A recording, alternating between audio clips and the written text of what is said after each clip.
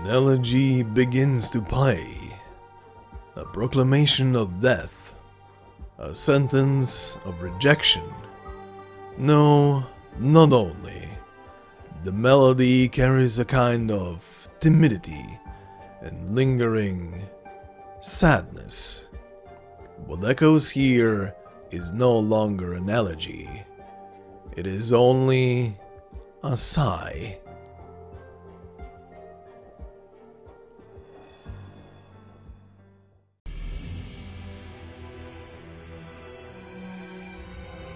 Hello, welcome and welcome back. This is Jacob and today we are gonna be continuing and finishing off the narration and character voice acting for the main story of Arknights, episode 13, aka chapter 13, The Whirlpool That Is Passion. So then, this is gonna be one heck of an episode.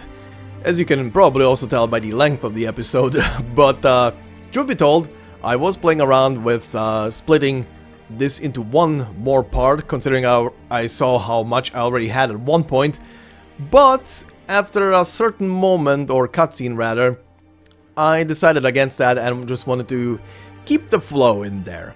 But obviously you don't have to watch this entire thing in one go, but just saying, there's a certain flow that might, at least in my mind, would have been a bit squashed if I would have split this into another part after this. But anyway, we have a long episode in front of us, so let's begin with the usual very quickly. First, for those of you who want to skip the rest of the intro, you know the drill. The timestamps are down below in the pinned comment, so you can already go forward if you don't need it.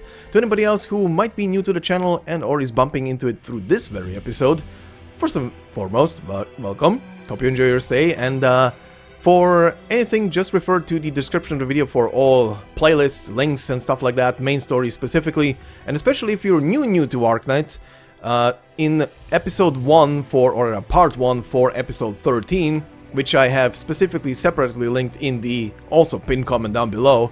In the beginning I talk a bit about what stories are connected and stuff like that to main story and how to main story and what options there are, yada yada. Just refer to the beginning of that video. And I hope it will be informative and you should be fine to keep on going. So thank you.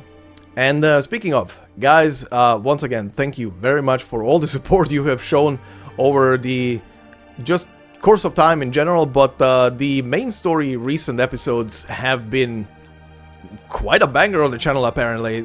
I don't know what happened, but I am grateful that it happened, and so, hi. Welcome.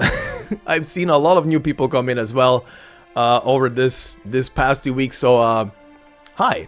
Hope you enjoy your stay.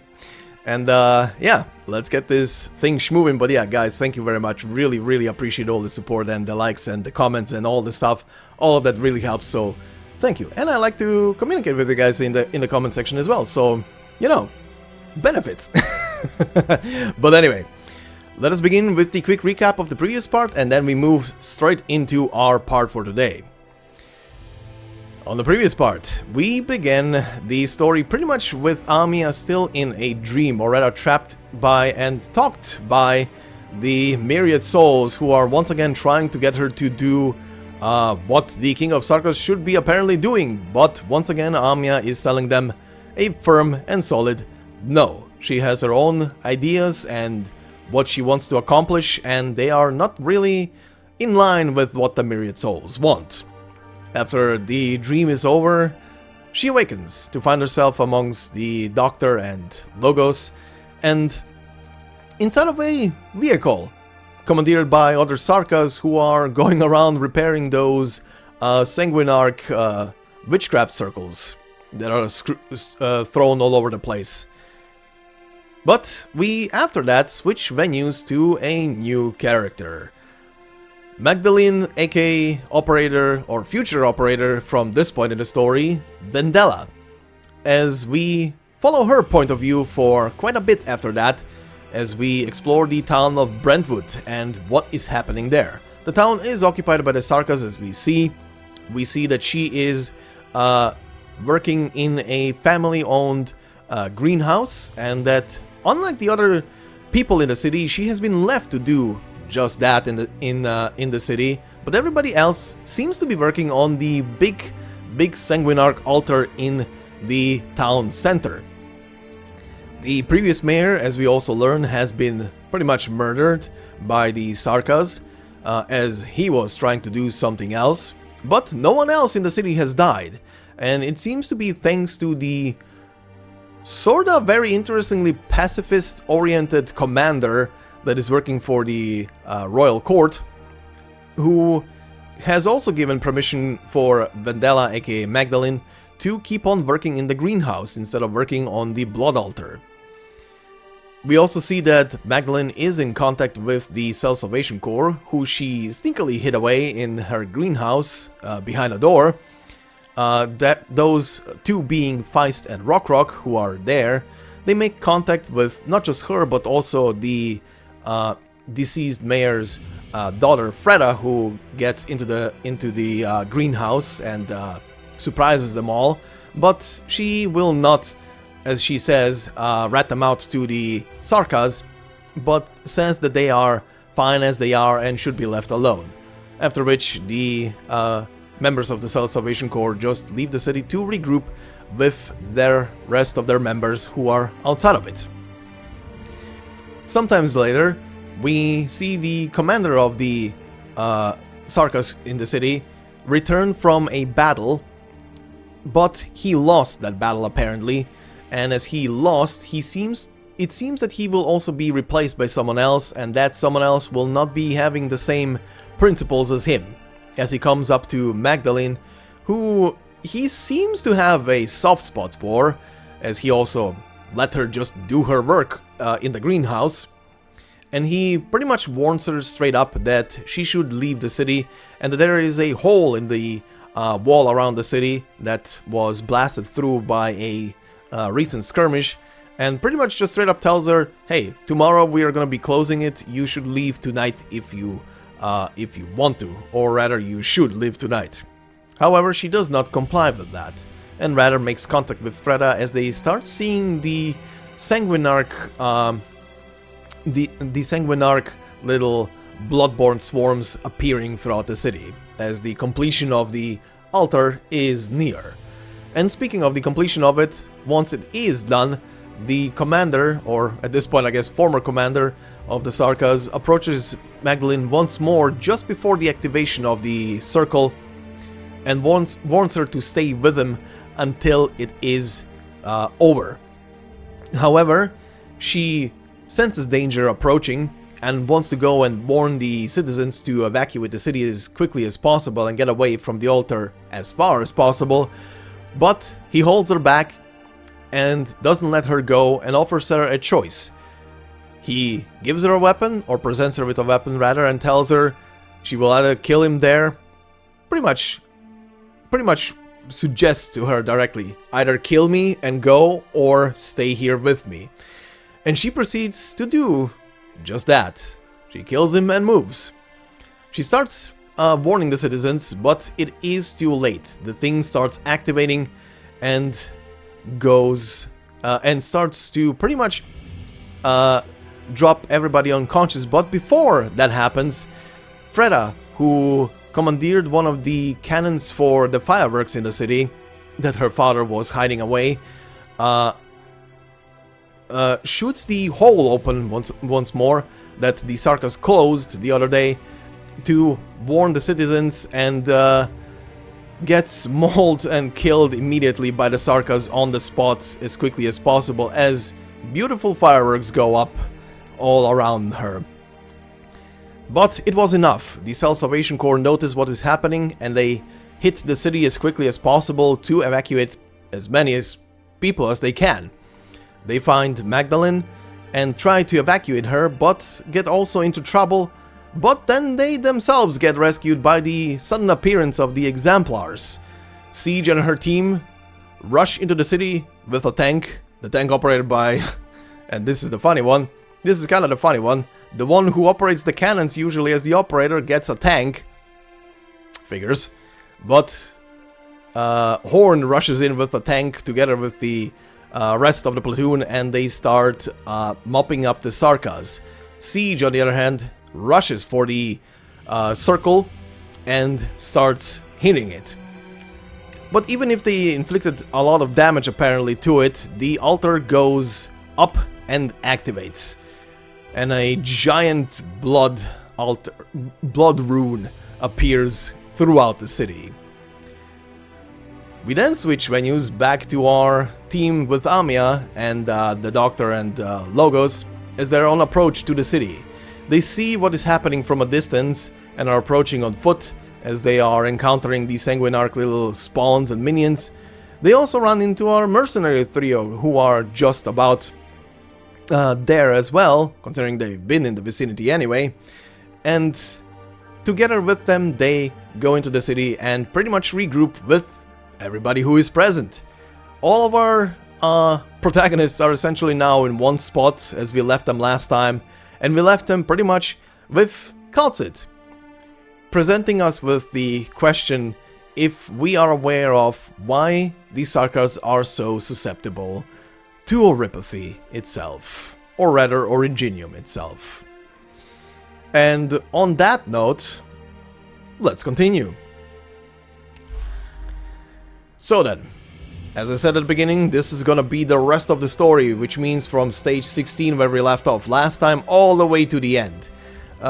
Please ignore that I didn't finish these completely. These are a pain. I just wanted to do them to get the texts from them, so I did. And speaking of, considering these stages are done, all of this will also be included at the end of the episode, but at the end of the episode. Or rather, not at the full end of the episode, but rather when we are done with stage 21, we're gonna go over all of these, the collection of stories in here, or postcards in here, and then finish off with the final cutscene. With that said, let us begin on stage 16. Stage 16 has a before and after scene, so we are gonna be splicing them together just for the better flow of the moment. And then we are going to be introducing the new enemy that appears here. So then, stage 16, titled We lap at our wounds in the ruins. We seek a new direction in our duress.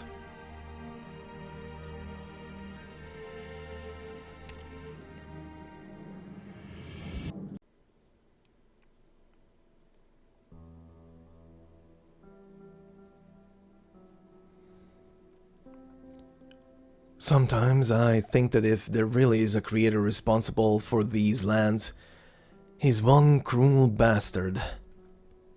He came up with a really awful disease, where you feel your body being consumed, gradually being replaced by these crystals, helpless to do anything to stop it. You can feel your very self being removed from your body, day by day. You can only accept it. We can only accept it. And this creation of Oripathy is actually one of the gentler ones across the lands. The infected and the uninfected.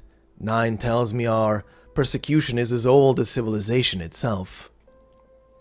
So, what about poor and rich, slave and noble? Foreigner and local, disabled and able-bodied, even abnormal and normal? A parasitic disease is scary, sure, but Oripathy is only the most obvious, the most prominent of the terrible diseases out there.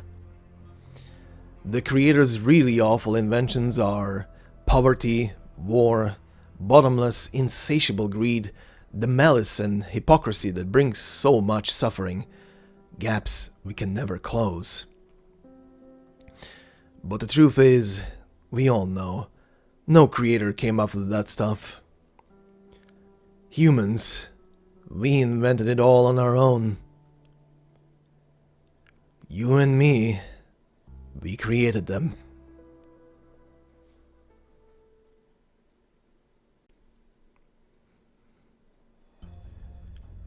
Good news or bad news? The good news is the workshop is still intact, the forest hit it good. The Dukes and the Sarkas never got to use it as an outpost.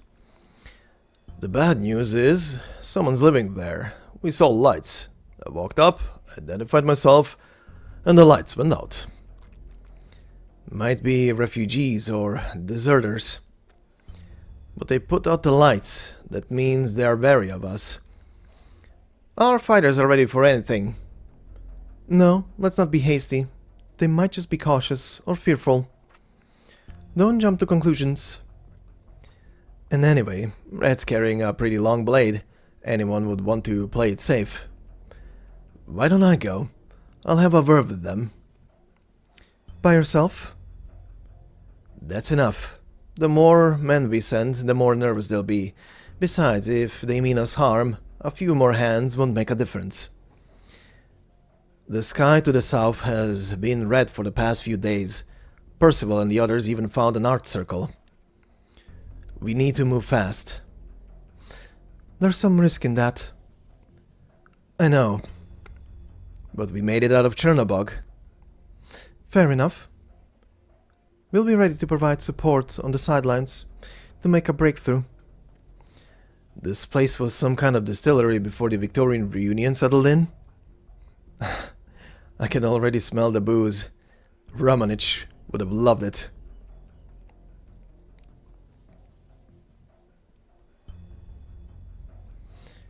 It certainly was a distillery. Secret distilleries like this are common enough in Victoria, dodging around punishing taxes imposed by the lords. They could be used to make crude medication for the infected. Soaking, mixing, distilling herbs would work, but purification? No way. I'm starting to admire the Victorian reunion. They found this place and turned it into a distribution center for medicine. When did they start calling themselves Reunion and build all this? I'm not sure. All I know is that the building is just an old house covered in vines now. No movement around, no lights in the house. A figure flashes by the window. Red was right. There are people here, and they've spotted me. I dust off my clothes and fix my hair, trying to look more presentable. Hello? Anybody home? No answer. Hi, I'm guard. I've got a team nearby. I am pretty sure you saw them earlier. Don't worry, we mean no harm. The Victorian reunion used to use this workshop to make medicine. It brought hope to a lot of infected around Londinium. Its medicine even circulated among the workers in the sewers below the city's industrial districts. Whoever you are, you know the war is turning a lot more people infected. We want to get things going here again, to help them. Since you're occupying the place, we need your cooperation. We can provide medicine or other supplies. We'll trade fair. Still, no response. The doorknob turns and I grip the hilt of my sword. After everything we've been through, I know it's pretty likely I'll be staring down a pitchfork or hatchet next. I'm numb to that sort of thing now. The door opens. Reunion, you said? Your clothes. Who are you? Mace. Come in.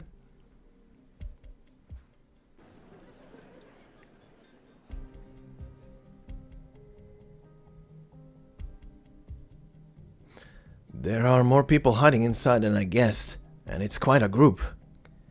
Some of them are obviously infected, while others leaning against the wall are probably ordinary refugees from the city. They're all looking over, silently, watching me and the woman in the Victorian uniform.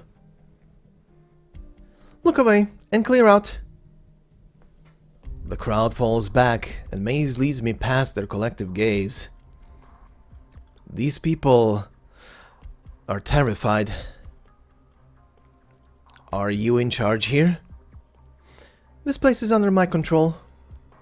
Let's find a place to talk. Victorian reunion. Percival is in Victorian reunion too. Our organization doesn't exactly have franchising procedures, and once word of the name spread around, the reunion flag started popping up in all sorts of places. That also means there have been various acts of violence, acts of revenge, taking place under the reunion name. The kind of thing that happened in Chernobog. I started looking at this Maze. She seems nervous. Her gait is unnatural.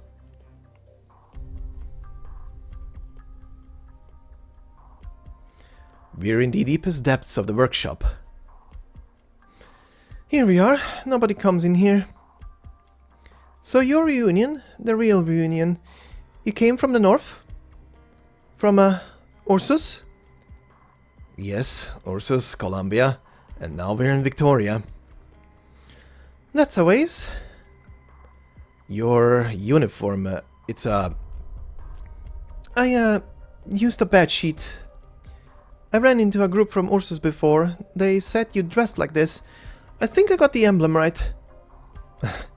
Looks a bit big.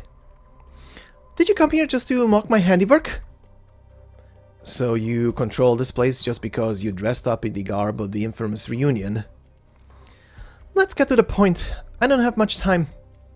You want to get this place up and running again? To start making medicine? Yes, if news got out that Reunion is running the place again. No. Things are more complicated than you know. We have all kinds of people here. I'm more about breaking up the daily fights between the infected and uninfected. And you want to make infected medicine? You might as well blow the place up. It's hard to keep a balance between them. You're Reunion, aren't you? At least you claim to be. More or less. Who are your people? What else would they be? Homeless infected, war refugees, people who have lost everything. We all need a roof over our heads. I first came here with a few other infected. We found this ruin. Later, more people came, including some less than honest folk. We don't take anyone else in anymore. I'm glad to see you, Reunion comrades, but I don't want to worry anyone here. Worry? That you're conspiring with us to wipe out the uninfected in our midst. Whether or not it's just a pretext to get us to open our doors to you, we can trade supplies, but let's leave it at that. There are plenty of uninfected here, so I get what you're saying. But I still think it would be a good idea to talk it over with your people before you come to a decision. As long as we can get back to making medicine here, we can come to a long-term agreement. No, no thank you. No, off with you. It was nice meeting you. If you want to take this place, you're welcome to it, so long as you can take it. I can't see her expression behind the mask. Maybe she's just bluffing. Alright then. But I turned around, nevertheless, getting ready to leave. Hey, Reunion! Yes? Is Tallulah with your group?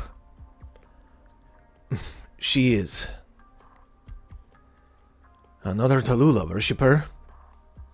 Sure enough, she's her banner, and that's her cage now too. I hear she has a nomadic city. Does that city of hers only take infected? If you haven't been infected, are you allowed to go there? I've heard, from the passing caravans, I've heard it's a nice place. There's some people here in less than ideal positions, refugees from the wilderness, orphans without a single relative. Talk of that Reunion city has everyone full of hope. But, you only stand with the infected, right? A city? There might be a misunderstanding here. Mace, do you know what they did? Did you tell him to do it? Have you gone mad? What are you talking about? Those idiots! He might have been a fighter in the war here, or some big important figure here to doom us all. We might just be a couple of hours for a battalion of Sarkas coming in here to wipe us out! What's going on? Are you with Reunion like Mace? It was you, your people! Those infected, they killed the Sarkas in the warehouse! Bollocks! He was infected too. He's going to explode, right?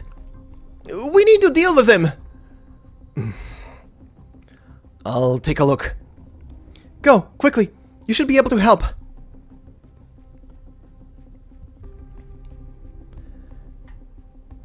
On the ground lies the corpse of a Sarkas. I know this guy. The Sarkas who rode a motorbike. He was a junkman, going around selling stuff he took off the dead. He was clearly beaten to death, limbs twisted up in unnatural ways. His hands are tied. He must have tried to break free, judging by his bloody wrists. The gathered crowd is mostly silent. I feel a chill, leaving me briefly speechless. He's dead. The Sarkas aren't so strong. Here, the medicine he had on him and some stable bread. The one who did the killing doesn't look well. He indifferently breaks off a piece of bread and hands it to someone beside him.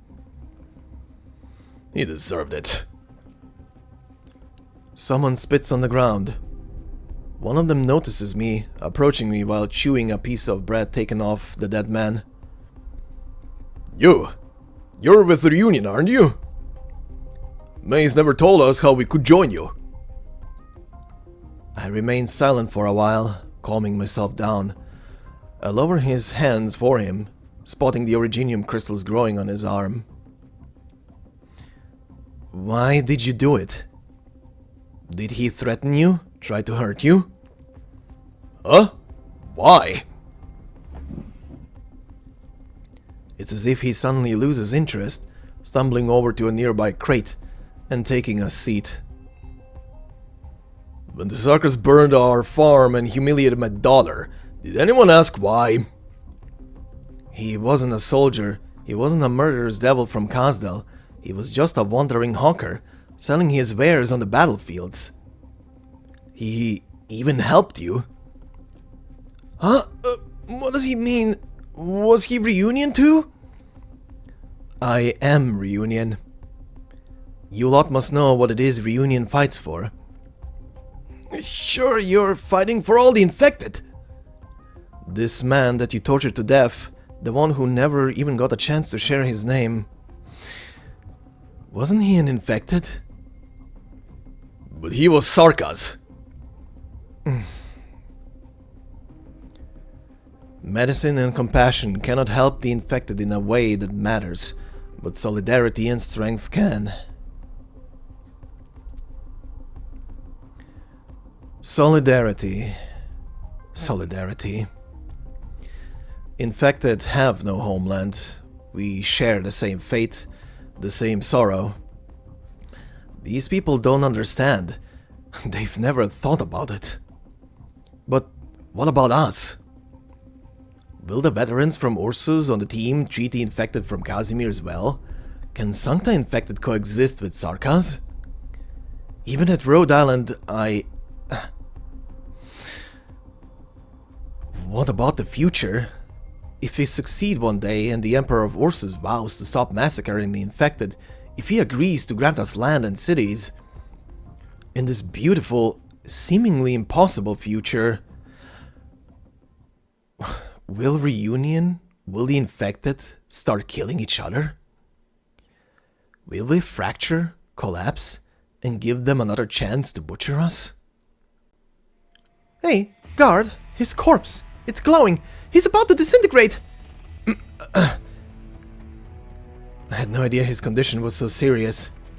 Or did he really not leave any medicine for himself, trying to save money for some future that would not be his own? Get out of here! Now! Run! Run!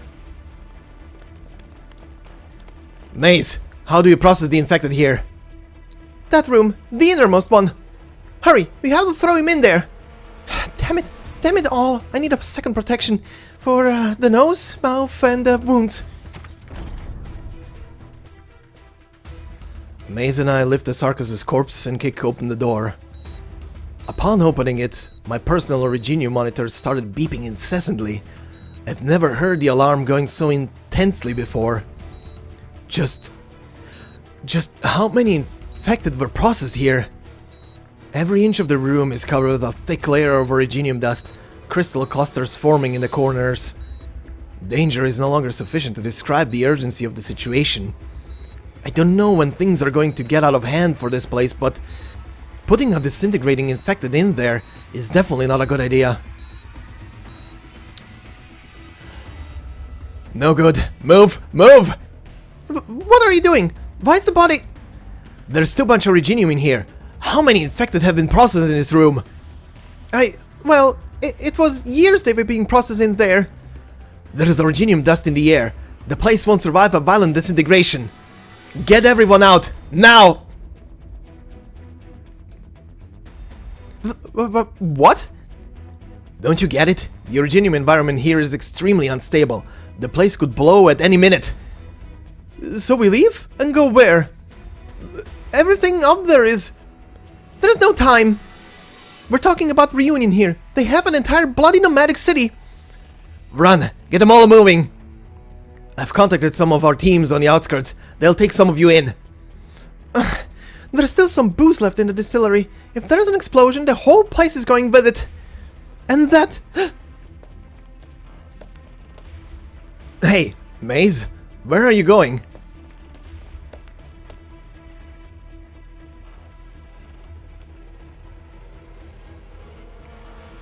The woman dressed in a reunion uniform is struggling with the machinery in the deepest depths of the workshop. What are you doing here? Help me pull that lever! Did you work here before? But you're not infected. Thanks for exposing me. Pull harder! Where did you get that reunion outfit? This used to be a reunion base. And so many died here. Don't test my patience. I didn't do anything. That's what they all say. I was a worker here. That reunion lot took over the distillery, and I needed hands to run the machinery for them. It's just the mercenaries hired by the Lord attacked, and I ran. I'm not infected. Why should I here with those reunion? So why did you come back? Why? Because I had nowhere else to go, damn it! What other reason would I end up trading my life for a secret distillery? I'm not infected, but sometimes I feel like I'd rather be with Reunion. At least they have something to fight against. They have a purpose. Pull harder! It's stuck! First, open the switch for this unloading port. Reunion left behind a whole lot of material. The doctor said this was the cheapest painkiller formula. They were working on it for a long time. It only relieves pain, but that's enough, right? With this, can I be a genuine part of Reunion? That is, I might be allowed a home in your nomadic city? A nomadic city? I take a deep breath and throw out a kick. It makes me sore. The lever finally loosens. The machine comes to life. The giant hopper tilts to one side, and what falls out of it is countless petals. She hurriedly picks up the herbs scattered across the ground and carefully piles them in her arms. If I don't consider where exactly I am, I feel like this could be a beautiful sight. Just like that city. We don't have a city. But those Reunion guys all said... But you... But... Well... I mean... A nomadic city... A city, you know, we... People without a home. People with nowhere to go. The infected across the world are growing more and more numerous. It's not that the disease is becoming more virulent, it's just that the world is becoming more cruel. The great worthies have so much to say about the modern era we live in, an unprecedented era of high-speed battleships, nomadic cities, of industry. How enlightened our era is. How tragic our era is.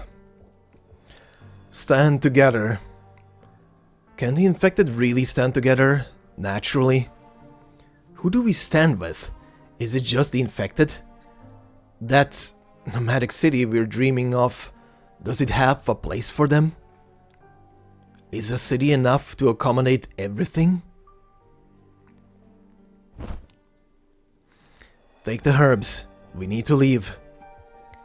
There is no application to join Reunion. If you're willing to fight side by side with us, you're already Reunion. But I'm not infected. It's not only the infected who want to resist. And besides, I need you to help me figure out who killed that Sarkaz man. They need to be punished. Now come on, let's go!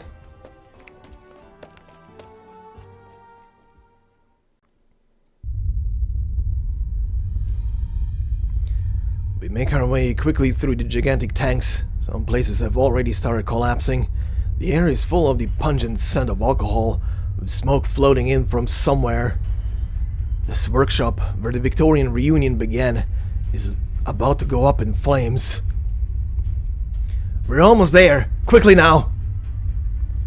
The waves of intense heat hit. May struggles to stay standing. The herbs in her arms are lifted by the hot air. My...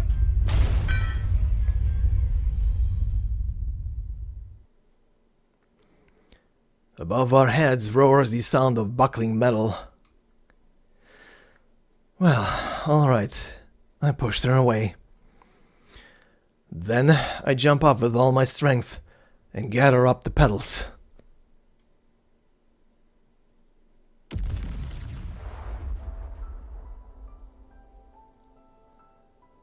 I'll collapse. It's hot.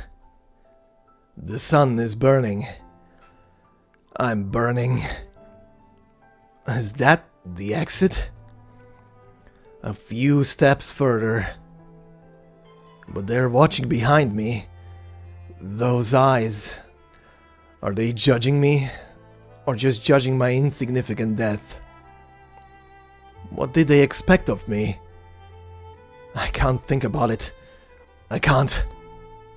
Maybe I'll let them down with their deaths. They should hope for a more meaningful end for me. Like, I don't know, dying on the steps of the palace in Deity Griffinburg? Anyway, not here, not dying for an uninfected woman I just met, holding some broken petals in my arms. How could I face them here? But I still need to face them.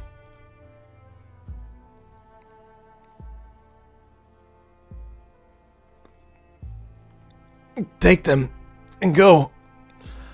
The exit is right ahead. Don't lose them this time. I might have crushed some of the petals. Give them to a woman named Nine. She knows what to do. Don't dawdle. Move.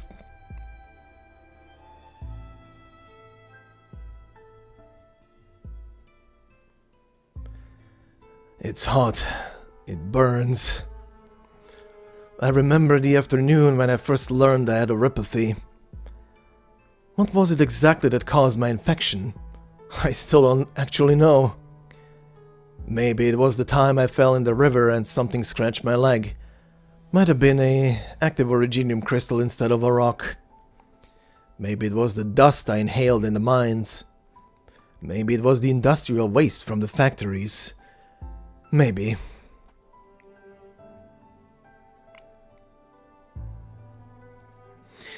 But when I got home, the smell of smoke in the room hadn't dissipated.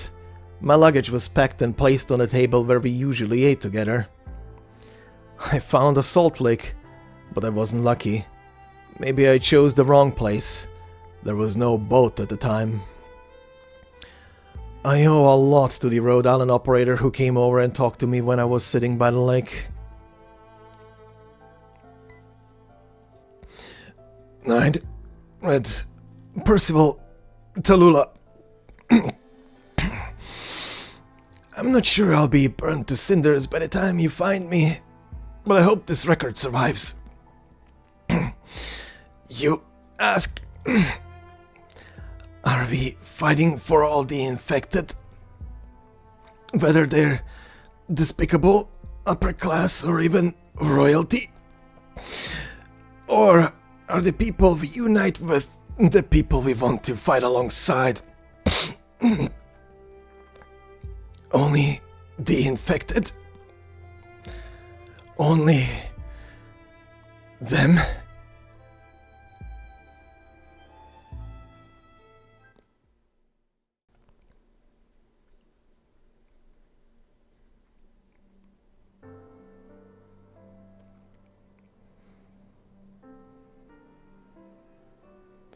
When I was still in the LGD, I used to spend my afternoons going around the city. I knew very well my duty, what I was expected to fight against. We wielded law and order as our weapons to curb chaos, resolve disputes, fight crime, and right wrongs. Back then, I thought people were just so easily corruptible. All of us are born pure and without flaw, but evil creeps in with age, like how mold corrodes every branch and leaf on a plant. I used to think this land could be rid of evil, if we were strong enough, selfless enough. I held that belief until I became infected, until I went to Lungmen slums. And I realized that justice is even weaker than men are. When mutated plants grow from dirty soil, are the flowers in the greenhouse qualified to critique their twisted forms? Do they have the authority to cut off their branches? There is no way we can talk about the same kind of justice until we share the same soil.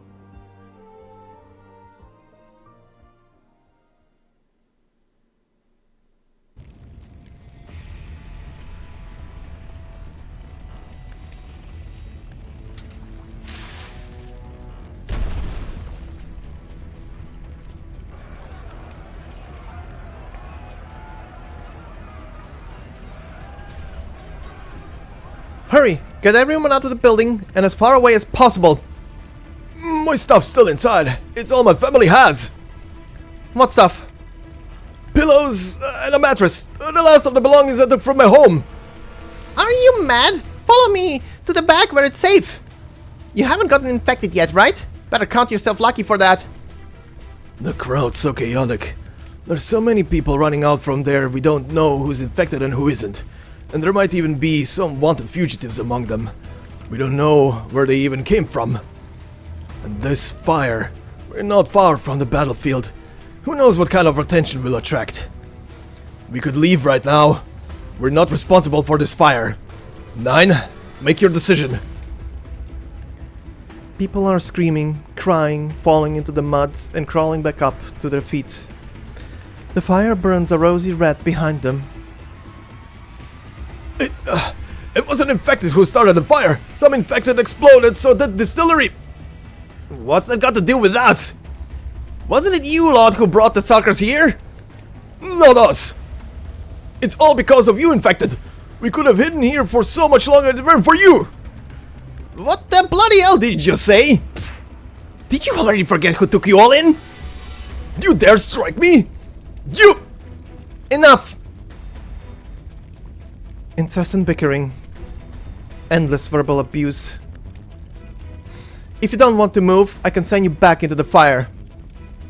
Reunion. You and Maze are the same gang. If it weren't for the infected, if it weren't for you, infected. And what if it weren't infected? Open your eyes. We're not the ones who caused you to lose everything you owned and made you huddle together in an abandoned distillery with nothing but the clothes on your back. We're not different, except for the stones on our bodies. We had everything taken from us by this disease, but you haven't experienced how hard it gets, and yet here you are in the same wretched plight as us. But what do you know? Ever had a finger chewed off by a machine on the assembly line? Been thrown out of a factory? Had your house burned down by some lord? You yell about the injustice you suffer, but you're not the only ones who live unfair lives. The Viscount who burned down my home? Everyone says his son actually has a ripathy, but so what? A bigwig like him can just send his son to a fancy hospital in Colombia. But us? Me? He burned down my house with my 2 children inside it, just because I couldn't pay my taxes, just because I talked back to him. And no one dares to care, because he's high and mighty while I'm disabled and poor. You're not the only ones enslaved by your fate. Why does it seem like you're the only ones who can actually stand up to those bullies so brazenly? And you will kill them. Why? Because we don't want to remain enslaved in those chains. No one ever said you couldn't fight against it. There's no way I could do that. I don't have your Originium arts. Don't make excuses for yourself. It's not like every infected comes with powerful arts. 9, we're already grouping up. Are we evacuating? Tell Red to bring a few of his men to monitor our surroundings. The battlefronts near us are currently at a deadlock, so the warring parties might be unable to spare any manpower to inspect a distant fire. Percival, help me calm the people down who just escaped, and get their names as you examine and provide medical treatment. We'll stay here for 1 more day, at most, to be safe. I got it! I'll help. I'm familiar with burns and respiratory blockage. Oh, we haven't been able to contact Guard yet either. We're not sure if he made it out. Don't worry, I'll find him. We both made it out of Chernobog after all. 9. The concentration of Originium dust particles. I was already rushing towards the burning distillery. I've entered a scene like this before, back in Londinium, multiple times. As an LGD officer and as a slum resident.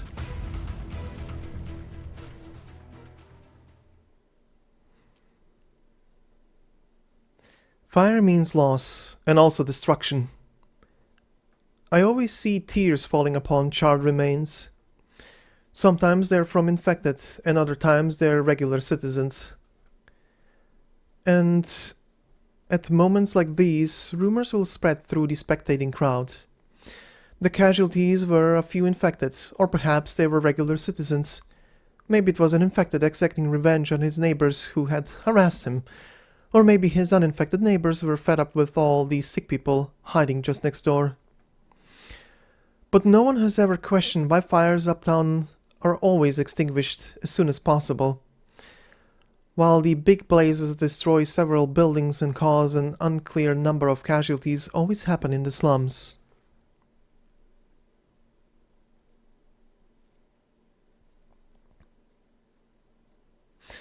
I burst through the distillery's doors, and I witnessed a portion of the building fiercely collapsing not far from the exit. A single hand extends from the metal and debris, holding onto Guard's recorder.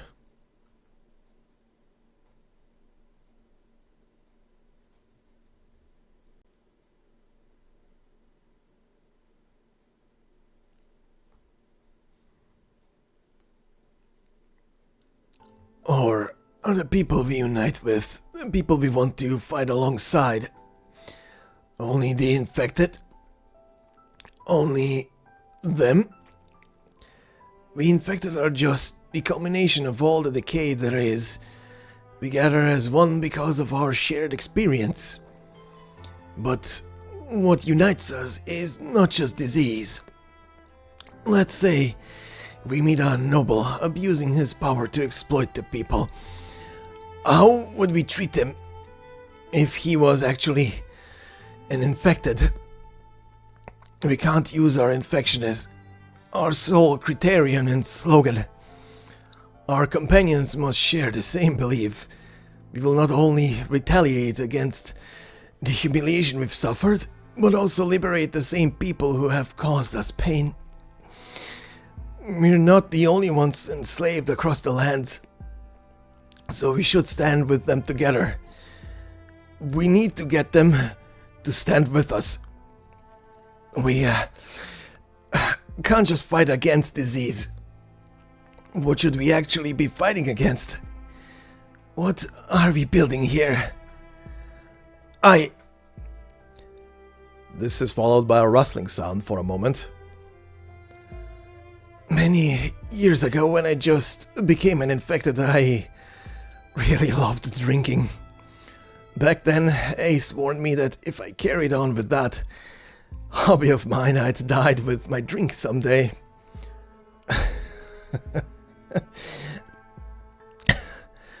And here I am, in a distillery.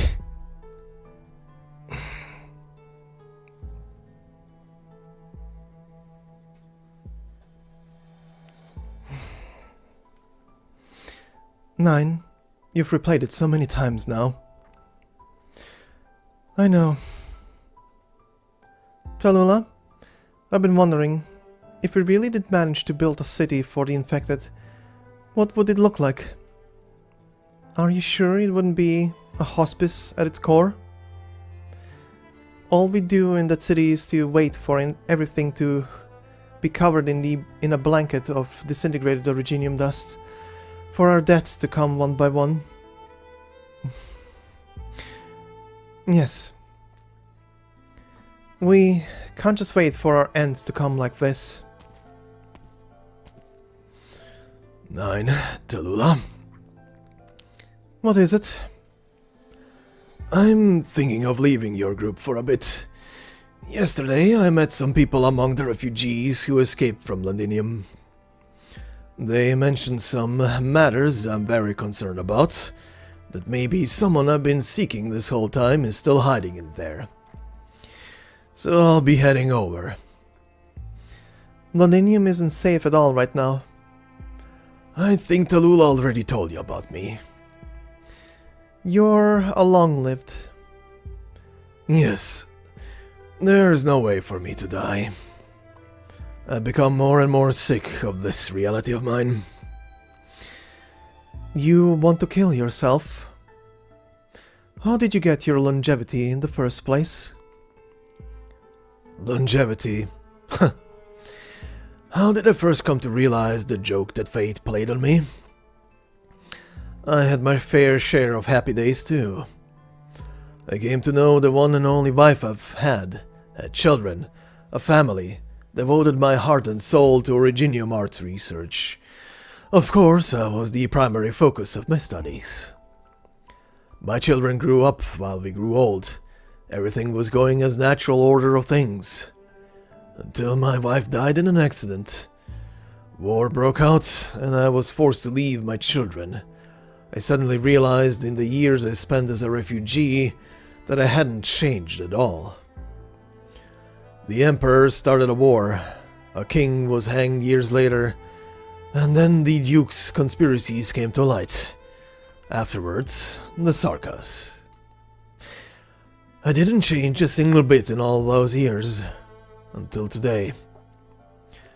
I have nightmares every day, and in them I hear a voice I don't recognize, or maybe it's every voice I recognize calling out to me together.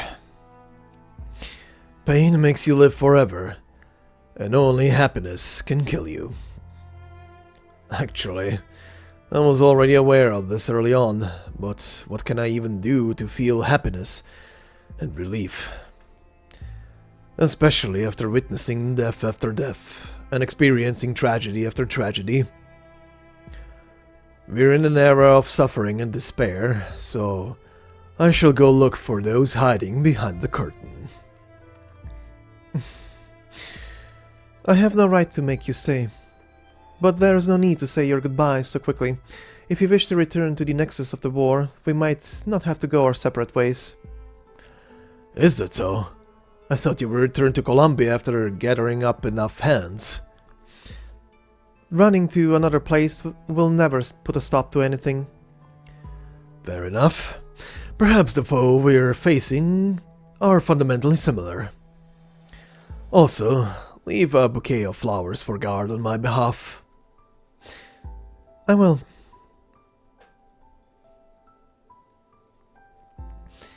9. Percival, you... I'm fine. I just got some smoke in my eyes. We're done registering the 3rd batch of infected, and all 7 of them have gotten medicine from this workshop before. They told me many infected used to gather and live in a tiny village near this forest to access the workshop. When the workshop was destroyed, most of them left or died, but some still remained close by. They were all drawn here by the huge blaze. Indeed. I look at the petals given to me by the person they called Mace. The reunion doctor here spent their life here for these herbs, and according to her, Guard also died for them. I recognize most of these plants. The infected used to chew them for pain relief before modern pharmaceutical companies were a thing.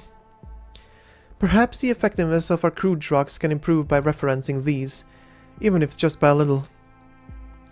We can't simply wait for our end, watch ourselves wither away. There's more work to be done. Guards, we didn't manage a clean conclusion on our last discussion, but I have to make a decision on my own now. 9. We want to hold a little farewell rite for Guard, and it won't take much time to do so. Right. I'll make some flowers bloom here.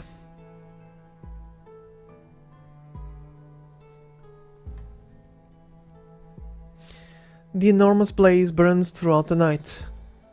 We finally abandon our efforts to recover Guard's body. Red finds a beautiful sturdy tree, its trunk perfectly pointing up toward the sky. He digs a hole and buries the cute towel of Guards in it. Flowers grow around the freshly dug soil. The floral pattern on the towel were too crude. A garden like this suits him better. I'm done questioning everyone that came out from the workshop. The Sarkas who died in the underground warehouse, the one who rode the motorbike. He was murdered by a few infected Victorians. They were driven out of their homes by the Sarkas. Some of them lost their loved ones too, so they felt rightfully furious, and I calmed them down a little. What's the plan? Back in Ursus, everyone used to think it was through the power of unity that Reunion managed to fight together with the patrol units, taxmen, and mine guards. That wasn't the case. We simply had no other choice left to break the knife pointed at our throats. Reunion used to act on our enmity, but our targets of hate have both become increasingly vague and broad. The infected have no homeland, no identity, no bloodline. We can't just carry on with just a provocative slogan. We need to set clearer guidelines and principles. Guard and I discussed about this before. He said to ignore the infected in positions of power because they still enjoy exploiting others with their authority and see disease as only a tool. And that we should also grant the same kind of liberation to any oppressed people, and not just our sick brethren, because they can fight alongside us and will need their strength to put up a fight. Chernobog has taught us enough. He was always thinking so much about this. I thought he could really take us to achieve some great feats. He will, even if he is dead. He merely died when he was still seen as insignificant and deplorable. What about those murderers?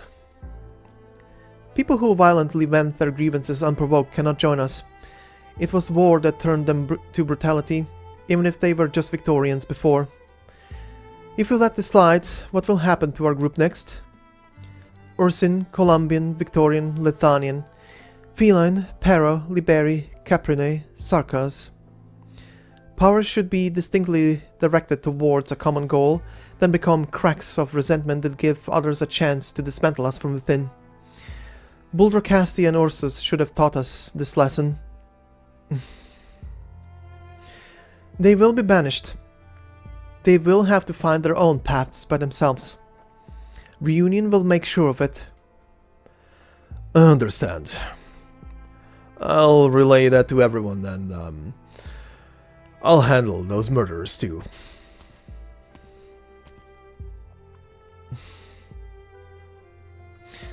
Tallulah, there's an infected I used to know who comes from a eminent lineage and held a distinguished position. But she threw it all away. in her quest for fairness. You know her. Everyone here has heard of your ideas. Reunion's earliest vision, exaggerated, distorted. But what we want is not a nomadic city for the infected. What we want is to send a message to all the aristocrats and oppressors, those trying to divide, suppress, and eliminate us. The blade they so despise hangs high above their necks. Our goodbyes have already been said. This isn't the first, nor will it be the last. Let's go. Our work in Victoria isn't done yet.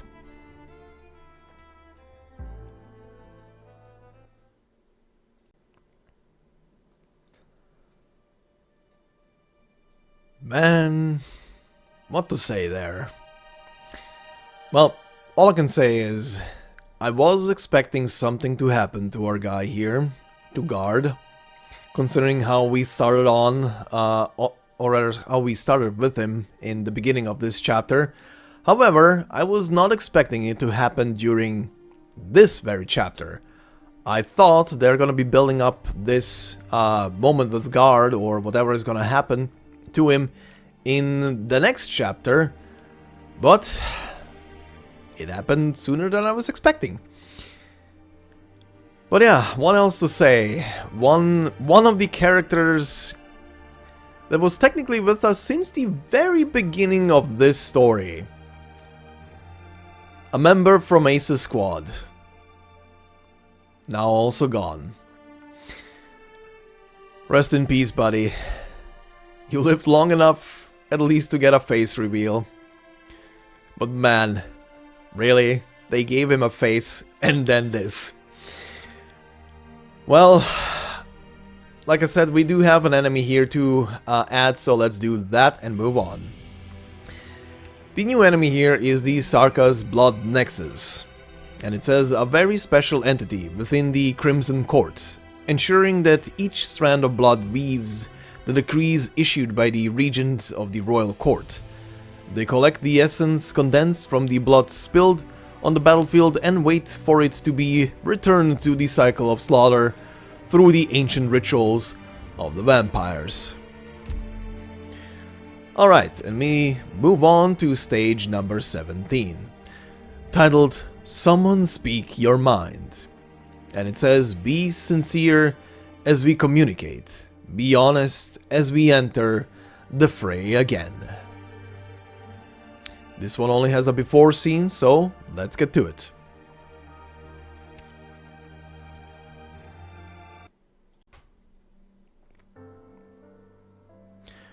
Since our scrap with Ursula, they've tightened the fence around that cave. W and her bombs helped us get out once, but that may not work a second time. We haven't been able to get close again, but I'm sure the drifting bones haven't returned yet. That is, I was sure until we all had the same dream. The ash-bleached city engulfed in flames, the shattered walls, the charred corpses piled in every corner. The city did not leave the dream until we opened our eyes. The flames trampled every settlement, every clan. The place we called Kazdal no longer exists, only fire and ruin remain. The despairing giant knelt down and wept. An unknown Sarkas in this dream, speaking in ancient Sarkas. The king of Sarkas is dead. The king killed the king. Why? This should not be. Our city, Kazdal. This would be a curse engraved upon the crown. This would be the beginning of the end of all. That Farenmut has returned.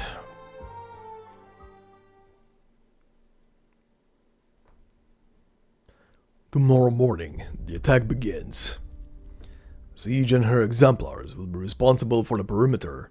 Us, the Rhode Island Rabbit, and the Banshee have to get deep into the way station.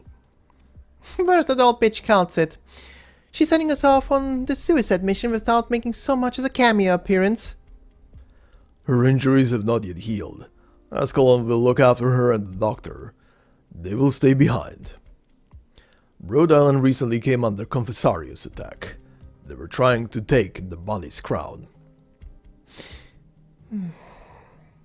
Huh. The crown. Hodderer, you didn't tell the Victorians the truth. If your plan works and we go back to Casdell, what are you gonna do? Even your new Victorian friends are probably not gonna be okay with you bundling war criminals in, with Sarkas caught up in the war. Don't tell me you vowed to bring the Sarkas home but never thought through this little problem. Like, are you gonna head off to teach a class on historical reflections to this bunch of grunts dragged off the battlefield in that Casdell basement university? No. Maybe I'll start a literacy class there. Make sure future Sarkas have fewer illiterates like W here. Huh? Do my ears deceive me? Did Hodder actually make a joke out of Venus's words? On such a serious topic? What happened? Did sucking up to General Manfred teach you a little emotional intelligence? War's over. Back to Casdell. Real funny. We're actually fantasizing about this stuff here. We're mercs, and that's all we're ever gonna be. You're such a lovely Captain Aeneas. Maybe you could run off to Leithania and become a governess for some hoity-toity nobles in a big tall tower. You could teach...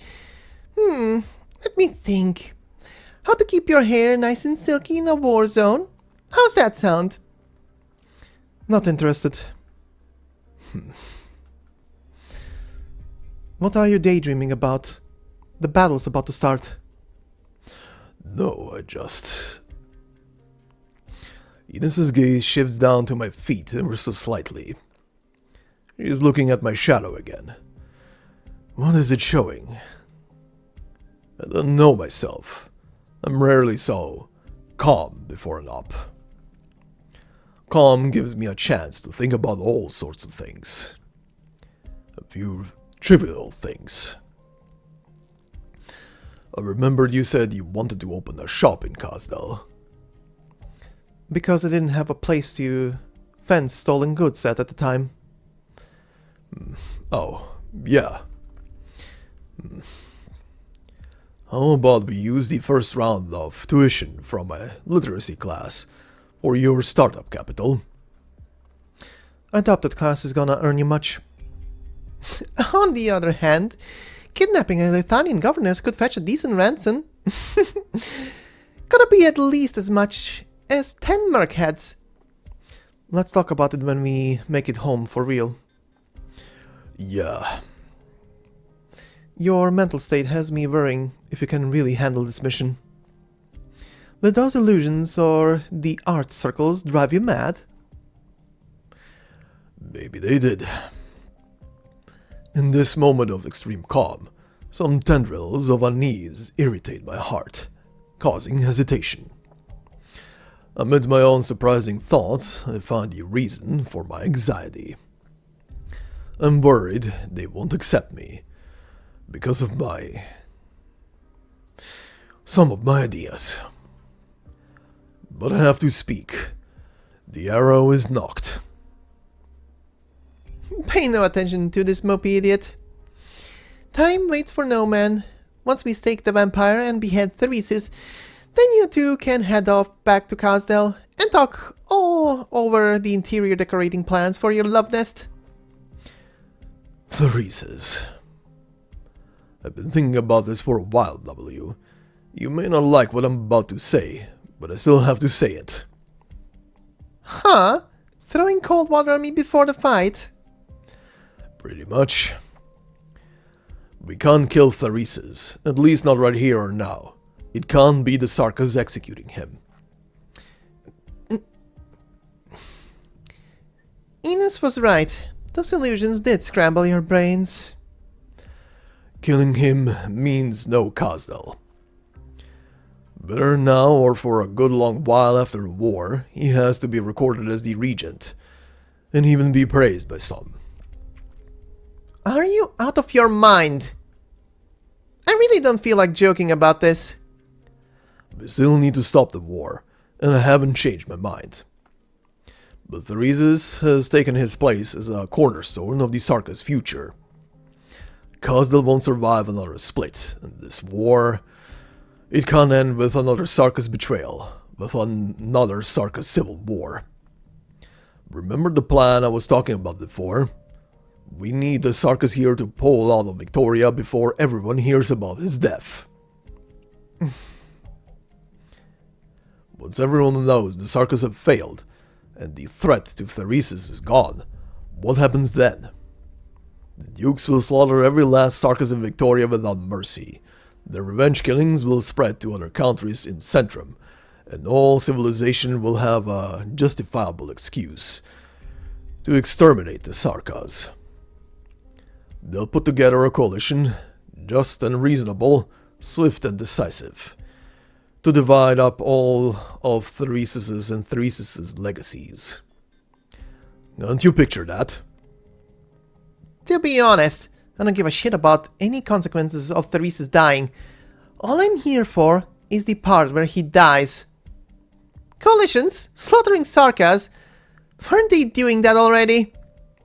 Does Theresis dying mean all the devils are just gonna lose their will to fight back? No way! I don't buy that. He sent the assassins to kill Theresa, declared himself king, and dragged all of us into the mess we're in today. We don't need to sacrifice ourselves for his castle, for his... Don't think you can keep yourself out of it, W. I thought I was gonna really let her have it, really tear into W, this sad woman. Do you think of yourself as nothing more than a merc? How many people have you brought, from Reunion to where we stand now? How many Sarkas have you gathered? You're carrying their lives on your shoulders. I don't fucking care! But W is wavering. I know her too well. It's not like she hasn't thought about it. She isn't an uncaring leader at all. Looking at it objectively, a whole lot of mercs have stepped up to follow this mad woman. You have to care. You think you can just keep on killing people, keep on burying bombs in the dirt? You're leading those Sarkas now. You have to think about how to deal with their hopes and dreams. You have to think through what their lives mean to you. But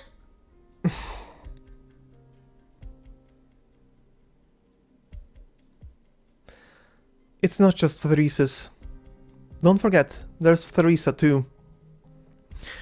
So, from all perspectives, all we can be is their successors, the inheritors of their ideals. The two of them, they're the reason the Sarkas could come together in the first place. That's not a real Theresa. That's a fake Theresis has cooked up. He can't fool me. W. Look at yourself. Who do you think you are? You couldn't accept Theresa's death. You're stuck in the shadow bubble. Like... Shut up. You think Amia is walking ahead of you. You think she's Theresa's handpicked successor, that the king of Sarka should be thinking about this stuff. You look at her and see another Theresa. You think all you need to do is follow the king. Shut up! Are you trying to gross me out? You think you don't deserve to inherit anything. What kind of sick joke is this? You think you get me? You're my mentor now? You're gonna raise me, teach me? Huh, Order? You're just a merc, not much higher on the ladder than me, but you're so deluded you can't stand up and call yourself a successor of whatever? So gross. The little bunny, I'm gonna follow her. He was in the right place at the right time to be chosen. chosen by Theresa to become the leader of Rhode Island who stopped Reunion and Tallulah, who broke her way into Londinium today. So what about you, W? What exactly does Theresa mean to you? Some distant, ethereal symbol who once gave you a place to stay, one specific flesh and blood royal, or the path she stood for? For this land to fall into peaceful slumber. So, that's what I say. That's why I say she's a fake.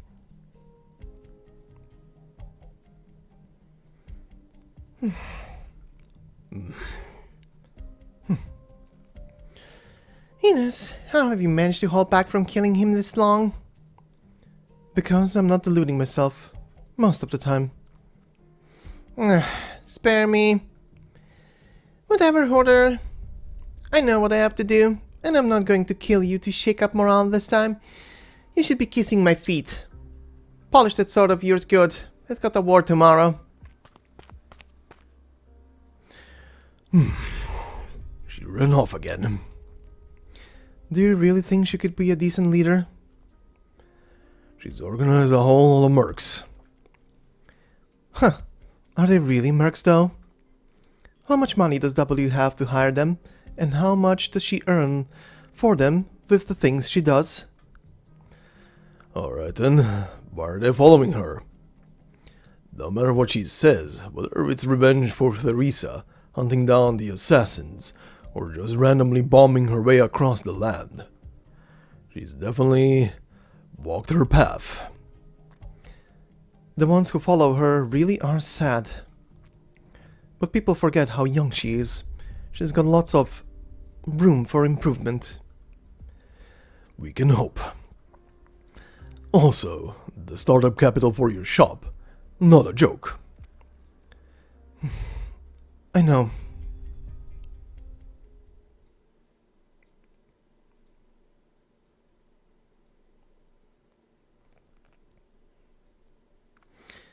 The Exemplar is fully equipped. Some of the Londinium Self-Salvation Corps volunteered to join our team. Yes, telling up the remnants of the various ducal forces we've gathered, refugees who want to join the fight, and these militiamen from the Self-Salvation Corps. We have the strength of roughly 6 or 7 platoons. Siege would best formally establish the military structure of the Exemplars, appointing officers such that our chain of command can... Lieutenant Shearer, this team is not a true military unit. It is not the Victorian army. True, we have some soldiers.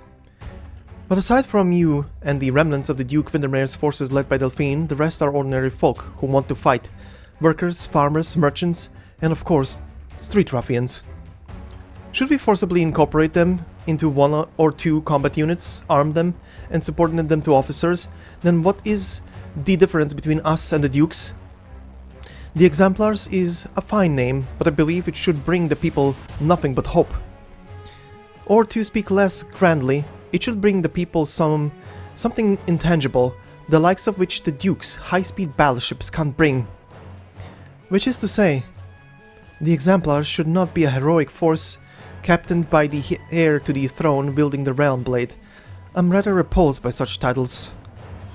But then, how are we to organize our combat operations? Speaking of combat operations, a considerable portion of our team has not undergone any regular military training. When in Londinium, do as the Londinianers do, eh? Just as we did in Catalay, just as the Self-Salvation Corps did in Londinium. We're killing the Sarkas in our familiar way, with our familiar friends. No offense, Sarkas. None taken. No harm done. The ritual has been terminated, but the blessing bestowed on the Sarka's blood has not completely gone with it. Over Londinium Way, ancient witchcraft stirs. Our mortal enemy operates with unknown purpose, but the urgency they reveal presents an opportunity for a breakthrough. We will be extra cautious. Then, let's snatch that bone back.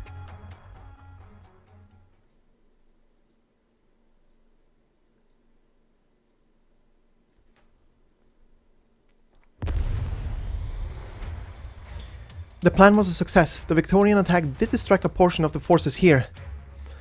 We're in, and it's here. You are the suckers from last time? How did you... Is this a joint attack with the Victorians? Sorry.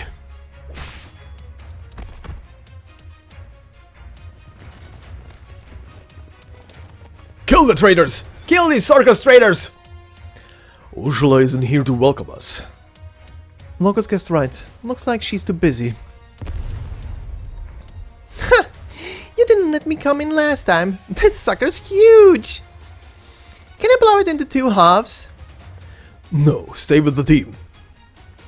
Get under its spine and seize its operator. Amia. Yes, I feel it. He's here. I follow the Banshee's gaze to the shadow cast on the rock. A hint of blood invades my nostrils. Does the skeleton have veins?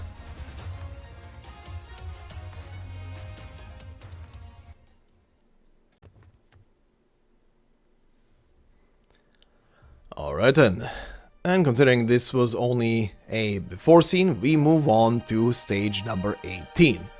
But before we do anything else, stage 17 and 18 have a mini-boss. It is the same mini-boss present on both stages, but as usual, when we have unique enemies, I like to include the stages themselves into the narration, so we will do just that.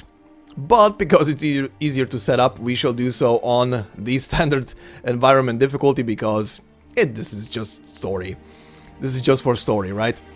But before I also introduce the boss, we're gonna do the stage first. This is the team. It's pretty easy on the standard difficulty with these units. Vendela will not be doing anything in there, she's just there to get some trust. Yeah, as usual, I will let the stage run its course until the boss spawns in, and then I will leave it on normal speed until the boss is defeated. So, let's begin.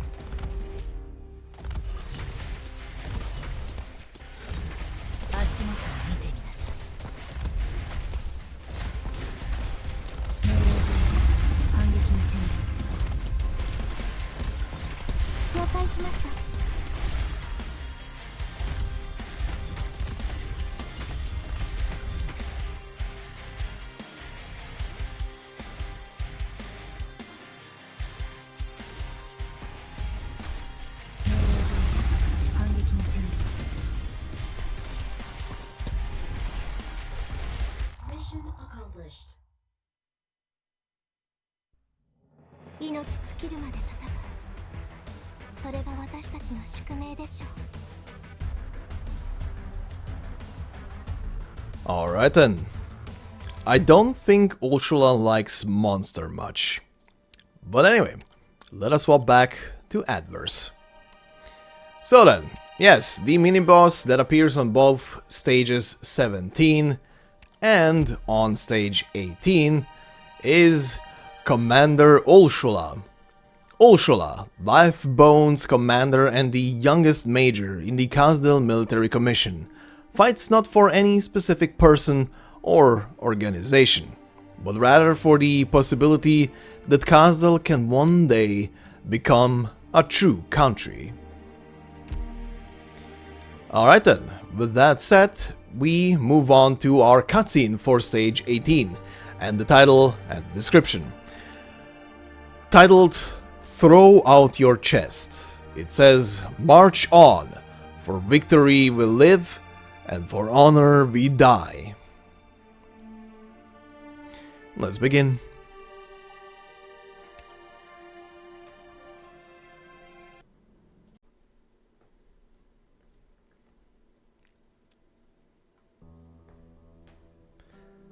In my wardrobe, I have a drawer specifically for collecting medals. The medal I received upon graduating from Sir Military College, the 15-year service medal from the Defense Forces, the Londinium Freedom Medal awarded to me by City Hall 4 years ago after quelling the chaos in the city. Deeper in the drawer are the remnants of a previous order passed down through my family. The emblem of the VU Vanguard, a piece of brick from Lingonesse, and a golden cup awarded by His Majesty, Corsica I. The cup is now split into 2 pieces, and the etchings on top are unclear. However, I remember the layout of each pattern, and the expressions on each relief figure. This is all that my parents, my uncles, and my aunts, all that they hope for. The glory of Gaul, a glory that cannot be denied and would never fade.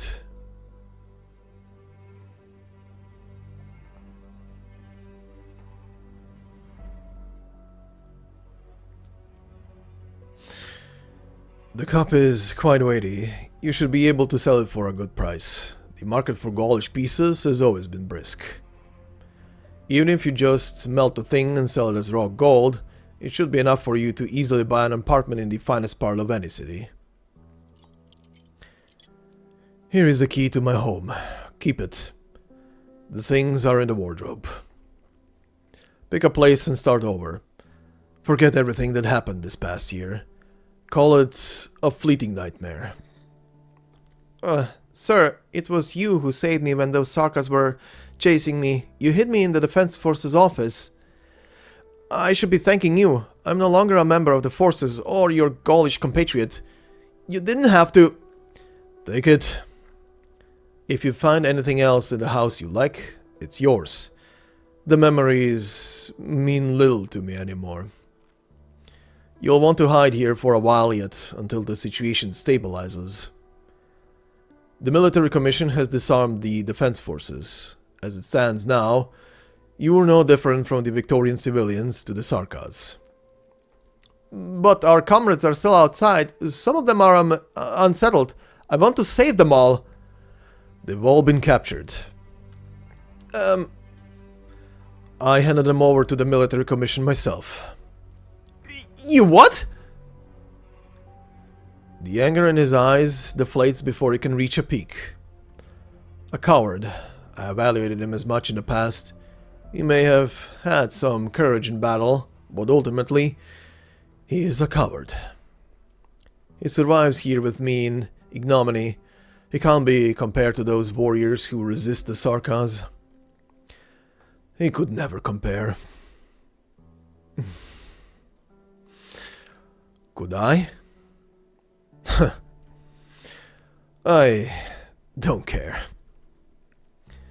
It's been a long time since I cared. Sir, what are you going to do next? Me? The sanguine arc of vampires has been waiting for me for some time. Stay here. Wait until it's all done before you go. If you want to live, you'd best pray that when you open the door, the cheering you hear is Victorians, and not the devils.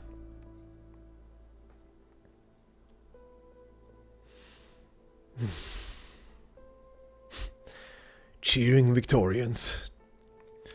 The first thing that comes to my mind is, surprisingly, that Victoria will win. No, it's probably just a force of habit. Naturally, I hope that Theresis will win. That's the prerequisite to him restoring Gaul. All my sacrifices, all my betrayals, all my unforgivable sins were enacted in the service of Gaul. Yes, of course, I serve Gaul. I hope.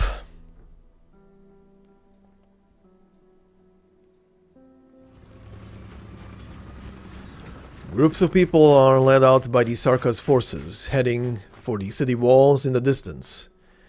The Sarkas intend to fortify Londinium, and I'm afraid the final battle lies right before us. Do they plan to defend the Victorian capital? Perhaps. Some of the men cast resentful glances at me. I know them. We once shared a toast. No one stops me. The Sarkas don't care where I'm going. Even if you open the door for a caged foul beast, where can it fly?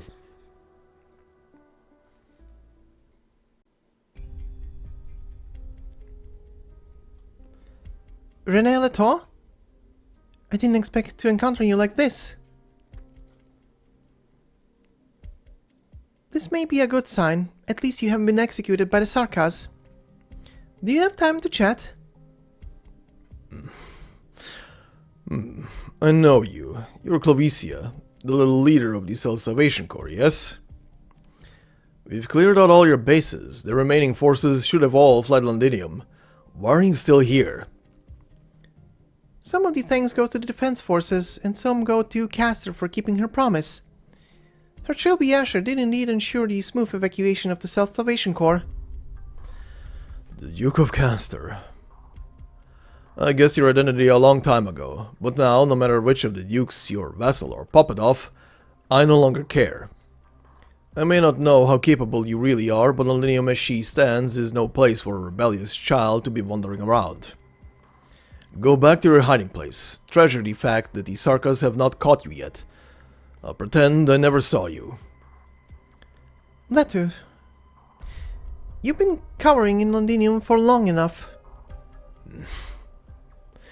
After losing contact with the Self-Salvation Corps, I quickly found new objectives to work on within Londinium. We were betrayed too, and I don't even know who the traitors were. But I don't have time to dwell on that. The situation within the city far surpasses our understanding of a nomadic city under occupation. What's happening now is something you won't find in the history books. I know that better than anyone. But have you seen what's going on outside the city?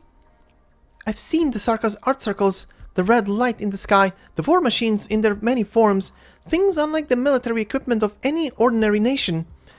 I've seen hexcrafters floating in midair, seizing control of the sky, forcing drones and arts alike to fail.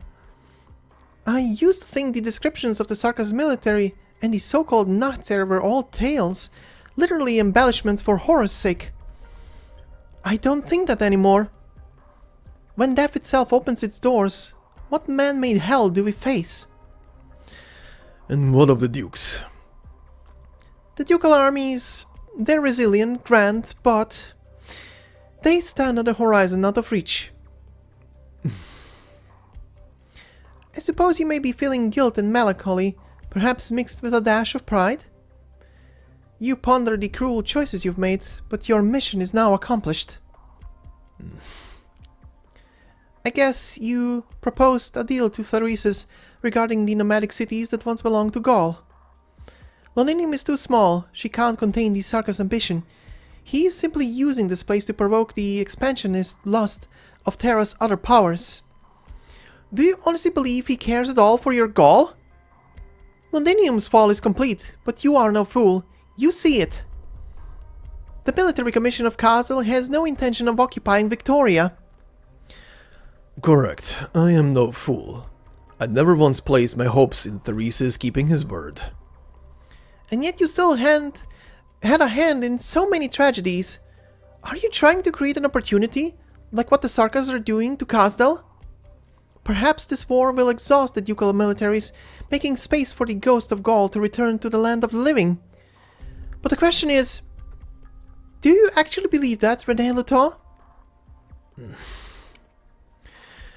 What else can I believe in? I've admitted my weakness. Do you need me to admit my stupidity, my despair, my irrelevance? What do you want from me? Cooperation. The Self-Salvation Corps, those resisting the Sarkas, those struggling for survival among Victoria's nonsensical nobility, they all still have a chance. And that which you seek, your so-called Gaul, may also exist within that chance. Gaul. Oh, Gaul. It seems you're still willing to fight. For a person like you, the dusty rubble is a platform from which to grab the next ledge. For you, those like you, for the military commission, you are strong enough to subvert the nation, to change the course of history, not to mention manipulate the fate of one or two men like me. Enough of the self-pity. There is still much we can do before hell descends upon us. Whether you consider this a form of atonement or the beginning of a new struggle doesn't matter to me. But Leto, I hope we can... Now then, oh great one, can you tell me how I might save myself? There it is. You haven't a clue yourself. Let me by. You really won't turn back? I won't. Then I can't say I wish you well. Your hands are stained with the blood of so many, with the blood of my friends, and you carry on with such despicable decisions. René Letat! That'll do then. Run along now, the Sarkas are coming. I still have to say goodbye.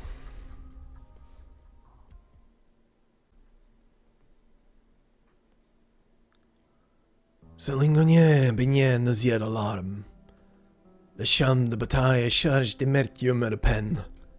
Messenger viendra, se sirtan.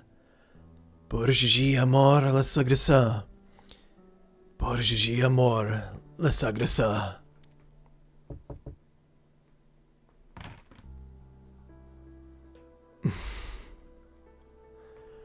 A view vanguard living in the city. Why is he the first thing to come to my mind at this moment? Name, rank, unit! Your baton is pressed against my waist rather harshly, sir. Farala, the report! Name, rank, and unit! Soldat! Ligonier Youth Vanguards. Dua, Regiment de la Garde, Setat, Corporal Letu. My unit? Yes, your unit. I've never seen you before. You have. You've just forgotten, sir. Have I? L'Empereur, Sa Majesté, he ordered me to recover here, but I want to know what's happening on the front lines. Where is Monsieur, the wicked Witch King? Did our fleet destroy him? I saw it on television. The Victorian Duke with the great big, huge beard. His army. Do they wish to betray Sa Majesté, our great Emperor? They will stab him in the back too? Sir, Londinium has fallen. Sabia! Good! I'll be promoted to the View Vanguard. You, it's not your time yet. You still need to prove yourself. He's nearly 90 years old. He's been not entirely there for quite some time, forgetting nearly everything. For decades, his mind has remained in the golden age when the Gaulish men joined Corsica the First's march into Lothlanian. The nurses always said he had only a year to live, but he's still here. He's lived to see Gaul become history. He's lived to Londinium teetering on the edge of her grave. Before I left the defense forces, I issued one last order to guarantee the safety of this sanatorium. This is the only thing I did for myself in my entire long service to the forces.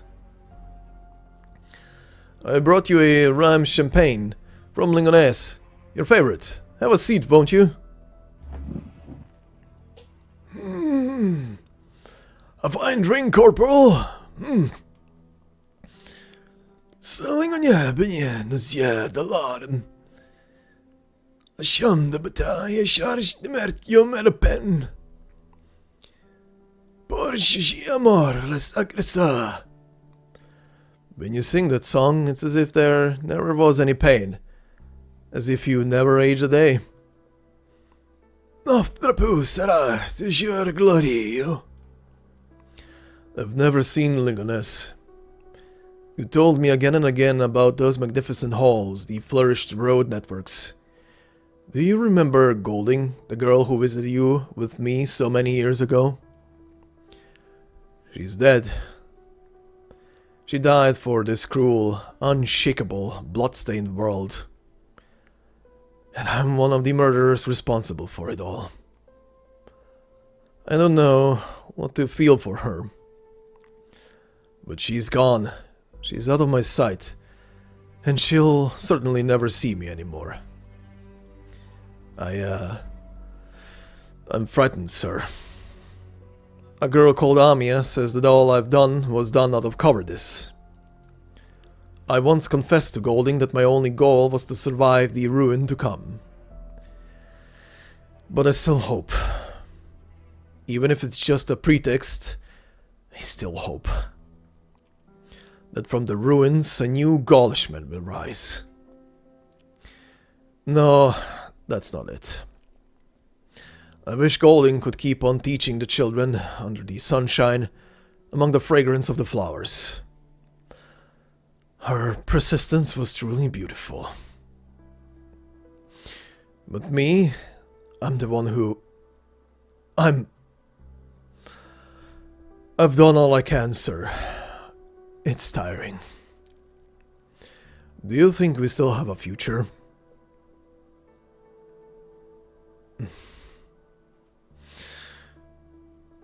He'd fallen asleep minutes ago. Right then. I draw my saber, a sword that once belonged to a Gaulishman. I think it might be better to let him remain in the dream before the Sarkas force their way in.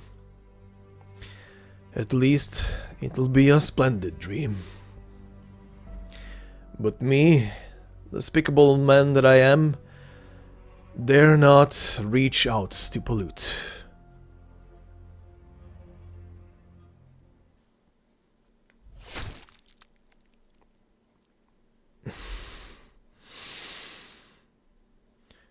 The blood of the aged youth vanguard splatters my hands.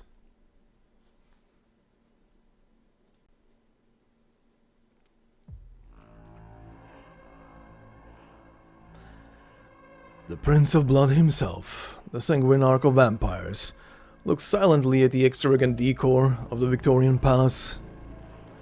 The expression on his face could be described as serene.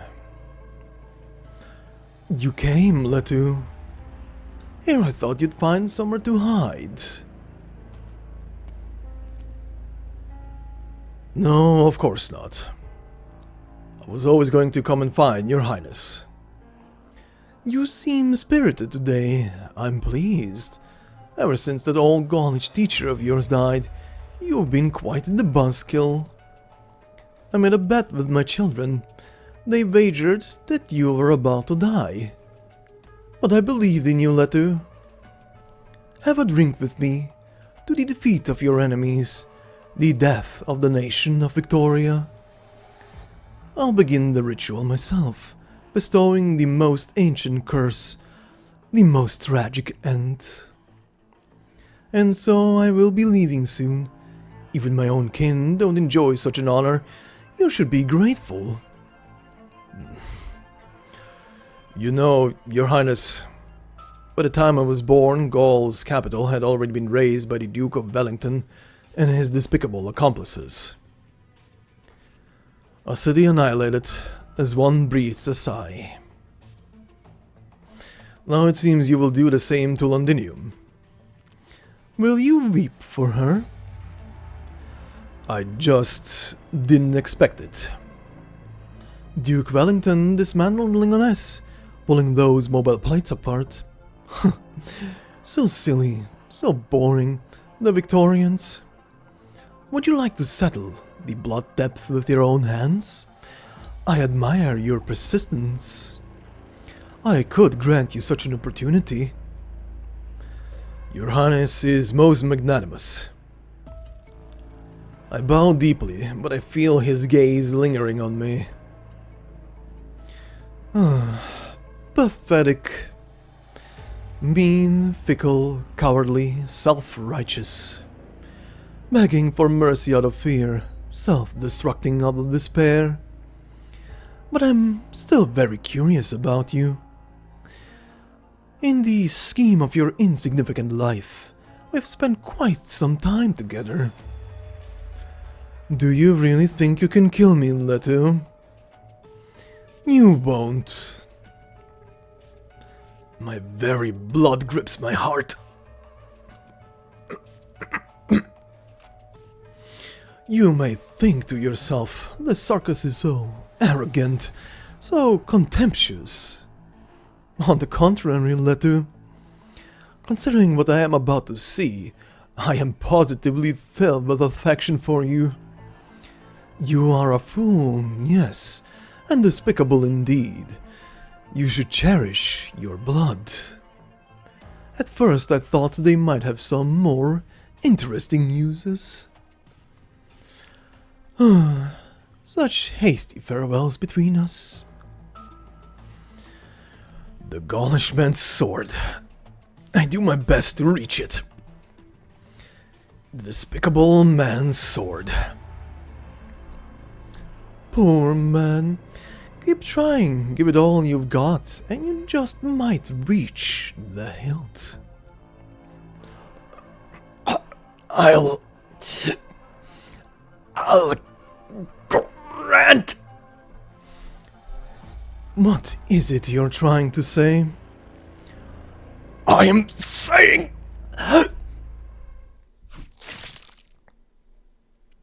The blade cuts across my throat. Cold, chilling. I see my filthy blood gushing from my neck. The crimson liquid stains his clothes and splashes his face.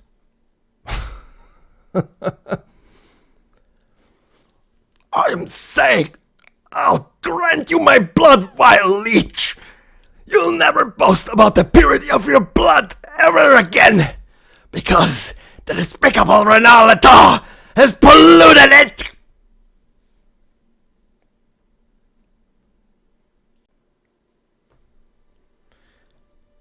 Before we continue, very quickly, I hope I'm not the only one who felt some chills go down my spine on that final moment, but damn, Leto, goddamn.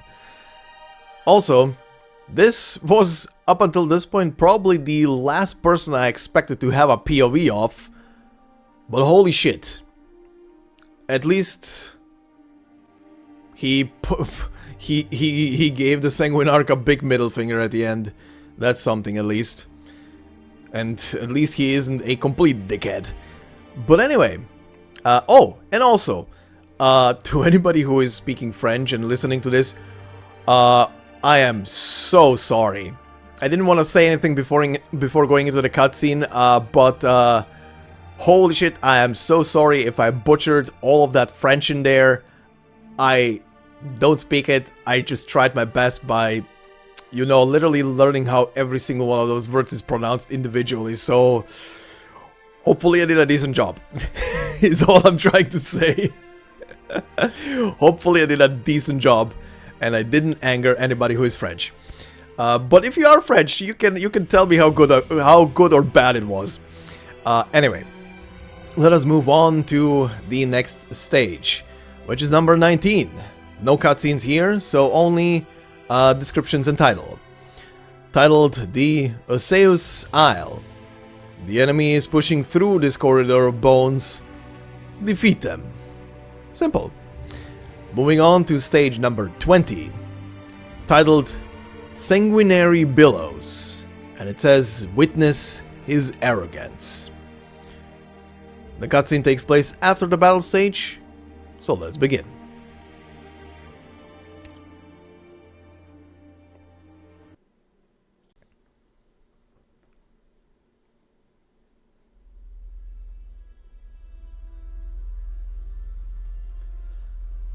How dull.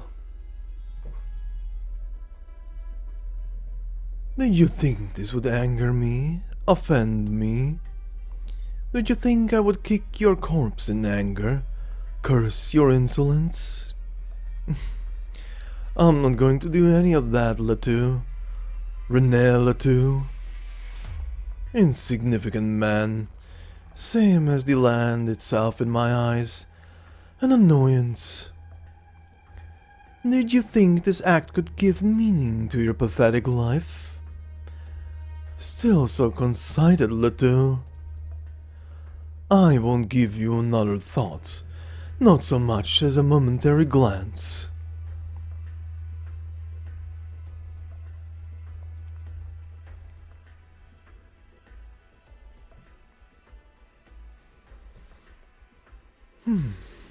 Theresis. Vampire. If memory serves, I have some sort of role in your hypocritical military commission. But I haven't seen a war report from you in quite some time. Nor have you attended any commission meeting in quite some time. You've always held the requisite command authority. Command authority? I don't need to command my offspring. They serve me naturally. They serve their court. Then you need to manage them better. The war's end approaches, and your underlings need to play a more significant role. Their wanton behavior waxes me. The Western Front is wasting time. This is necessary for the ritual. Without enough blood and tears, how are we supposed to gather enough material for the witchcraft? You and Theresa told me about the ancient door you found, covered in scabs. Is the source of all the Sarka's suffering, the origin of our fate, really behind that door? The preparations for the ritual are complete. But one of the nodes, the town of Brentwood, is under attack by our enemies. Are you dispatching me to resolve trifling nuisances for you, Theresis?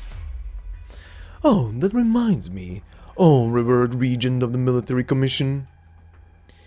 Since the commission has noted this is such a crucial town, why did it not prepare any significant defense?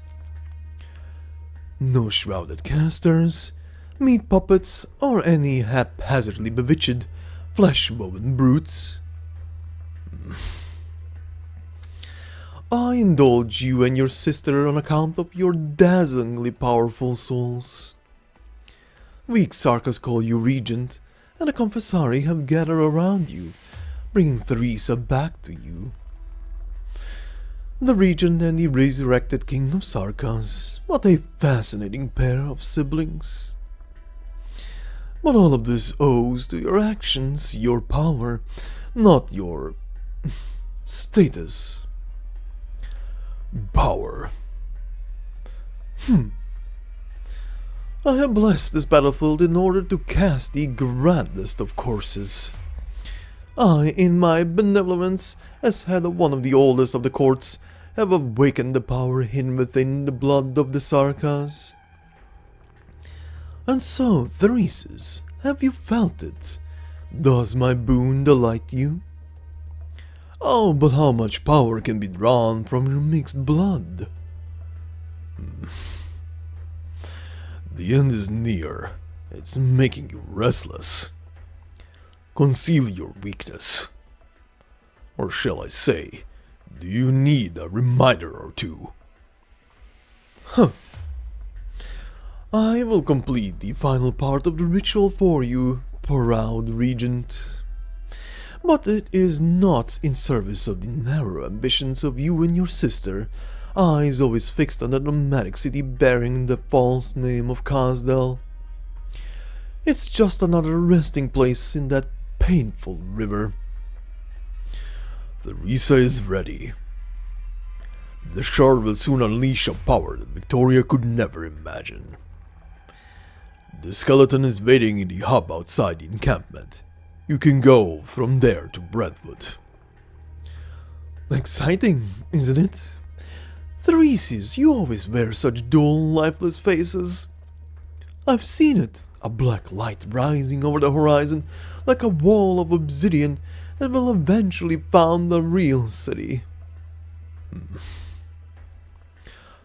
Huh, you mock my impatience, but isn't silence the best way to conceal your deepest thoughts?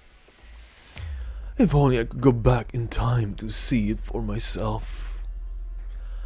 If you really can retrieve the power that could reshape this great land, that which the Sarkas first reached out to touch, Originium, then I will, on your behalf, spread the name of Kasdel to every scrap of land I set foot on.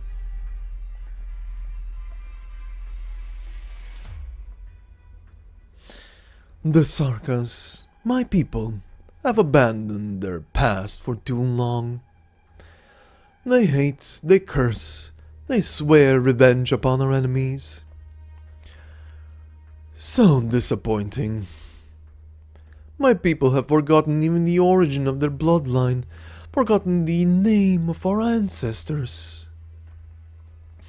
They mate in numbness and sorrow, giving birth to generations of hideous mixed blood offspring. They throw themselves into the shadows of the nomadic cities, hiding in these streets, begging invaders for food. I've lost interest in Victorian blood, and the Sarkas who are satisfied with it, they infuriate me even more. From the moment Sarkas first called themselves Sarkas, from the moment this world alienated them, it's enough to drive one mad with rage.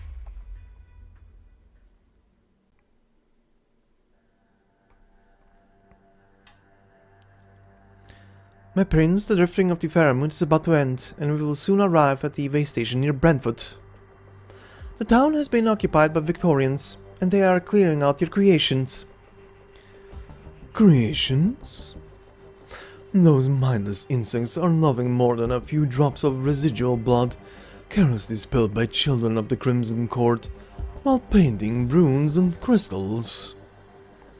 Let the Victorians celebrate their victory. My mistake, forgive me, your highness. I look to the military commission's major, a Sarkas. Theresis has arranged so many children to wander outside the court in this system of his. You are called Ulshula. Yes, your highness. Your blood is mixed with too much alcohol. I can forgive hedonism and indulgence. But your hesitation disappoints. I can wash those away for you, Major. I am grateful for your benevolence, my prince, but I can handle myself. I will endeavor to do better. She bows her head. The nerves have gripped her. But at least these mixed-blood children understand how to resist, which compensates somewhat for their ignorance. Ulshula, Ulshula, Ulshula the Time Stealer, a popular household story. Ulshula has taken the reins of this particular skeleton. Amusing. Just a coincidence, your highness.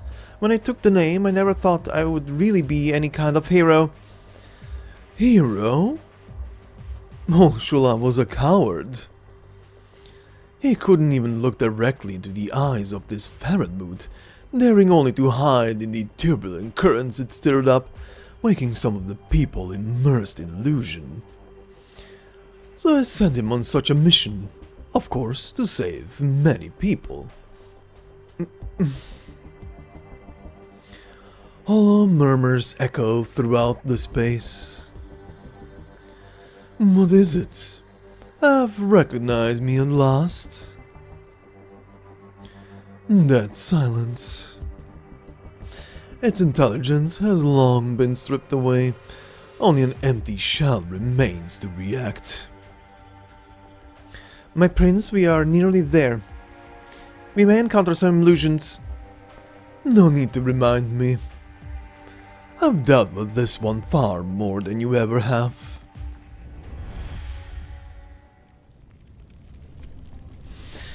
The Ashen Castle, sent to its doom in diabolic flames.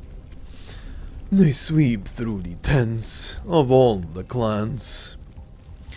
I can hear the roar of the flames. I can hear the lamentations of the flames. Why are we still surrendering? Why are we still weak? Are you satisfied with this? Are you satisfied? Then I, on your behalf, my ancient kin kneel and weep in the ruins. The king of Sarkas is dead. The king killed the king. I know he's just a ripple in the illusion. I know this is our unchangeable history. The Sanguine arc continues in ancient Sarkas. You worked hard to build this Ashen Castle, and the Sarkas have a home again. But doesn't its diminutive size infuriate you? The Outblood invaders deprived the Tikas of their ancestral land, so you started to compromise, shrinking and distorting that which stands for your home. To a plain, a circle of fields, until you can only call it your city, your village. This is the starting point of Sarka's weakness. And now I look back from the end point.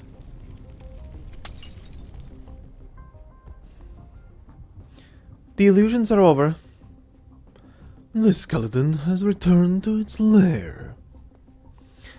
My prince, it is my duty to remind you that the forces in control of the Brentwood Core Art Circle are nearby. They may not be aware that the skeleton leaves a trace. Our return may have been exposed. Your power is undeniable, but among our enemies, there may be... No matter. Have our enemies destroyed the ritual nodes? The battlefield art circles cast by the skeleton were merely the tendrils, extremities of the Crimson Cord's grasp. In any case, since we come to the end, allow me to personally stand as the center of this most ancient ritual.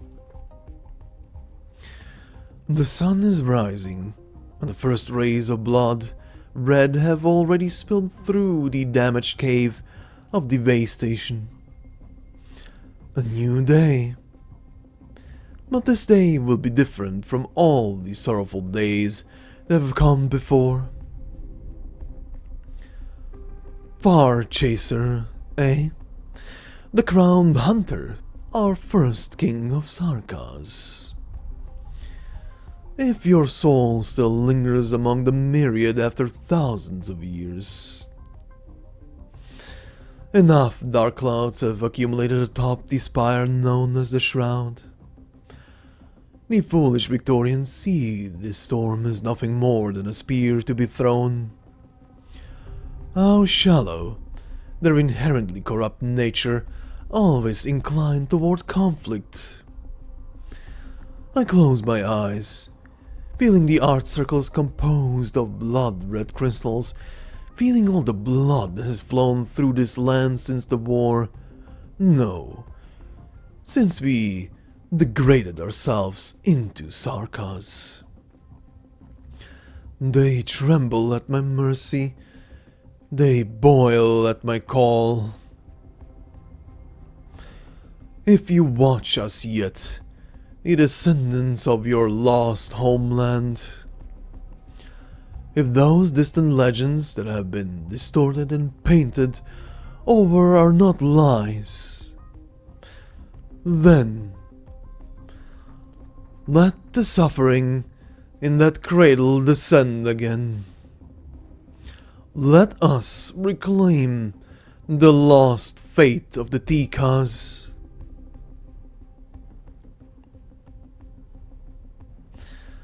A drop of blood drips from my eye.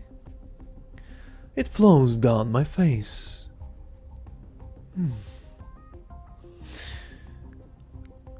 Such a distant voice answers me. It's as if I could reach out and touch it. That door, long buried in dust and smoke, is slowly loosening. The storm over Londinium is playing a new movement. It seems something is missing. A loud noise.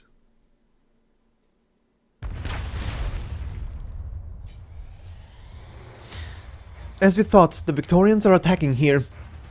We will do what we can to buy you time to complete the ritual, my prince. The Victorians? Huh. Theresis, you really have surprised me. No, girl called Ursula. We are not facing any such Victorians. Our guests deserve to witness this moment. Another pure blood, still a young Nell, and the usurper king of Sarkas. No matter who they are, the military commission's plan must be executed. I'll strengthen my connection with the Faranmut as much as possible in order to prevent them from reaching this place. My prince, please. You have no standing from which to advise me. I do so want to see what clichés they will spout at me this time. What moments of despair they can show me. Now then, Major, you stay here. This dispensable work of yours is over.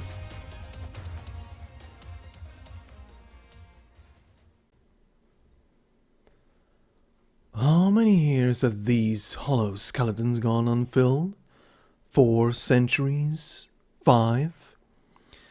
At the time I was not yet master of the Crimson Court. At the time I could still hear the arrogant whispers of the putrid War King. I could hear the sounds of the arch liar of Jarl torturing the night away. At the time, even if the vampires were hostile to them, these mighty souls surging with hatred and faith made my heart swell. At the time, these Sarkas were already a scattered people with no home to call their own, but at the time I could see the remnants of their proud souls. Ruin. A sea of blood devours the curse. Are you still toying with these pathetic words, these false curses, Banshee? Why don't you face the power that truly belongs to you, the power gathered in your blood? Isn't the elegy you can sing now so much more melodious? Alas, you are silent, never to open your mouth. Vampire, what is it you are trying to reach? This is no ritual recorded in Sarka's literature. What is it calling? I think I see a seed. You're trying to awaken it with the millennia-old witchcraft to nourish it with the art circles on the battlefields and control it with the storm over the shroud. You must be stopped. You'll destroy Londinium. It'll be nothing but a heap of rubble full of originium. No, not only that. At this scale, with this much power, I can even see... The revenge of the Sarkas will drag all of Terra into the abyss. Revenge.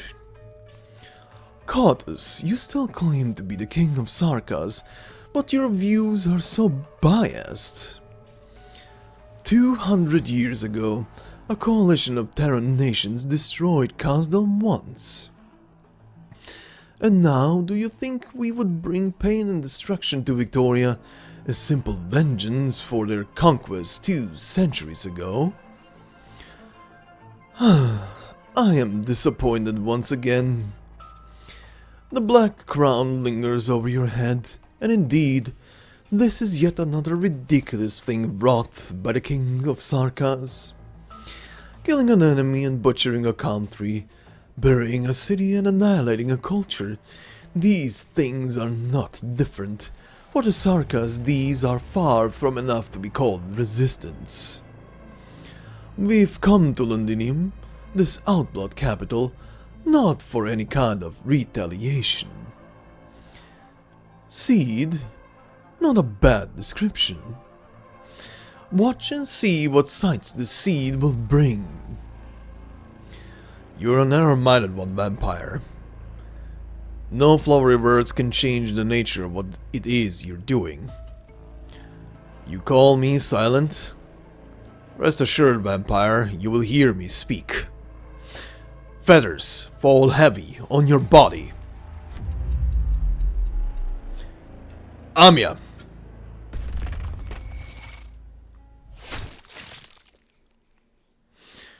The black crown appears over the Yachtblood's head. A black spear pierces my scapula. What? So easy? No, it's not. Fresh blood gushes out. The king of Sarkas has opened a wound for me. This is the blood so preciously bestowed to me and my ancestors for millennia. I carefully select the blood of my choice. The masters of the Crimson Court have a responsibility to, day after day, wipe away even the most minute hint of impurity. But the reason we are so pure is not that this bloodline has never been lost, never been defiled, but because I finally found it. A drop of blood. It has been passed down through the millennia. Tika's blood. The land falls silent, the rivers stagnate, the air moans. The entire world turns solemn. As I reach out my hand, it floats slowly in front of me. It does not drip. It only goes up, up. His blood! He's going to complete the ritual! Tika's blood is now gone from our world.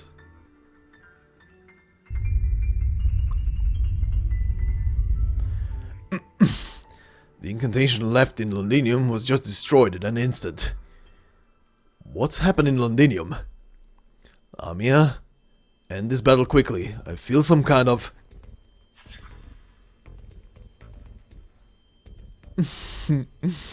Don't be so hasty, honored guests. Blood crawls over the bones. Bloodstains emerge from the decay. It's just such a great opportunity. In the sight of the first curse, perhaps today we can bid farewell to the last king of Sarkas.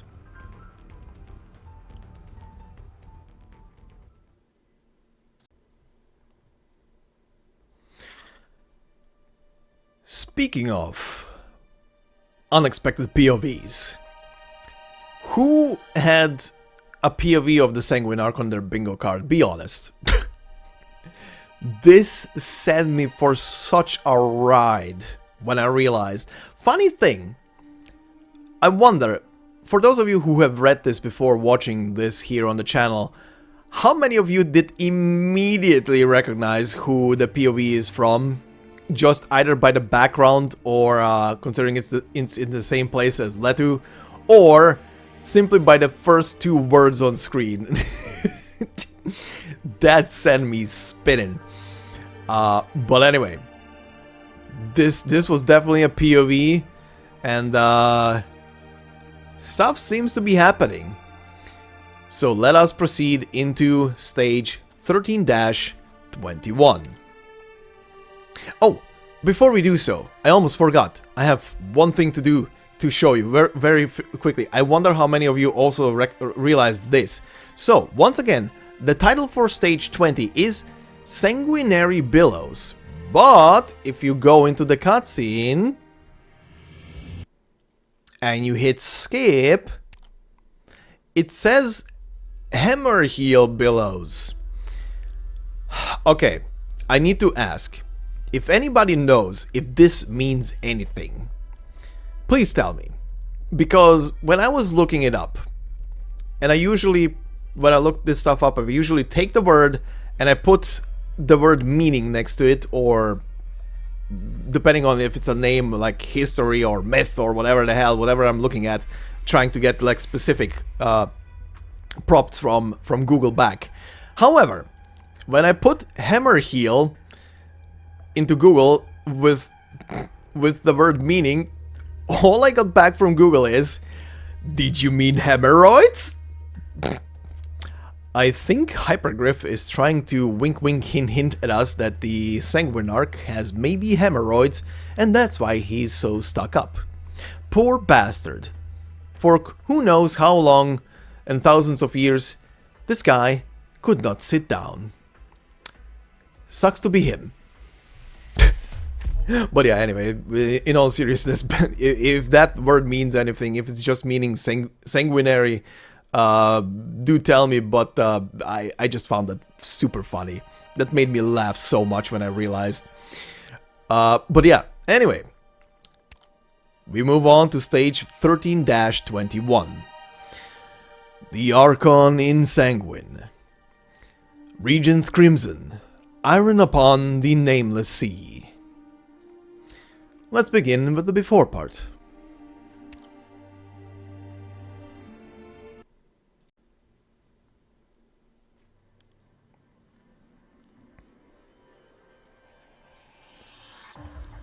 For a few moments, perhaps more than a few moments, no Sarkas dare to speak.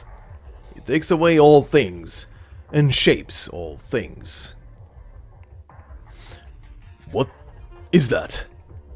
The blessing the Sanguine Arc left the Sarkas hasn't faded, but just now... Could the doctor have been talking about... Blood rises from the spine of the Faramut, apparently only a drop, but it draws all eyes.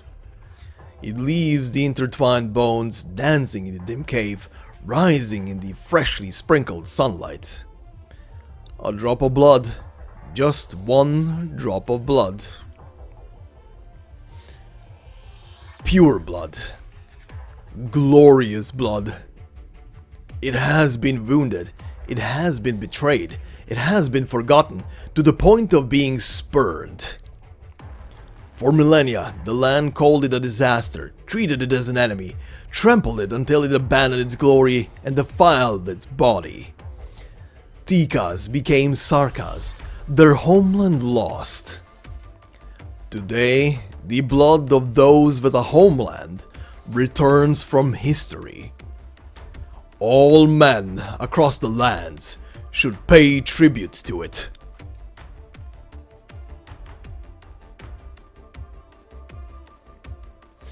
The beat of blood dissolves, and silence reigns. No explosions, no vibrations, no grand visions or chaotic whispers. Even if blocked by the hills, all eyes turn toward Londinium. At this point, all the storms called by the Shard feel like nothing but harmless drizzle.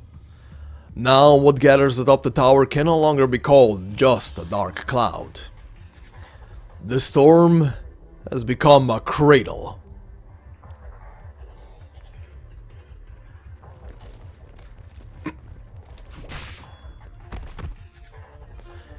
Holder, W, look alive. Do it! W, where are the bombs you buried? Hit your detonator now! Don't have to tell me twice. No guesses, Holder. We only take on opponents we know we can handle. I know. W's bombs tore through the defensive line. We've got a breakthrough. Tangled with them way too long. Ami and Logos went on ahead of us. They'll deal with the worst of our troubles. As for the others, follow the path they cleared and climb the Faramut's bones with those gangways. Damn it, these guys! Don't let them get any further. Commander Ursula is pulling up the gangways. The trembling nerve bundles begin to close and the bone gangways start to drift. The Faramut has decided not to let anyone walk on its spine. The traitors die here! We'll take their corpses to the tent of the Naxxter King to nourish our next victory! Huh? Buried minds under the bones. Feels pretty good. Hodder, Ines, get ready. Shockwave incoming. The rising airflow of the grand explosion sends the three mercenaries into the air. Hodder adjusts his posture with some effort, looking down to see the cave being engulfed in flames. The Faramut seems to sense something. It swings its body, its white tailbone slashing at the three like a whip. W, 3 grenades, downward diagonal. Good idea.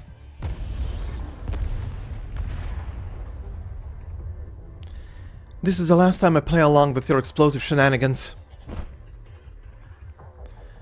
The red-haired Sarkas kicks up dust and the black-haired Cabernet weaves darkness. The scraps form beams and the shadows form steps. An invisible staircase, stinking of gunpowder, spirals upward and pierces the chest cavity of the hovering skeleton. The mercenaries rush into its hollow interior.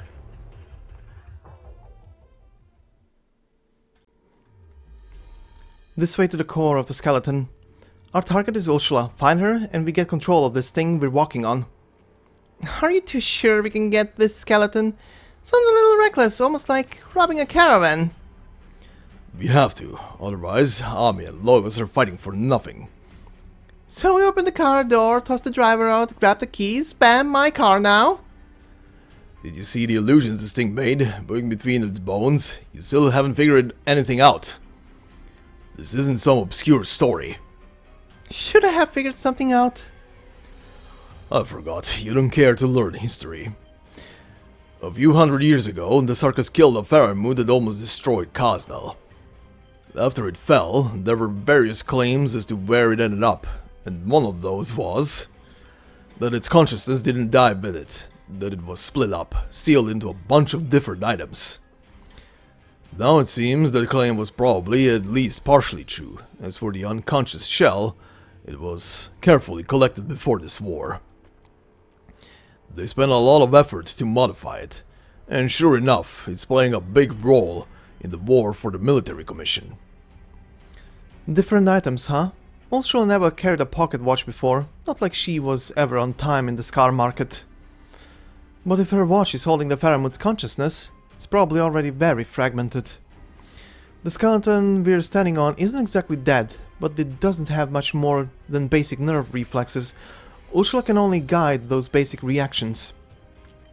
We just need to pay more attention to them. A rain of bolts falls through the gaps in the bones, followed by the eerie glow of Sarka's Richcraft. Take cover!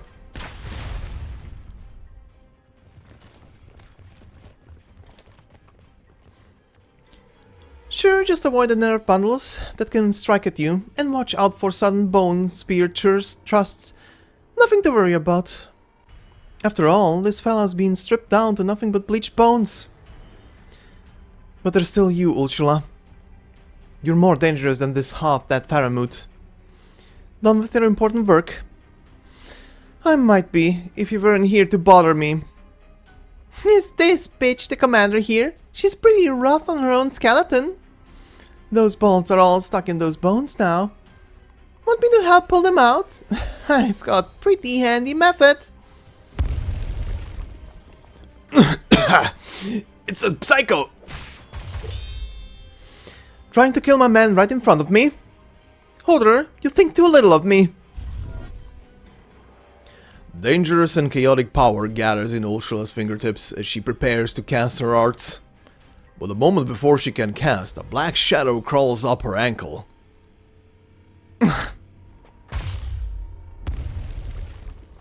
Ursula has to take a step to the right in order to shake off the persistent entanglement of the shadow. Her arts go out of control and a red glow shoots out from the damaged seams of the spine. The sound of a muffled explosion booms from the distant cave wall. You've gotten rusty, Ursula.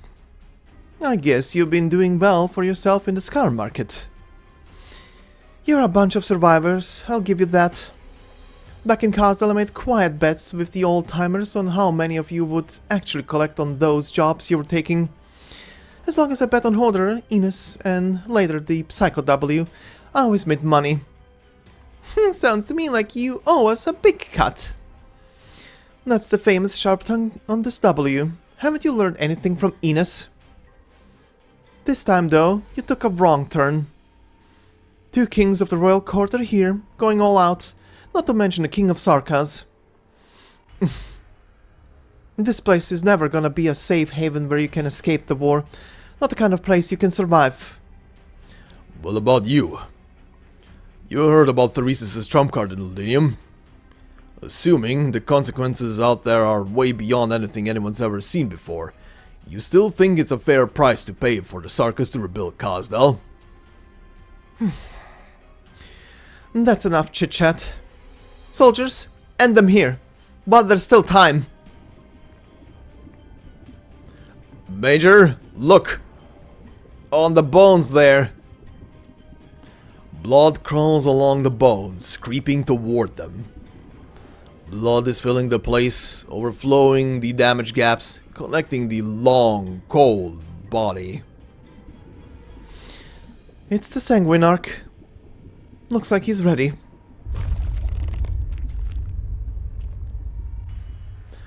It begins to grow warmer.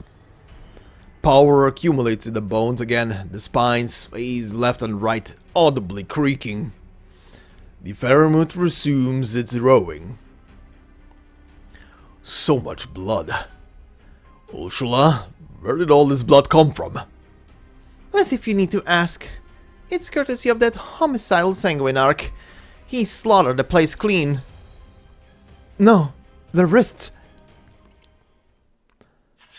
Ursula and her men all have bleeding wounds on their wrists.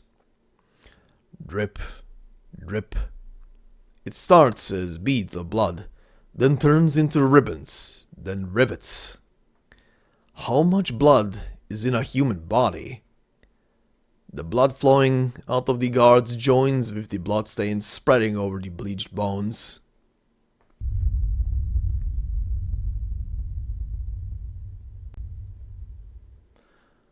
I offer your highness my blood, Prince of the Crimson Court.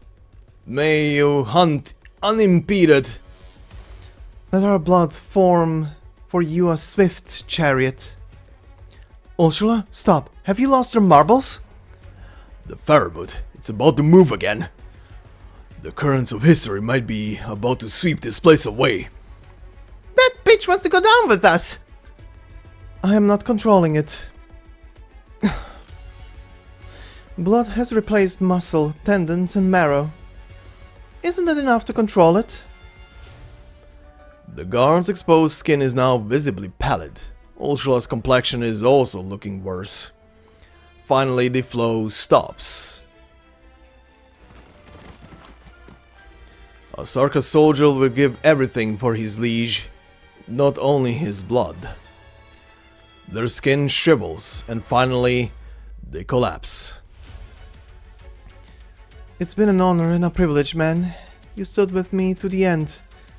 We will meet again among the myriad souls. I told you the skeleton isn't a place to escape. It isn't a place to survive anymore.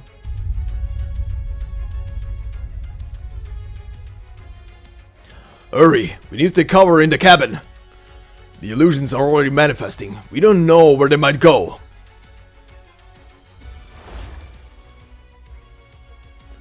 It's creating waves. Look out!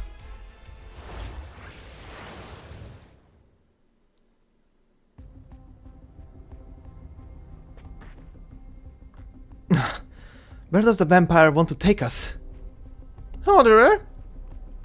I'm here, with her.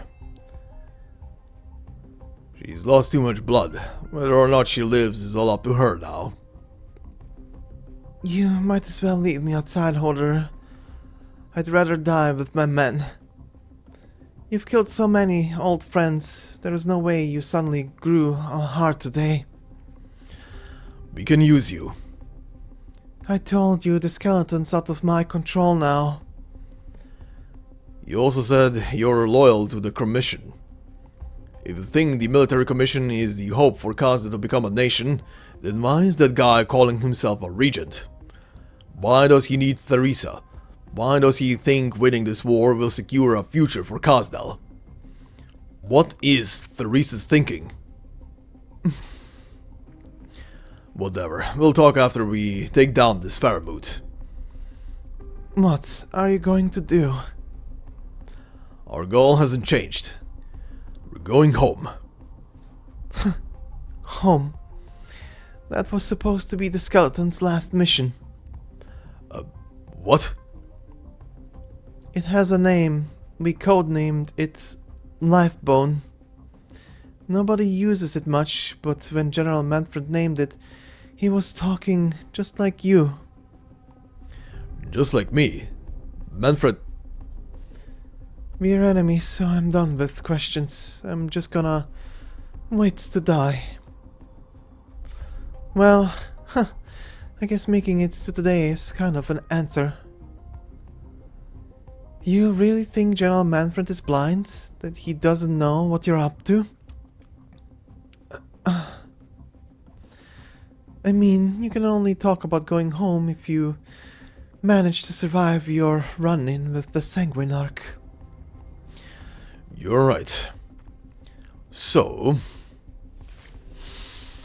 I'm gonna borrow your watch. Perhaps due to her blood loss, Ultraline is basically powerless to resist. Orderer takes the lovely pocket watch without any trouble.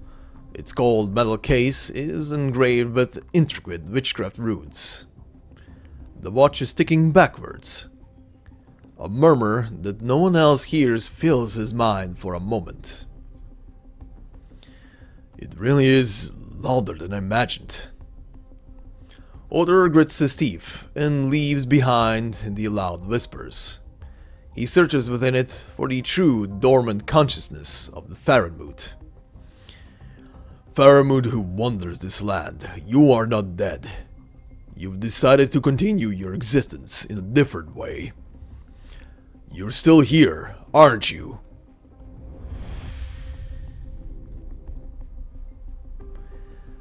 At the center of the disaster, the silent Faramut slowly swims. Where it wanders, there is only ruined emptiness. The past lifts it, and the future is separated by it. A figure stands in front of it. Stop, Faramut. You are about to step into Khazdal, our city. The people here refuse your visit. Choose another path, or else the Sarkas will slaughter you. This is your only warning. Very well. My brother directed us to forbid its advance, to obey the will of the King of Sarkas. Sanguine Court, to me.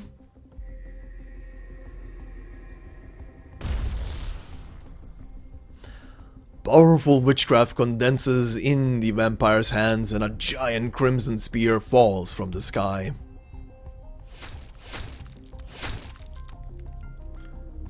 One massive wound after another pierces it. The silent Faramut finally speaks, as if waking from a dream. Cosdell.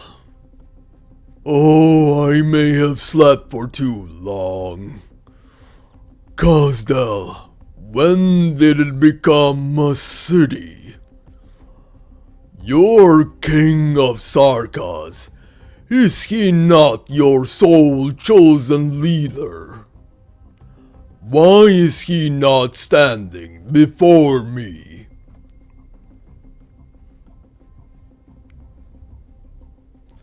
An image that all have forgotten is shattered by the moving Faramut. It has not roamed in centuries. It gently moves its fins, now only bleached bones, pushing through layer after layer of space. The one who once killed it now bestows warmth upon it again. The skeleton searches for a suitable place to stop. Until finally,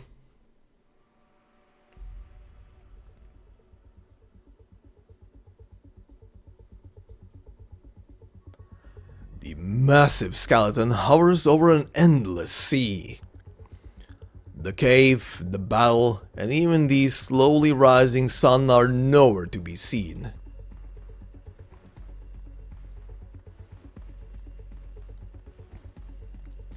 Instead, there is only a calm sky, a calm sea, and calm stars.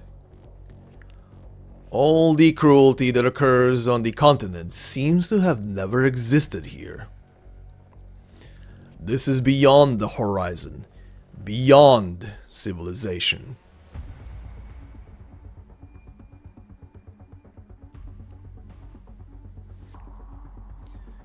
This is what remains of the skeleton for the Prince of Blood to find at last. An untouchable realm.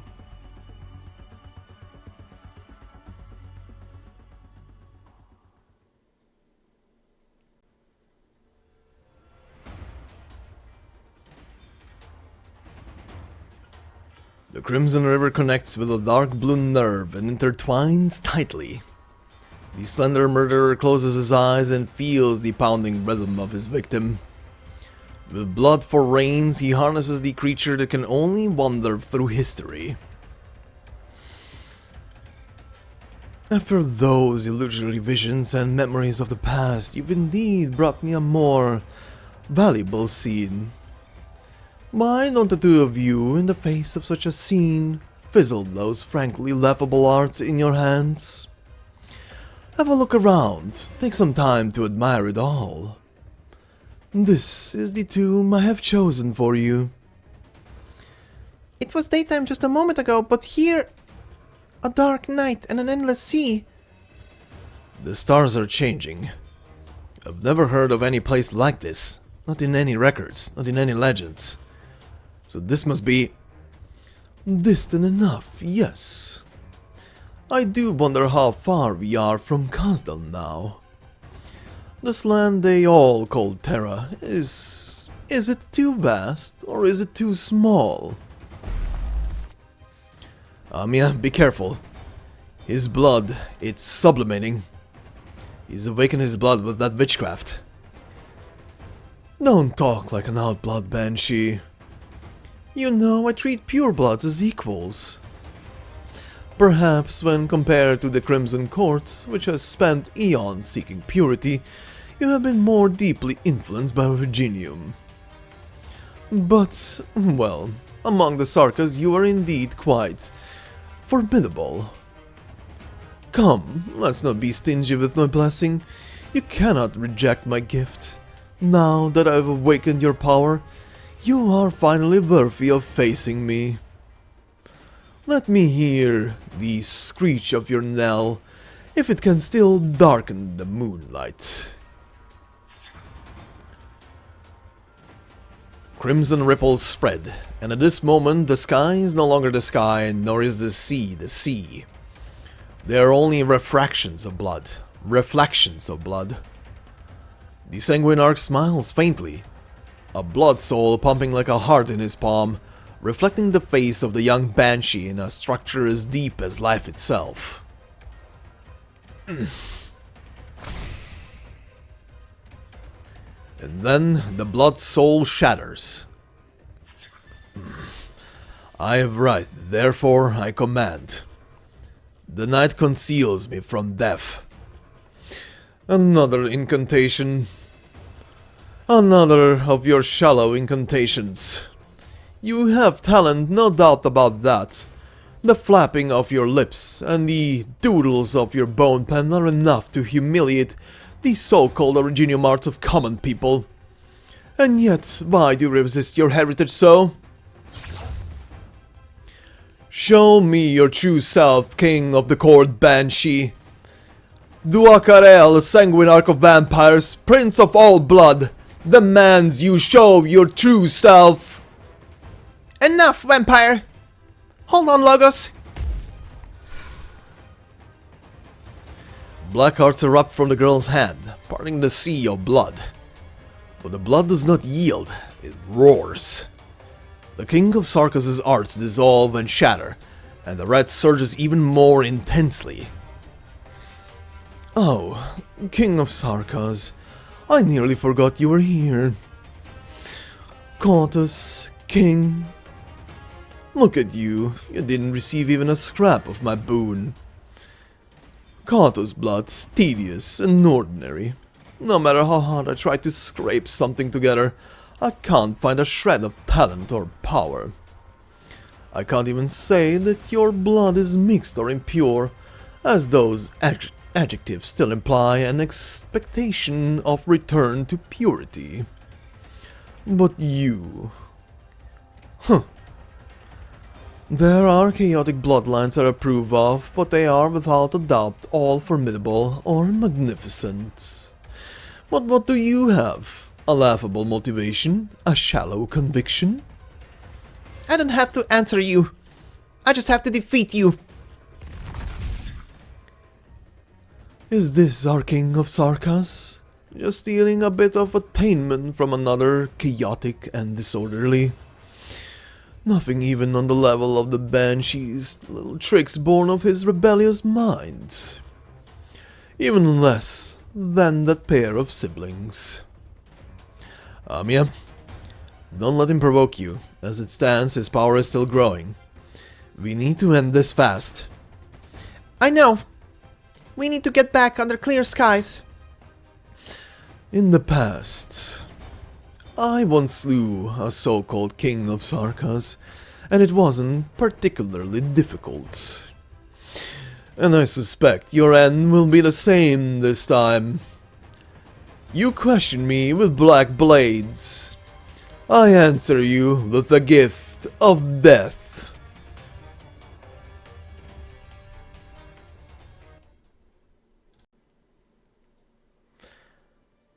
Well then, we have arrived at an interestingly looking place that is apparently also beyond civilization itself.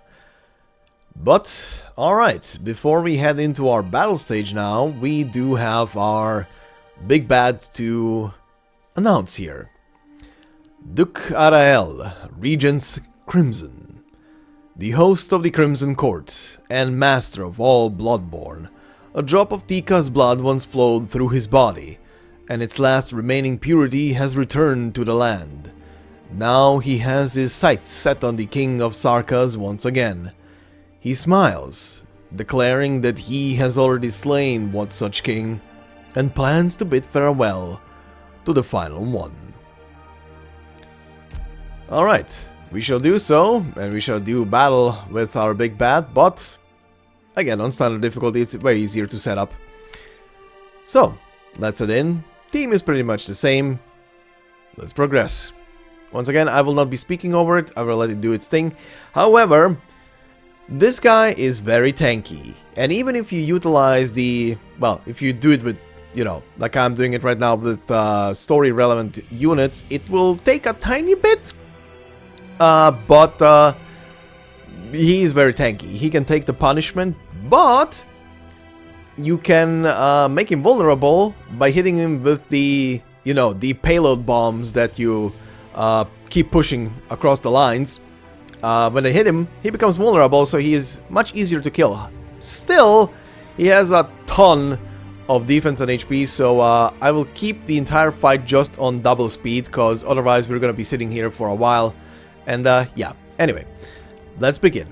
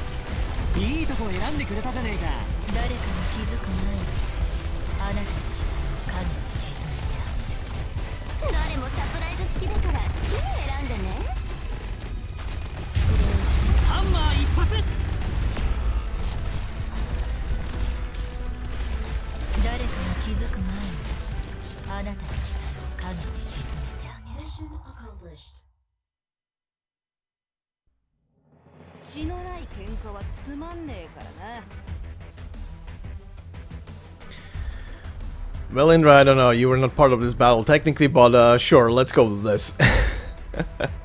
Anyway. We have dealt with the battle, so let's go back to this and continue on with the after scene. Enjoy!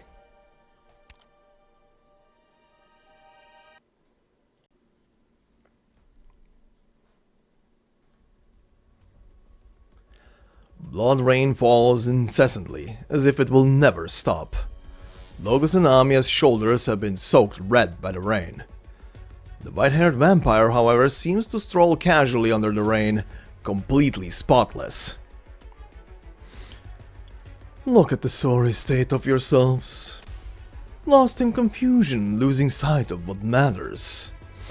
Even if no one answers your cries, you can't waste the stage you've been given. Don't waste your chance at a grand farewell. I stated, therefore it is prescribed. The wind and rain cease, deprived of the right to flow. The moment the words are spoken, the blood rain freezes in midair. Like curtains, like stars, it refracts the sorrow of the sea, the brilliance of the moons. The Sanguinarch squints, seemingly unsurprised by the incantation of the Lord of the Banshees. Rather, it is as if he is appreciating a piece of art, drawn between heaven and earth. You've halted the surging? Impressive. Blood pauses at your command. But I am its master. The suspended beads of blood suddenly burst in the air, splattering anything they can reach. The knell will decay, the order will wear, no? If you so disdain your noble blood, I might as well extract it and return it to your mother, Banshee. She will play for you a mournful whistle. Amia! The vampire only gives Amia a momentary opportunity, but it is more than enough. Amia's palm presses against the vampire's body, sticky blood burning her palm. Is this your blood? Heated by arts, heated by your talent. But the hot blood I've seen has all been for the sake of resistance, for the sake of life. And those people, their blood is much hotter than yours. Black lines burst from Amia's palm, piercing through the vampire's body. Amia, fall back. You didn't get his vitals. Oh, how cold, King of Sarkas. A monarch of such little grace you are. Sanguinarch of vampires, Prince of the Crimson Court, your offspring will fill every battlefield the Sarkas touch. You proclaim to them that slaughter and conquest are the ancient traditions of the vampires. You've shaped your court into what it is today. You've made the people see vampires as nothing more than twisted creatures of desire like yourself. But the vampires I know are not like you. They haven't gone mad like you. They've only managed to conceal their desires, conditioned too deeply by this age in which they have no home. Some choose to bow down to the invaders, and I pity them. No, that's not it. How do you interpret the blood that your court stands for? The sufferings of the Sarkas need no elucidation. All Sarkas, even those who submit to you, inevitably know the taste of blood. Overturned in dark alleys, intercepted in dark forests, sometimes a throat is cut, sometimes cold daggers are thrust between ribs. It awakens these siblings who now know the cost of submission, and they come to rebel until they too are covered in the blood of their enemies. How pitiful. Kill or be killed. This is the cycle of blood that the Sarkas carry. Is that how you define the meaning of blood? A cycle? The first time any of us felt blood on our skin, wasn't it when we were born from our mothers? Blood is the foundation of human life, heritage passed down on umbilical cords, inevitable stumbles when exploring the outside world, and wounds that will surely heal. But you see it only as a synonym for torment and death. Your obsession makes you bloodthirsty. You, with all your arrogance and pride, lead them to believe that this is the path the Sarkas should take, the things they should do. I reject you, Sanguinarch. I reject your actions, your words, and your court!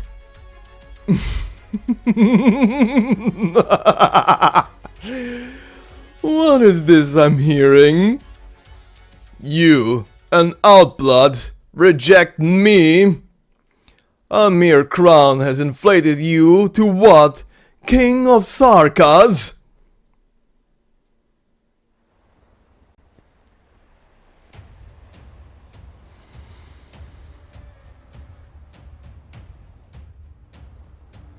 The blood sea churns, its waves cover the moons. Crimson removes all other colors. I don't care what I am or what I'm called. I only know what I need to do. The prince stops moving for a moment. A voice echoes in his mind. Is this how you manipulate the king's power, Cautus? Will you share some profound words? Try to shake me with shallow emotion? You're welcome to try. Shake? No. This is a rejection. The rolling of the waves slows together with the moonlight.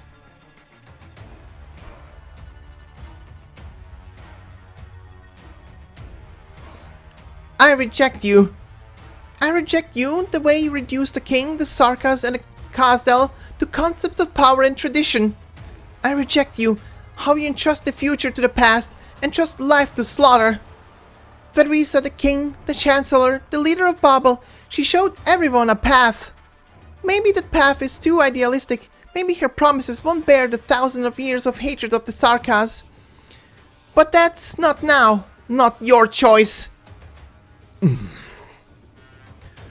You'd laugh at my weakness, say it's not my place to talk about the Sarkas with you? Or you'd mock Logos for not making use of the blood you awakened just now? Oh, King of Sarkas, you eavesdrop on my thoughts. Is that your ability? Then of course you know what I'm going to say. I do. But we've never said that the Sarkas should give up their resistance. We've never said that suffering is justified. On the contrary.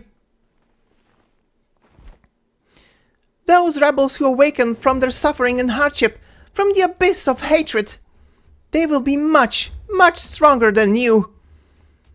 The lost homeland of the Sarkas is not in the history we keep looking back to, an eon ago. It can't be a slogan, or fantasy, or symbol. It's right here, where the Sarkas came from. In the city called Khasdal, where so many real people live, people that you've only condemned to avoid of ideas. You've imagined the present from the past, and the real future can never be born. It's time to stop, vampire!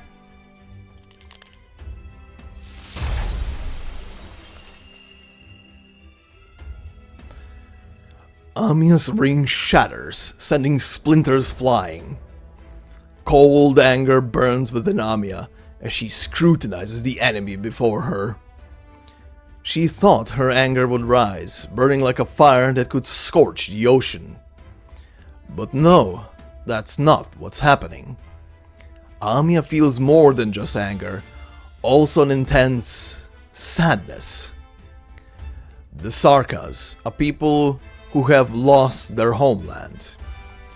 Yes, they believe that it is only through violence and war that they can reclaim all they've lost. It's easy to blame them, with cliché words of morality, justice, and kindness. Words that have been spoken over and over again, even as the war continues and hatred spreads. Because that is how this world treats them. This world has imposed on them violence and war. So then, what's wrong with an eye for an eye? Where is the crime in blood for blood? Every king of Sarkas operates on those principles, so the war never stops. This must be broken, but now, how can the system be broken? Even Theresa failed. What do you think you are? Yes, even she failed. That's why Theresa needs me. The doctor and Dr. Kaltsid need me. And that's why I'm here. I, as the Revenant called me, as you called me, as so many Sarkas believe me to be. The Outblood, the weak King of Sarkas. Stand down!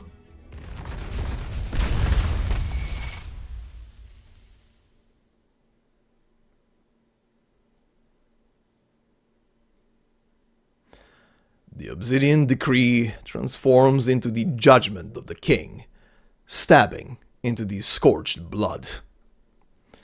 The thick red finally dissipates. The vampire takes a few steps back, raising his hand to wipe away the blood that flows from his nose and mouth. His body is damaged, and his white clothes are at least stained with blood. You can't fight anymore, Sanguinarch. It's time for this battle to end. King of Sarkas, won't you grant me that vision of emptiness? Don't you want to peer into my thoughts, see my sorrows and pain? You can reprimand me, reject me. Countless Sarkas believe this is the power of the king. You say I've corrupted my courts, but what about you? Oh, king, the Sarkas take your direction, your path. My people follow you, expecting you to, well, exploit their flesh and blood, their lives and their souls. Their blind faith is ridiculous. I sneer at the king's comfort, but I have seen it. My elder brother was a king of Sarkas. Huh, what a lofty title, what a transcendent role. He was looked to as the leader of the Sarkas, our guiding light. He was a natural savior, the one who would pull us out of our misery. What was the reality? What kind of people has the Black Crown chosen? In the beginning, the King of Sarkas was indeed magnificent. The Diablos walked the path of punishment, the Goliaths roared the fearless calamity. But they found themselves betrayed by the cowardly, sold out by the selfish. This is our curse. The king killed the king. Succession to this crown often comes with death. The vile always prevail. As such, the crown was besmirched by short-sighted fools. The weak began to appear among the kings. They were narrow-minded, focused on toying with the power they held in their hands. They became no better than the hypocritical lords among the elders and ancients. The power they stole from others clouded their vision. The focus of my people's faith turned from fearless warriors to vermin hiding in their places. They even forgot the shame borne by the name Sarkas. But the crown continued to make its laughable choices, right up to my brother. I thought surely he would be the hero we had waited for. He, on the other hand, had the audacity to say to me that the Sarkas could no longer afford to continue to war, that it would take generations to rebuild Kazdal. Even the skeleton beneath our feet knows that the Kazdal we should rebuild was never meant to be a city, and that the King of Sarkas should be the one to stand before them all. How can a man like that deserve to hold a single drop of Tika's blood within his body? Do you see it, King of Sarkas? I see a bloody civil war. The carpets of the palaces are soaked red. I see a vampire lying in the arms of another vampire. The legend of the toppled Blood Prince. He died in a civil war. You're his kin. Did you fight in the war? No. No, of course not. Did I fight? I shattered the crown myself. I remember it like it was yesterday. My hand pierced his chest. The limpid Tika's blood danced on my fingertip, finally entering my veins. He turned his head to look at me, grabbing my clothes. The king of Sarkas showed his illusionary visions to his murderer before he died, the vision that should have been bestowed as an honor. In the vision I witnessed peace. As you said, Katus, blood is not synonymous with death. I stood in the valley, watching a quiet village, a doctor laughing as he spoke, stitching up wounds for the injured. An injured man tells the doctor that his quarry was particularly voracious, but he eventually won out. In the courtyard hangs the freshly harvested beast meat. And the doctor is me. But this makes me uncontrollably angry. How tragic, how meaningless, how shameful! My brother actually believed that this false peace could deceive me? He was horrifically wrong. He thought I was blinded by hatred? No, I know what peace is, and that's exactly why I feel so restless. We long to see the great and powerful true Tikas. I absorbed my brother's blood into my body, and I watched as the Black Crown vanished before my eyes. But you did not ascend to the throne of the King of Sarkas. And I do not regret that. If it could choose a formidable leader, I would be genuinely delighted. But this crown disappoints me time and time again. Each time I am more disappointed. My brother's successor was a wandering vagrant. The next was a lumberjack.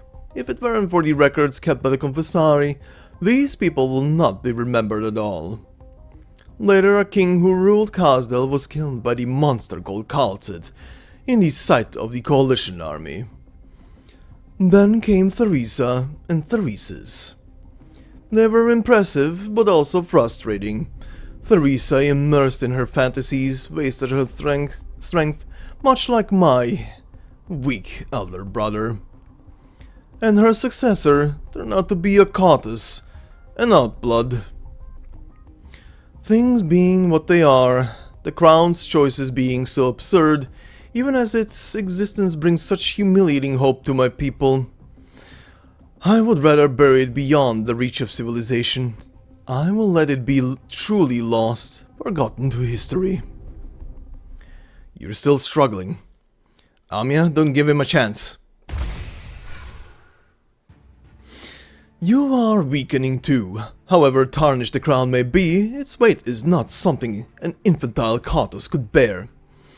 It seems the Confessari, so eager to manipulate the crown, are going to blather some nonsense at me.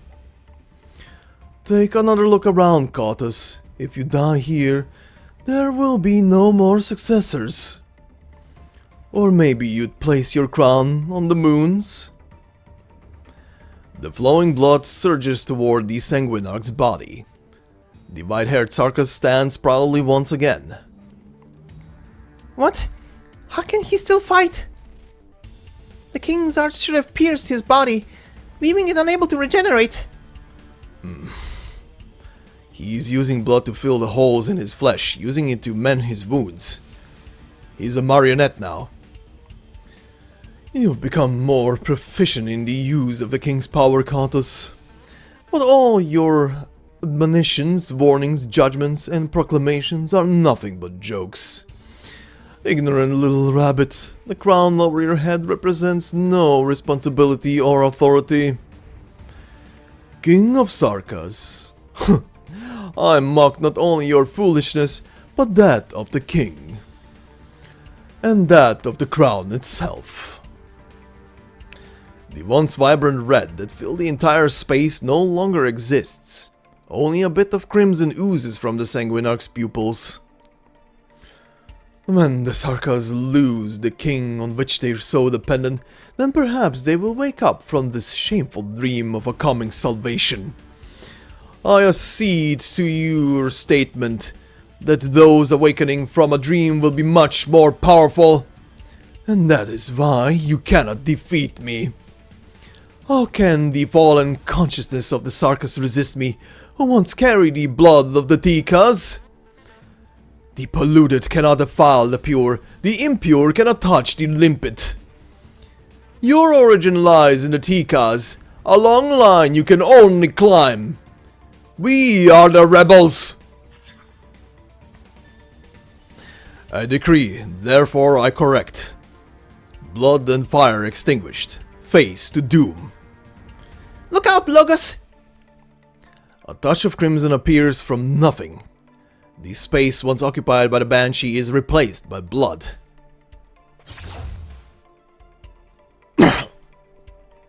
His blood, it's affecting me. Several times stronger than those art circles. Yes, thanks to you, I have also shed my blood here. And therefore, this place is now part of Kazdel.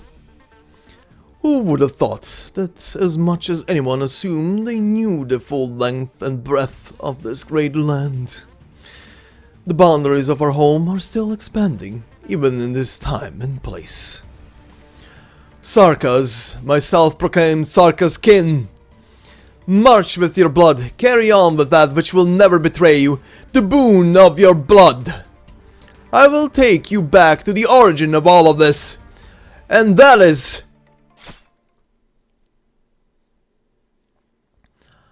A shadow pierces his chest. Threads of blood holding him together are severed in an instant. You... Sorry, Sarka's boons don't do much for me. Bunny! You aren't Sarkas! Hop to it! Weaken his binds! That's what I'm doing! His arts are even crazier than I imagined! I can barely hear his thoughts anymore. There's only red. All red! I've almost... got it! Another outblood. An unexpected development. The scent of your blood. Your Caprine. Such a dull disguise. Let's have your blood suffocate you. Do you think such crude arts would let you kill a king of the Sarkas royal court? Of course not. A heavy sword points directly at the Sanguinarch's head. You can't call something as cliché as slaughtering an awakening Sanguinarch. You're still wandering in hatred and destruction. You've never left the abyss. You're the ones who are still sleeping. Vile traitors! King of Sarkas! No! Before he recovers, knock him off the skeleton!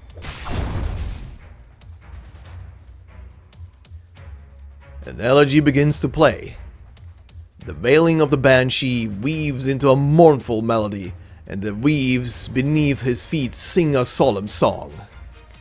A steady male voice harmonizes with the sound of the bells, with moonlight as his prose.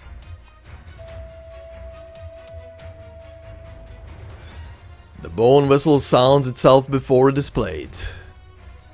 Its distant howl, traversing time itself, strikes the Crimson Court. The moment I took my throne, the nails were already tied to my fate. None of us can escape. But what the elegy mourns will not be your corpse. It will be all of our connections.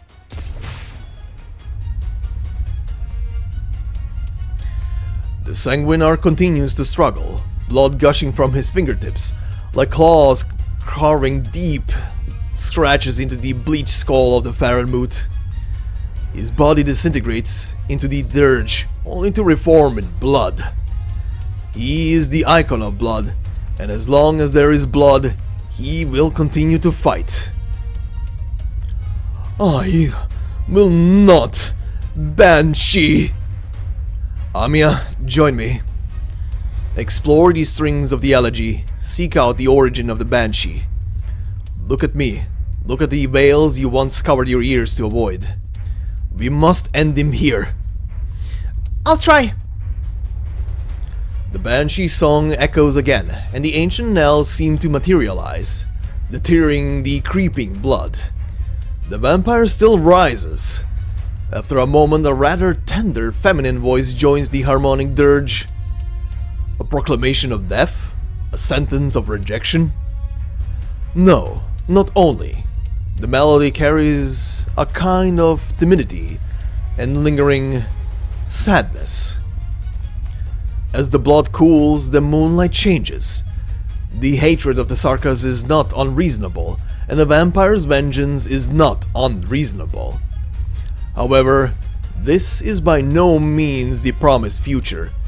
Can the survivors have a future on scorched earth? No. What do those siblings actually see? Banshee, listen! You have still accepted your blood, my boon. You have not yet defeated yourself. What echoes here is no longer an elegy. It is only a sigh. A sigh that makes him uneasy. The heat of the explosion and the weight of the sword make the Sanguinarch feel powerless for the first time. He looks at the small, ever so small, King of Sarkas. He looks at that Katus, so inferior to the Sarkas. He looks at the black crown, such a meaningless curse. The history and illusions he trampled on, the bloodline and inheritance, the revenge and unrivaled power, all suddenly disappear. He feels a void beneath his feet. A figurine bite falls from the skeleton.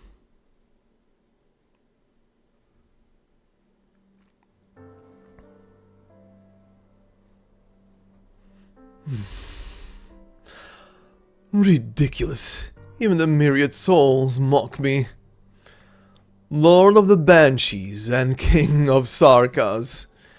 You keep these deserters around who ignore the past, and in the end you don't even dare to act yourselves. Oh, the vile always prevail. This is indeed a curse. The Outblood King has executed me. The King of Sarkas resounds with the knells, but you don't know how strong the ties of blood are. You try to judge. You... In the end, you did use the power within your blood. Two elegiac singers offered me a dirge at the same time. When the time came, you could not resist the instinct within your blood that compromises all that you are. Did you really kill me? No. I have returned the Tika's blood to where it belongs. Go and see. Go to Londinium. I'll be waiting for you behind the curtain of ruin.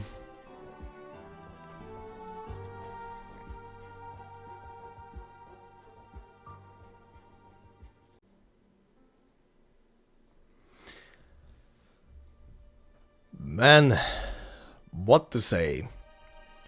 So much good shit.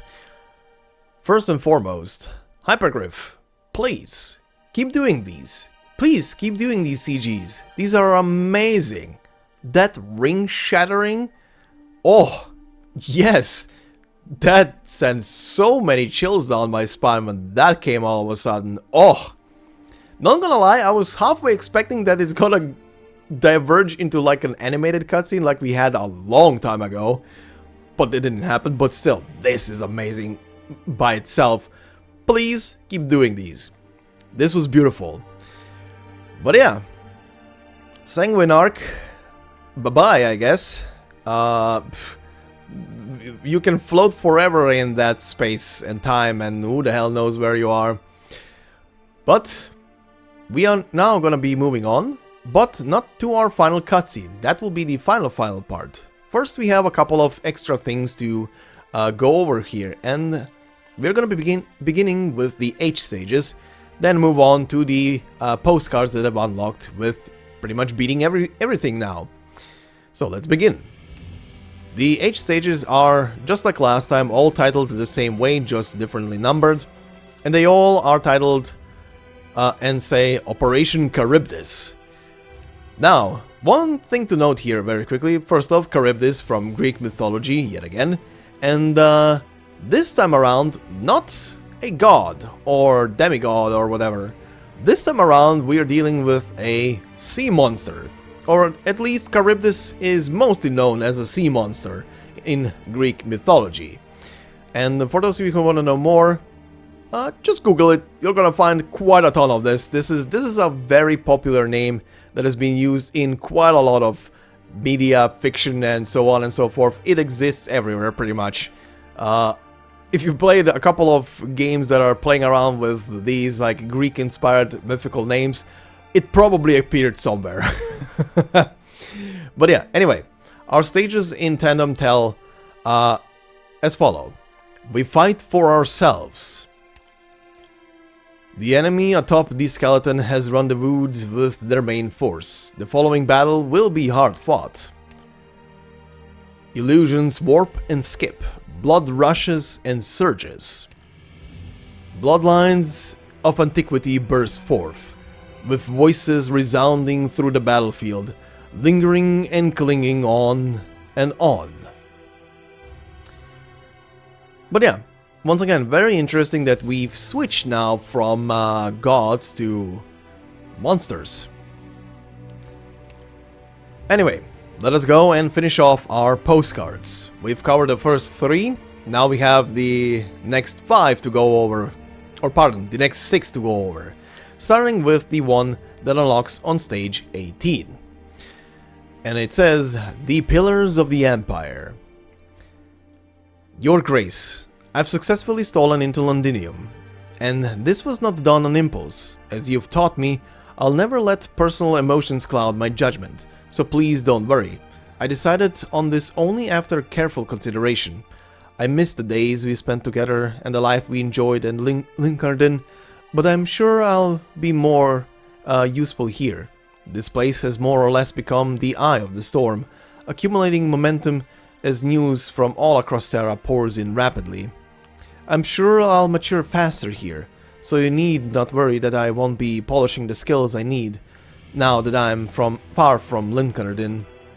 Another thing, I ended up reinvestigating the cause of Papa's passing, and he did indeed die from illness on his way back to Linkarden after the meeting.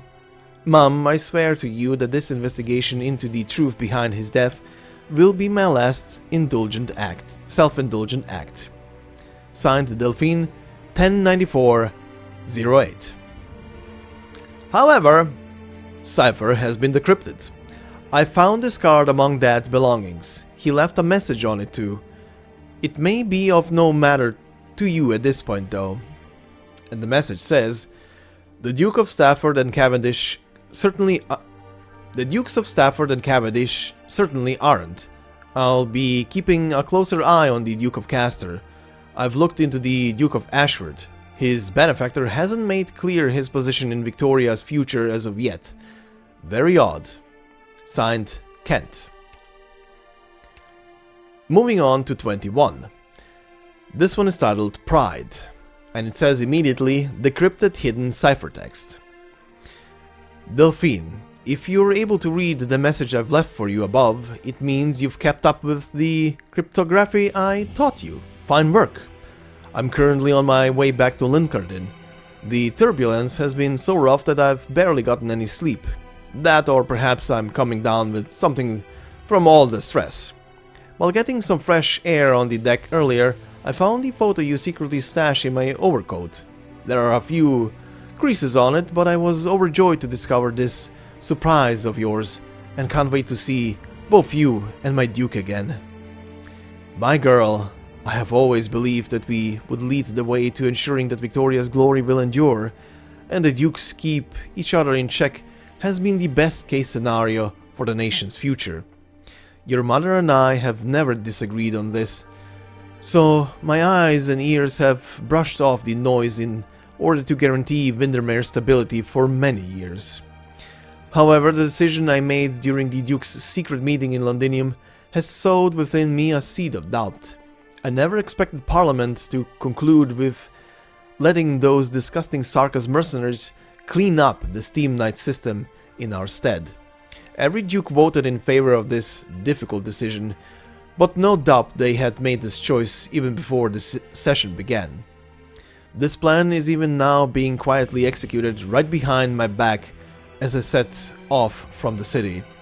I realize now that my original vision of becoming a decision maker who personally affects my country's future has also resulted in me personally tarnishing our glory. Do the Duke's interests weigh heavier than Victoria's honor? I shouldn't be thinking about this any longer, but I just can't banish it from my mind. One day you'll inherit your mother's title.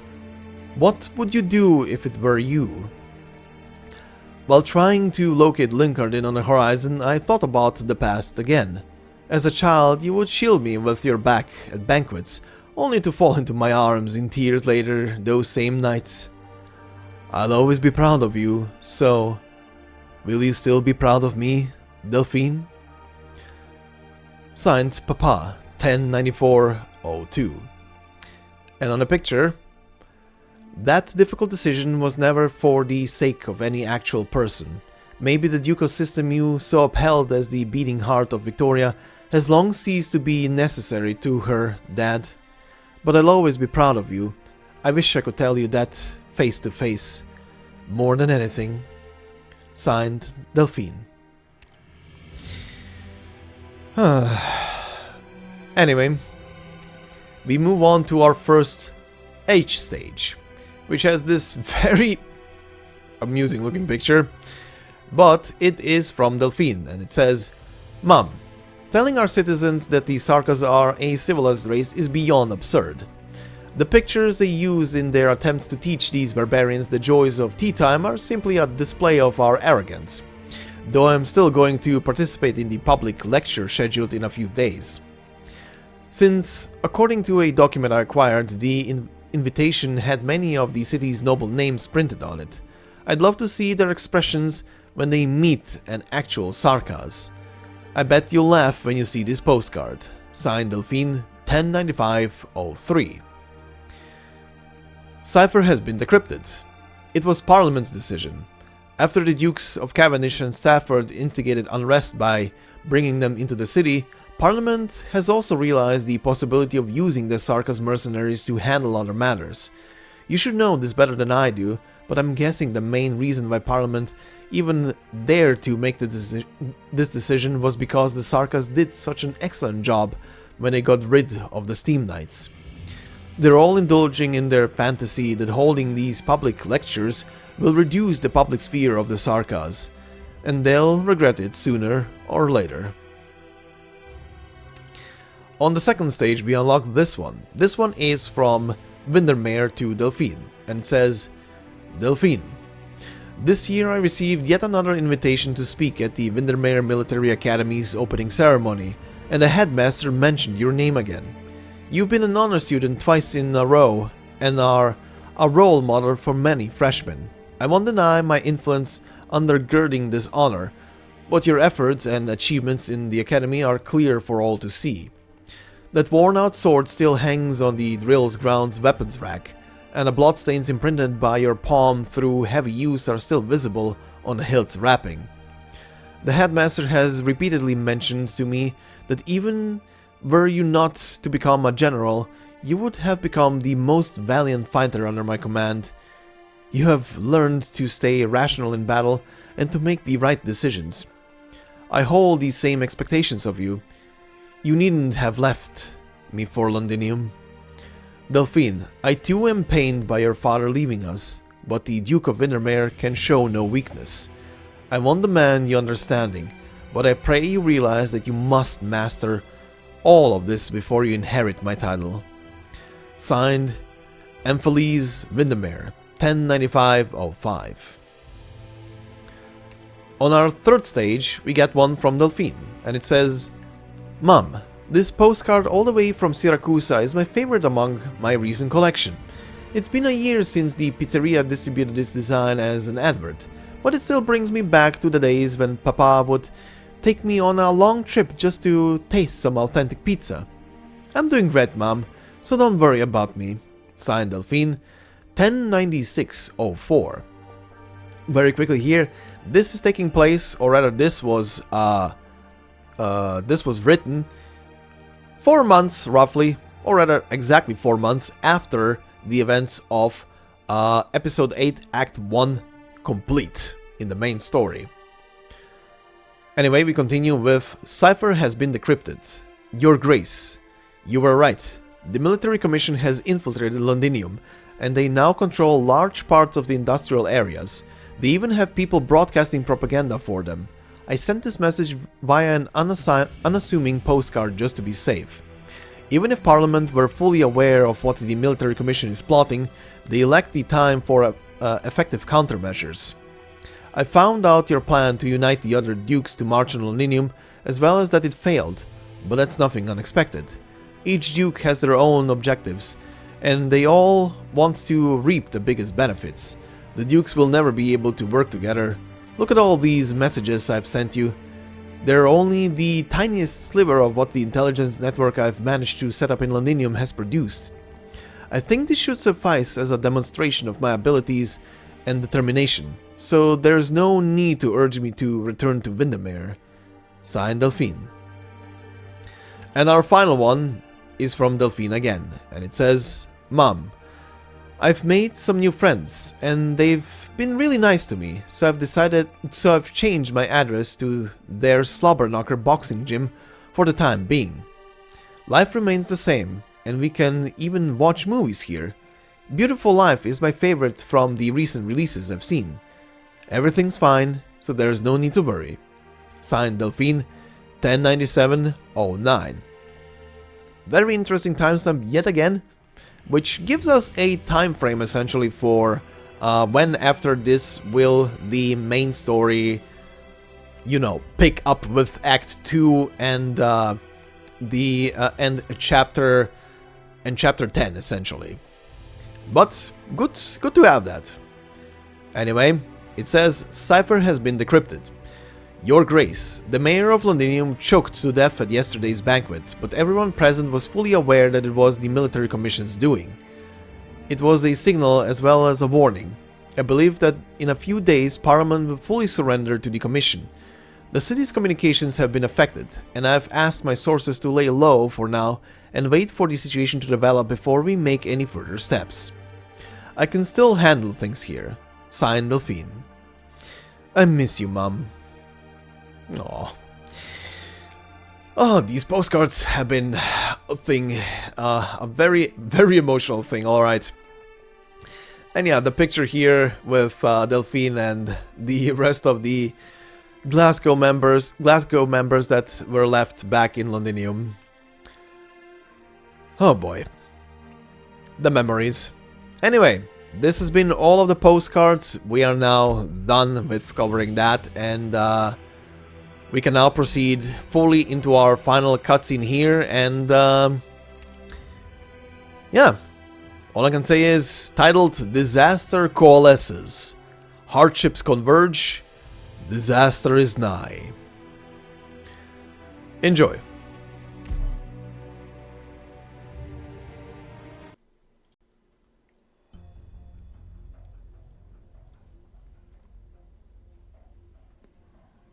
Why should I help you, Sarkas? Do you think you saved me? I didn't die, though that doesn't even matter. The shell is merely a plaything I abandoned long ago. Besides, aren't the Sarkas the ones hunting me down? How much history have you seen? All that I have experienced. Rumors say that you will divulge a piece of truth, or hint at an omen. You tiny little creatures treat my drifting ripples as hallucinations while indulging in them, and yet you harbor resent? After I was divided up by those lunatics, There's even a fallen angel carrying a part of me around. And what I've seen and heard since has actually gotten more interesting.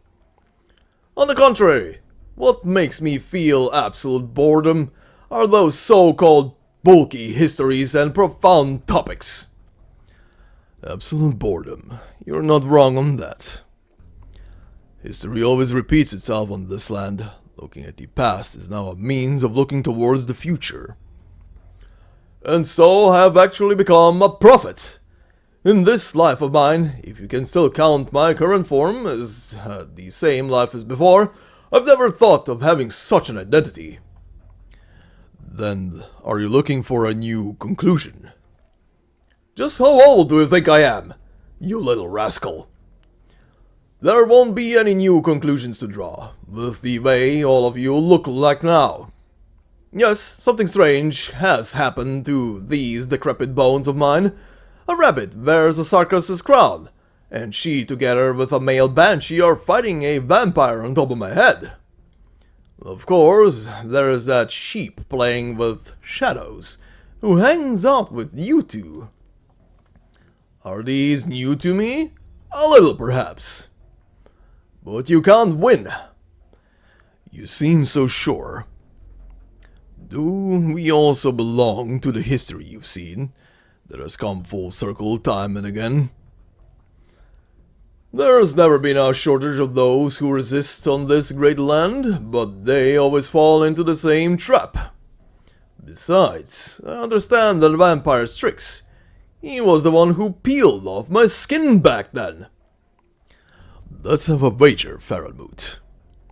The strange bunch of people, Cotus, Capernae, Banshee, Sarkas, they'll triumph over the vampire that tried to hunt you.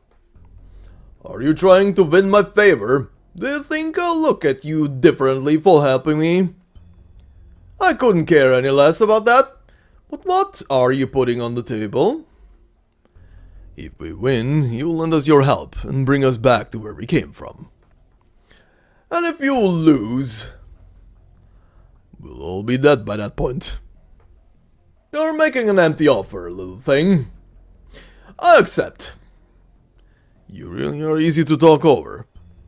No, it's because I know that all you have are just the waves I toss up that will come to a still in the blink of an eye. So I might as well spare a little effort and raise my eyelids a little.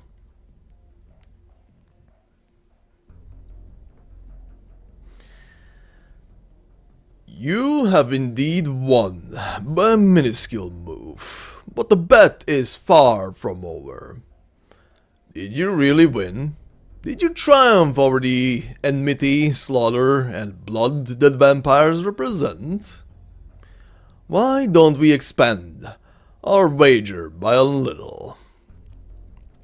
I'll bring all of you back, and then continue to waiting for you in the cycles of history.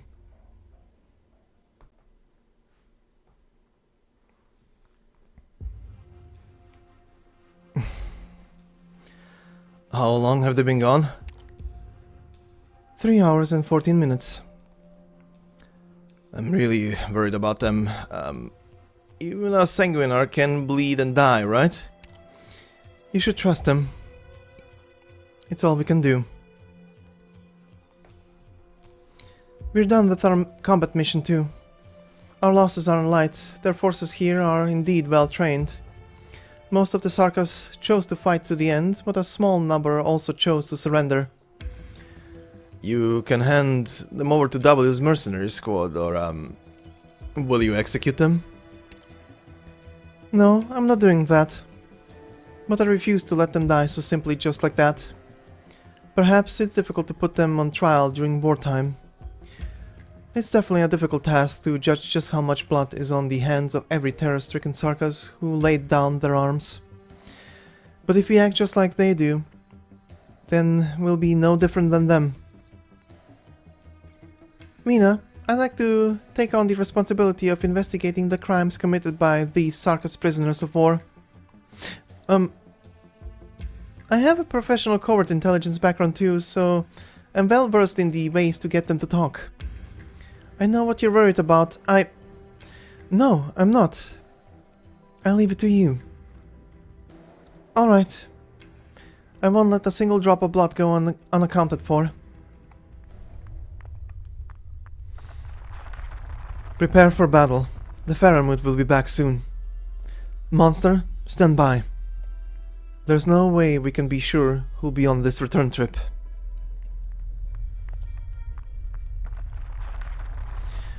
The gigantic skeleton finally reappears.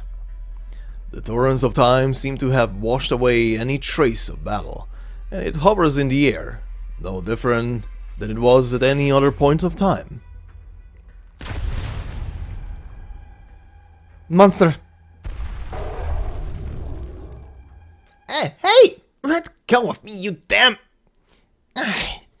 Seems like the old hag's awake. Think you got her backing you up now? That's my last grenade, so bite onto it tight, you little freak.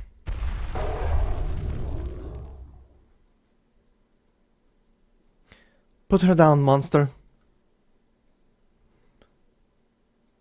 Shitty luck today. I just wanted to give myself a ceremonial salute to announce my return. Didn't think I'd see an old hag with a scowl on her face once the skeleton stopped. W, don't forget we have to repair any structures you blow up here after taking over the place. Anything destroyed will be fixed by the same hand. Huh? What makes you think I'd even know how to fix this kind of thing? Got it, Doctor. We've captured the Faramut skeleton, as well as Commander Ursula. The rest of the skeleton garrison have been eliminated. So, you're the Dame Calcit? I've heard so much about you. You're one of the Scar Market's people. You know every little thing that's happened in Castle clearly, even from somewhere as far as Victoria. Seems like those old guys weren't lying. I'll have a talk with those old guys, as you call them, through you when we're done with business here. They are the ones who stayed behind to watch over Castle, and the Lich have already contacted the military commission that currently governs the place. They'll be making their decision soon. Where are Amia and Logos? Doctor! Amia! Little Kotos crashes into your arms. Welcome back. There's blood all over you. Are you hurt? I'm fine. The blood... it was the vampires. Amia. Your rings. You used them. Yeah. Let me see your hands. A ring on Amia's hand has already disintegrated, leaving not even a trace or fragment. I had to use it against him. I'm sorry. You've become more skilled with using emotions and memories. Amia, you fainted from releasing a ring before. Calcit, we need to run another check on Amia. No, Doctor. Don't worry. I'm just kind of tired. The ring on your right index remains broken. Fortunately, that's just an effect of exerting yourself. You were burning from rage again. Me? Angry? I thought I'd be angry at the sanguine arc of vampires for slaughtering so many people. But what I felt was not just that. There was also... sadness. Sadness. Calcit pauses briefly, and a pair of pink eyes, always hiding sadness within, flashes through her memory. A few seconds after, she comes to her senses and takes a second look at Amia's fingers. These rings are meant to help you adapt to the Lord of Fiend's power and the surge of emotions that come with it. Another ring has cracked. Perhaps we can do nothing but witness these wounds open again and again. Please don't worry, Dr. Calcit. No matter who I faced or who I will face next, I won't fall before they do. The sanguine arc of vampires fell into some place we don't know about. His core still remains, but no longer poses a threat to us.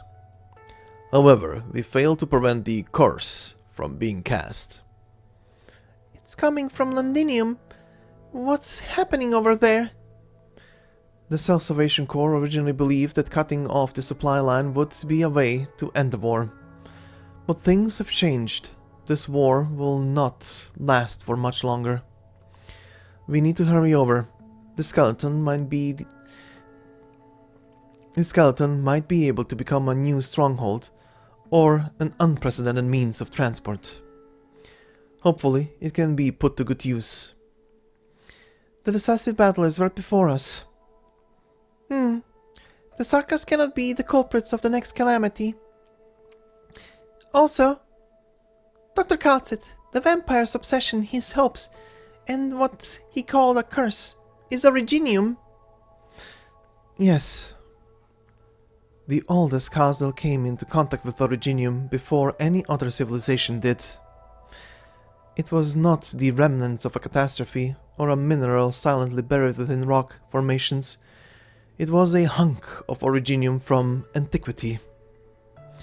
And it birthed the oldest witchcraft and the most ancient of infected. If the vampire really knew of this fact and developed his obsession from that, thinking it could grant him power, then it won't just be Londinium's fate that will be determined next.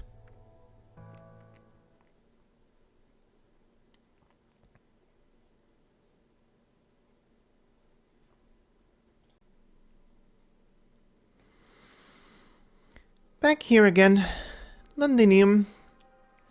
Yeah, after all we've been through, we're finally in Victoria's capital. A pity it's now completely surrounded by the Sarkas and the Duke's armies. Guard, quickly arrange...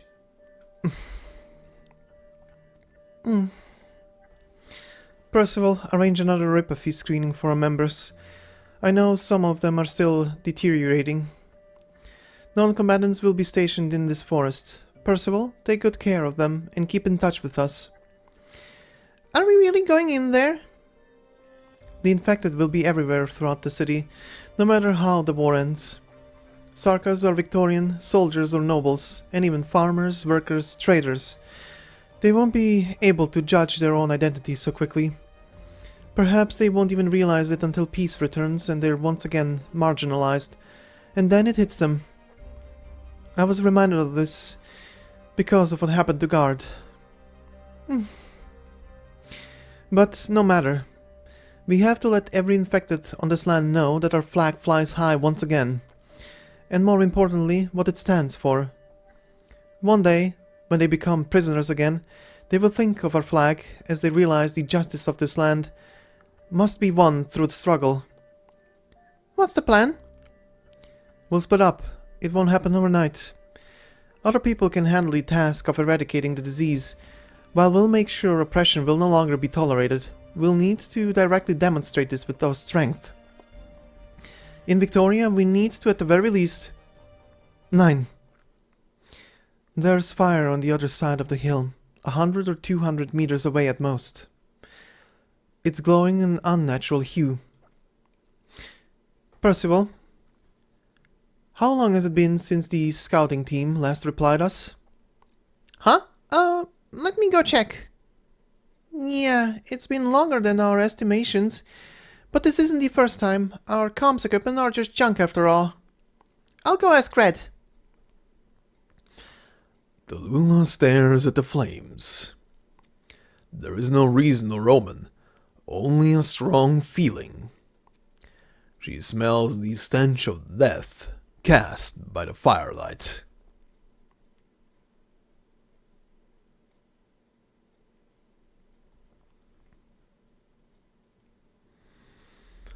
I didn't know your highness would be here in person.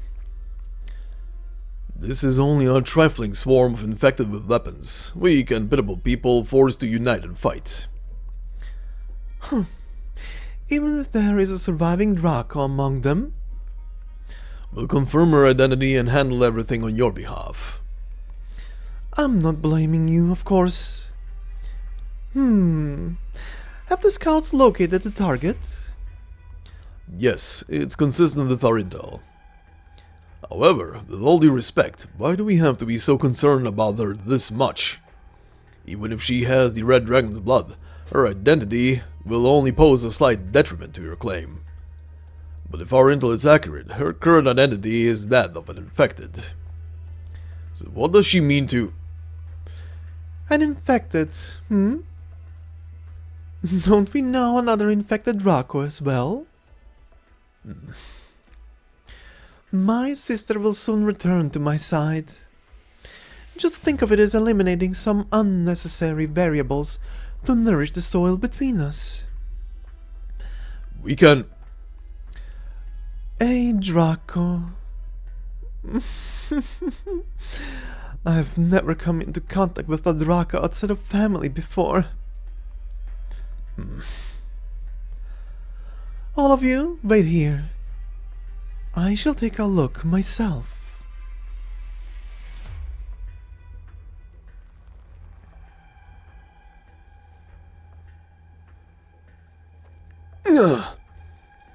Careful. Thank you. This swamp is miserable to wade through. Yeah. Our supplies are low and people aren't getting enough to eat. We haven't been able to get any decent medication either. Do you need my help? No, thank you. I walked all the way from Ursus, and this isn't so different from back then. Tallulah footsteps slowed down. The group slowly marches next to her through the shrubs and reeds. The rustling sounds are quieter than silence itself. What is it? 9. Can you release these restraints? And your arts too? You should be well aware you're not allowed to use your Reginium arts. These are your yoke and fetters. You're Tallulah the hero, only went before our Victorian compatriots. I'm not a hero or anything like that. I just don't want history to repeat itself because of me. She does not finish her sentence. Flames of death ignite from the depths of the swamp, encircling the group in their confusion. What's going on? Where did this fire come from? All units on alert. What is that? An ominous deep purple climbs up Nine's body before she can finish speaking, engulfing her in death instantly. Cold flames of death swallow everything.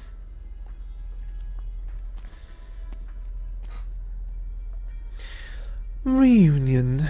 Infected. Another group of pitiable people fighting against their pitiable fate. Tenacious, powerful, magnificent. And yet completely unaware they're involved in another lamentable conspiracy. Draco and Aslan, Red Dragon and Lion. You people who rose up from Ursus were actually led to where you stand today by a descendant of the Red Dragon, who will ultimately bring about your demise. Tallulah Artorius, what sort of woman are you, Draco? If you're deserving of my attention, then come forth from death. Sparks fly as Death's voice, with that branches and reeds all reduced to ashes. But the flowers are still in bloom. They are rejecting death. Flowers? To think there would even be flowers that can withstand my flames?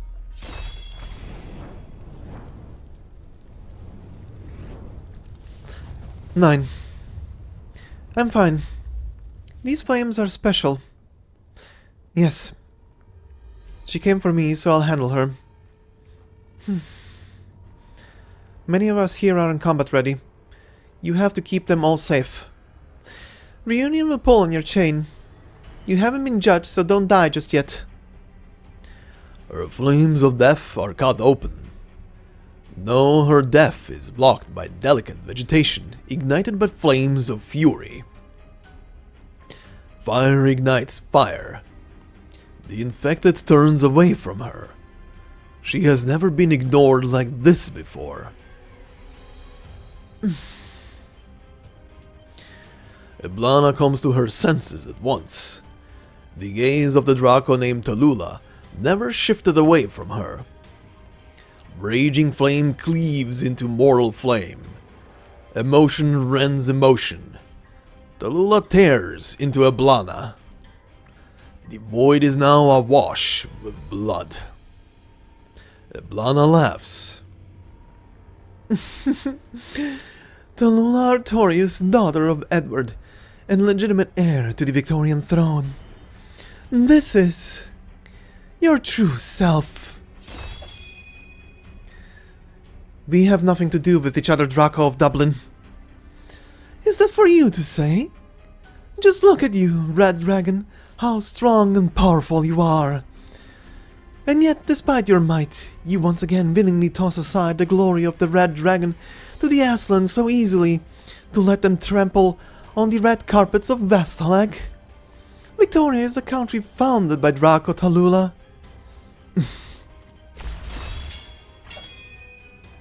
Why do you only resist? I can smell an unimaginable fury in your flames. Do you not crave it? How can it be? Fury? Do you still wish to continue playing house with the infected? How are you this narrow-minded? Infected? This status does not merit mention. You can step over it, disregard it, save it. I give you a chance now, Tallulah. I can disregard your infected status and even this pitiful mutual aid program you control.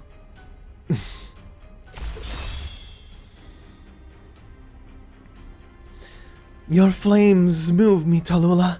Stand with me, and I pledge that everything you desire shall be realized into reality. Come to my side, submit to me, and Tara shall stand together with you. Our careers hold no conflict with each other at all. Both you and this infected movement of yours need an end more powerful and prosperous than this. Are you finished speaking?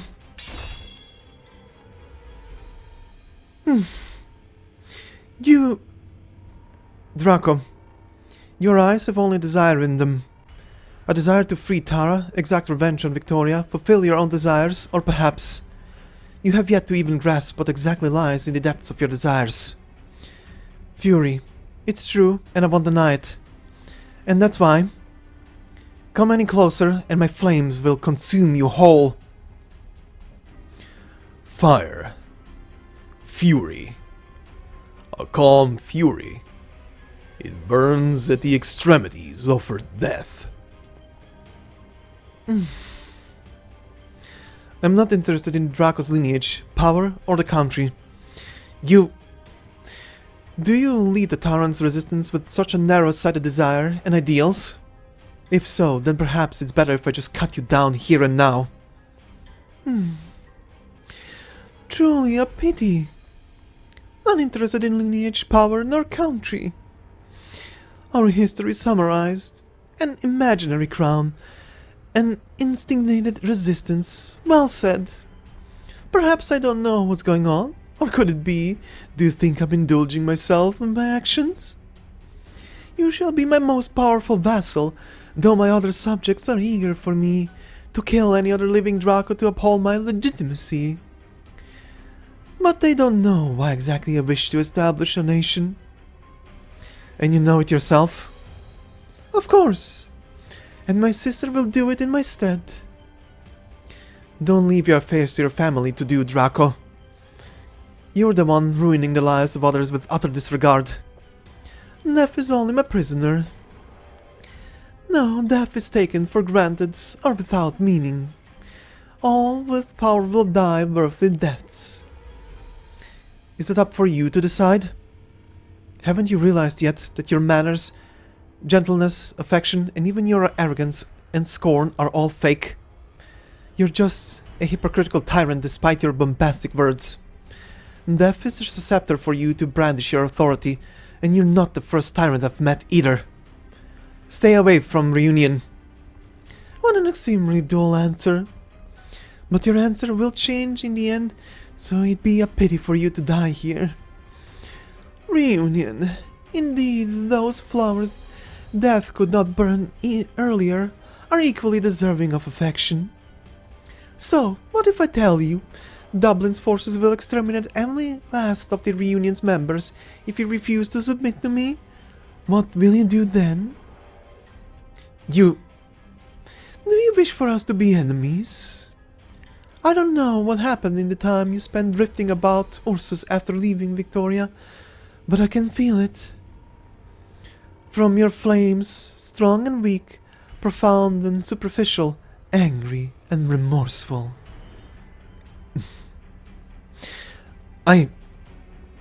She's a sinner from Union. Don't think too highly of yourself, Draco. Ah, the little flower. Your team's not too far away. You must be so concerned for her. It doesn't matter. This isn't the first time Reunion is up against a strong foe. Dublin's forces, you already erred by not calling in your high-speed battleship immediately.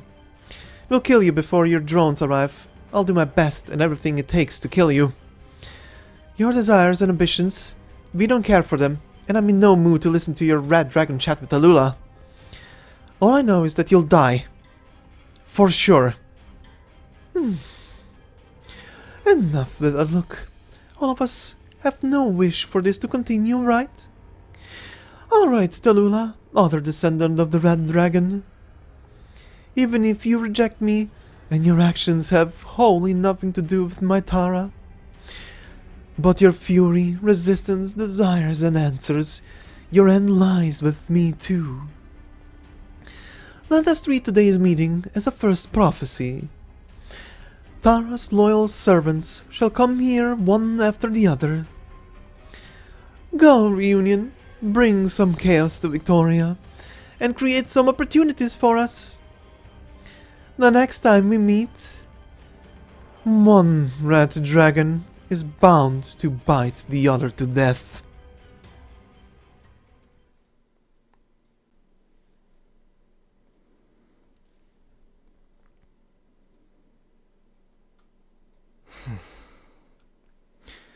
That's enough hiding. Come out already. It's only going to become more humid after night falls, and you won't be able to light the firewood you got. Who are you? You're infected. Doesn't matter. I'm the same. I won't harm you or anything. There's no need to be so wary. I'm not lying. I really am infected. You're not a Victorian? I'm from Yan. What's a Yanese doing here? My family came here for business and got caught up in the war. I was going to evacuate with them, but I accidentally contracted rypathy. So they left me behind. Everyone's unfair to the infected everywhere. Your luck sure sucks. But we can't help you either. I can tell. You don't even have a way to start a fire, so you're probably no arts users. Don't seem to be hunters either, so you won't live more than a few days. Getting captured by the military as an infected, or by the Sarkas as a Victorian, either way, it's a terrible way to go, right? So? I can help you get a fire going at least. Watch. Whoa, it's really burning. Was that easy? Thank you so much, Yanese lady. What about you? Do you need us for anything? The sky's getting dark. Can I rest here for the night? I'll leave at first light tomorrow. How's a foreign refugee like you this calm and unruffled? And your sword, even I can tell it ain't some ordinary blade.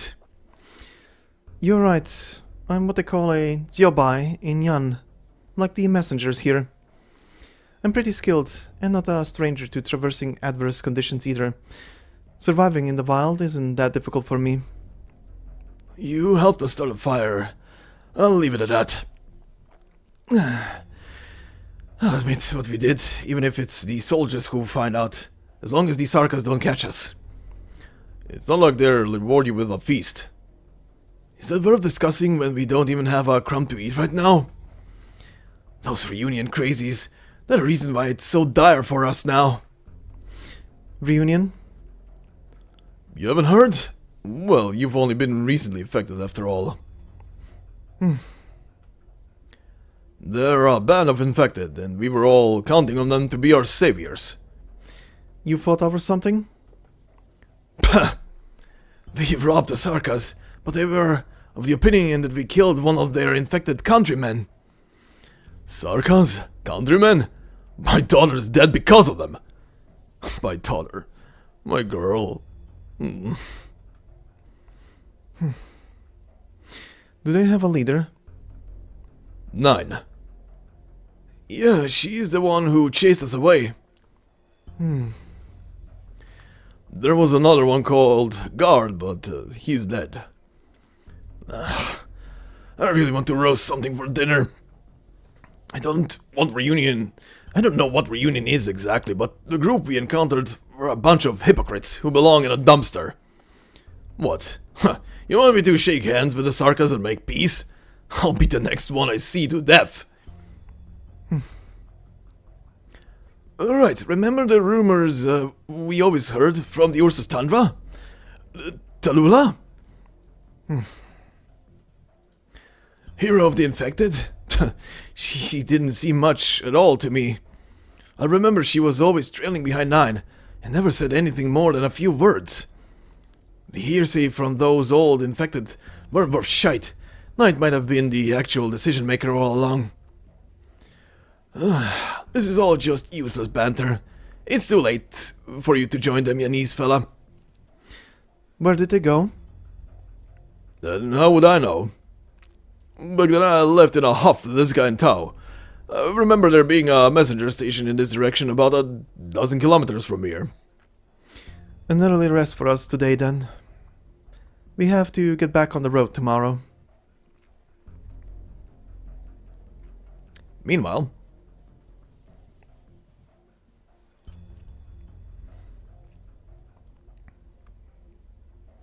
Nothing unusual to report. Did you hear? The dukes seem to have bumped into each other. Duke Windermere sacrificed herself, and the other lords can no longer sit still either. The Madam's legendary tale is still in my mobile terminal. Legends are useless now. But do you know who was keeping watch here at Catalay before we took command? I thought the Sarkas seized this place long ago. Could they have been stranglers from some army? Maybe it's the Londinium Citizen Self-Salvation Corps.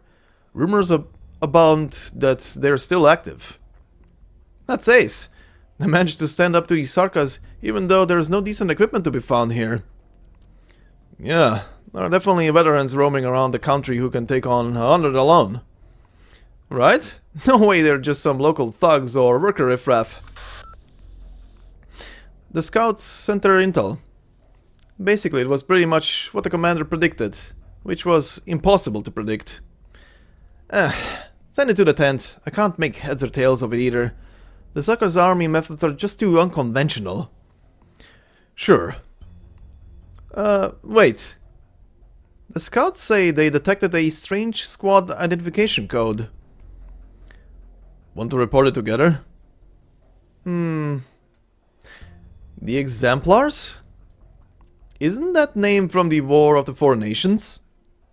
What am I supposed to tell them? Our scouts saw a specter?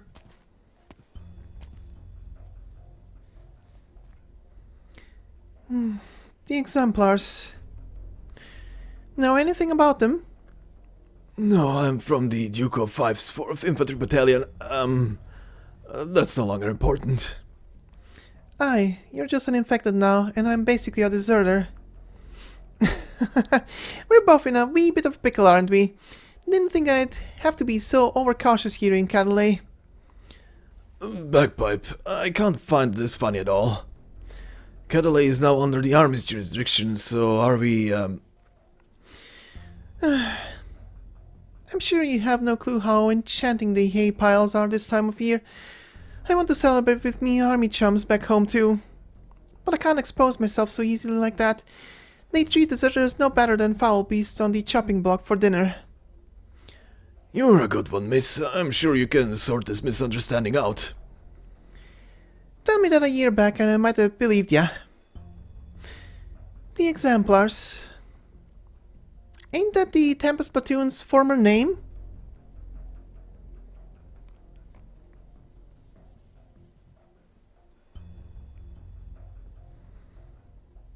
Still following me? You seem strong, and we haven't eaten at all the past 2 days. We're all fellow infected, aren't we? We'll travel together for a while more. You might be able to see the station you mentioned after this hillside. Or maybe it's been smashed to bits. Wait!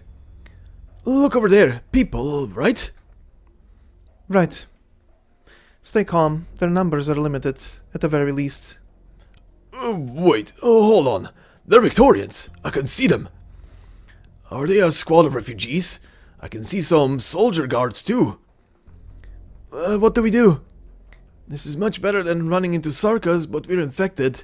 Are we going to be, The infected already abandoned us, so we might as well ask them for food and starve to death out here. Besides, think about it. How many people are going to emerge from this war with Ripathy? Surely they'll let us live somehow. Of course, definitely, for sure, I'm sure they will. I'll go and take a look. Hey! Heavens, what's going to happen if the soldiers do turn hostile? And you're a Yanese, what if... I think you can ease up on the anxiety. Look, they seem to be getting along well. Huh? It really does look like that. He's waving. I'll go over. Shen watches the two infected mingle with their compatriots. Vigilance, talking, casual chatting. Soon someone puts their arm on their shoulder, and their cheery chatter reaches Shen's ears. Shen stays at her spot for a long time.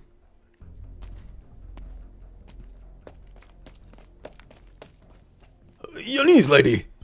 I talked with them. We can travel together. Huh? Where'd she go? You beat the Sarkas to death? Hell yeah, you're our heroes.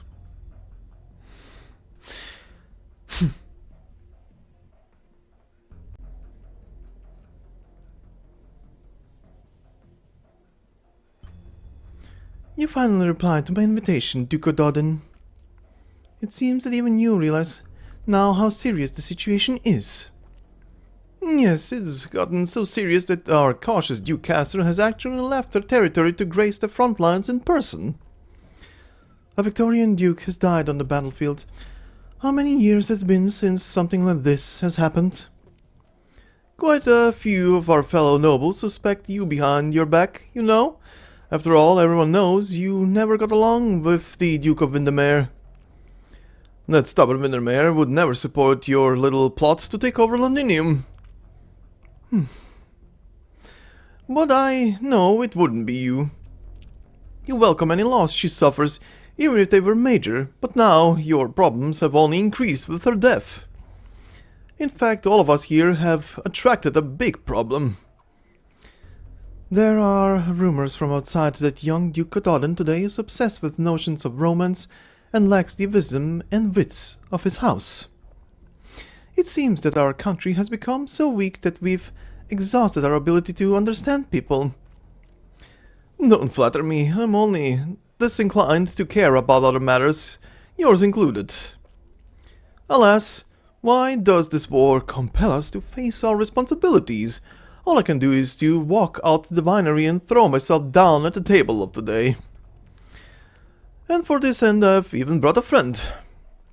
It was not easy to bring him off his high-speed battleship. To think the Duke of Wellington would grace us with his presence.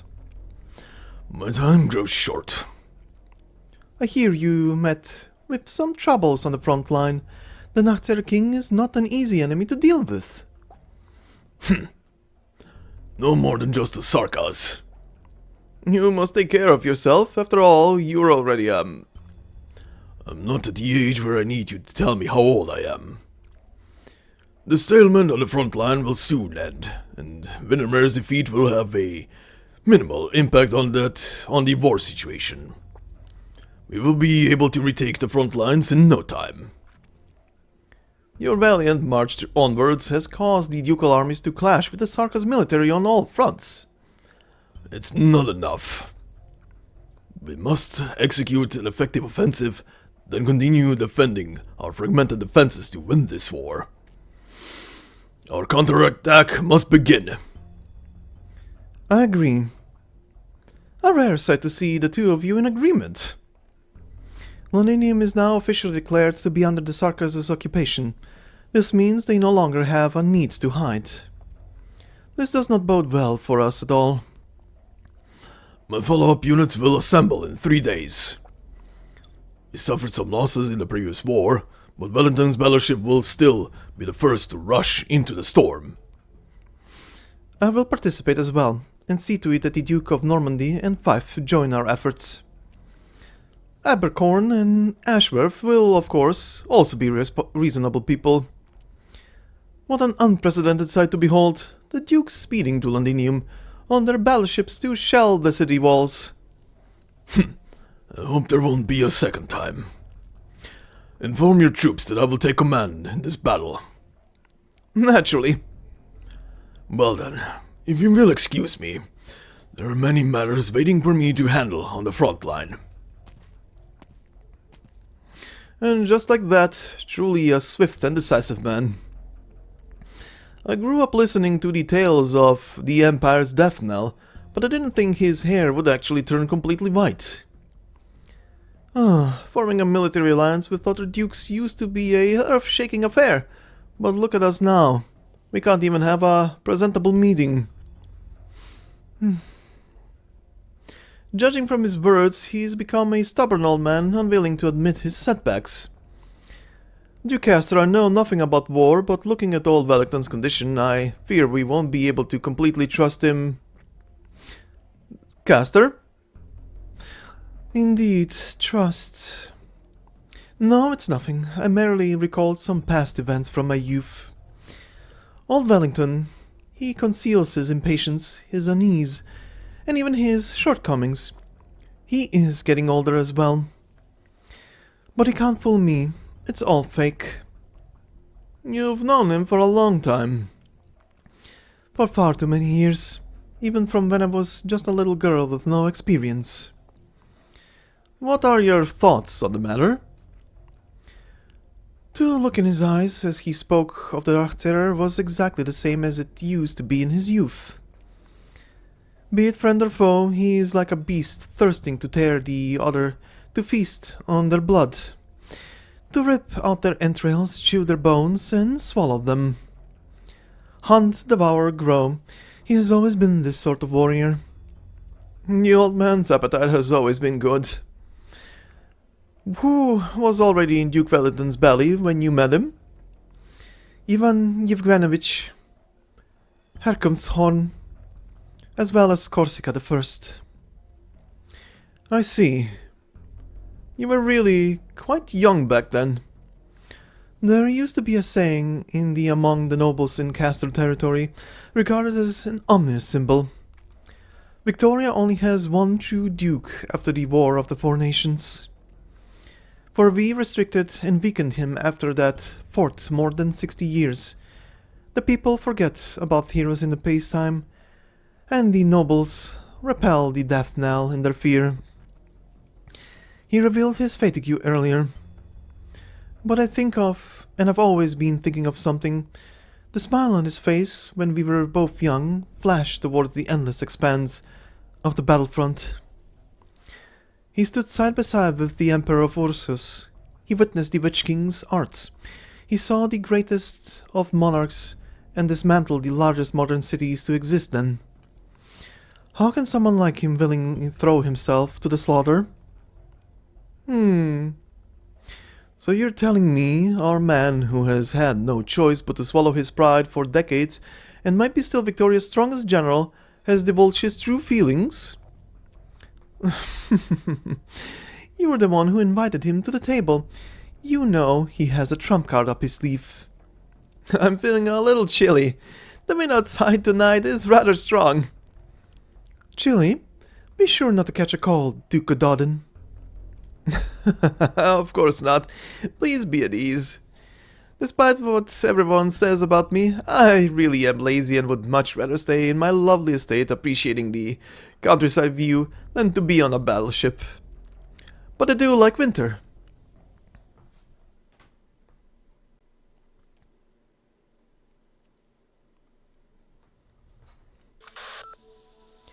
Ah, I got it. You tinkering with the radio equipment again? Didn't I already tell you multiple times, Closure? Our recent patrols haven't gone far enough to pick up any signals coming from inside Londinium. And I already told you so many times, I'm a Rhode Island engineer. Look, my equipment specially made for Rhode Island communications can now receive signals from other channels after my many modifications. Let's see. Londinium Self-Salvation Corps broadcast. Repeat, Commander Clovesia and the other members who have not left are still fighting. Repeat, we need backup. Commander Clovesia? I knew she and the others were fine. We need to hurry and tell everyone about this. Great, they're all right, and I'm done debugging this tool in my hand. Wait, there's another message from the Rhode Island channel. It can't be. What happened to Blaze and the rest with her? And what's with all the regular infected? After some electric noise, the disembarkment application for Londinium, Victoria, has been approved. Local branch operators, please make preparations. Repeat, please make preparations. Meanwhile,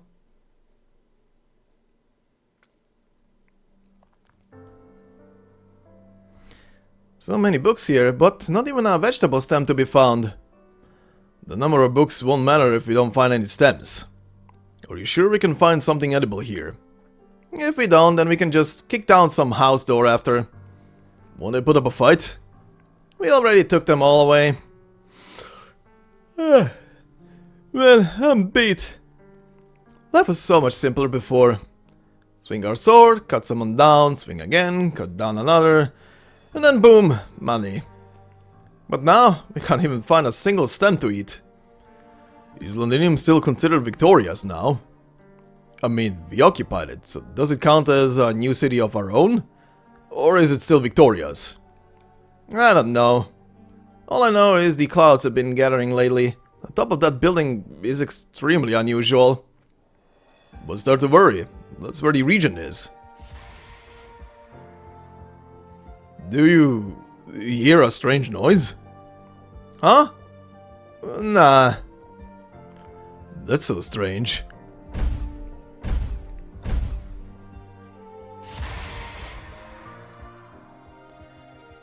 A huge figure emerges from the shadows and a ray of light blazes through the deathly still streets. It raises its heavy arm and then harshly drops it.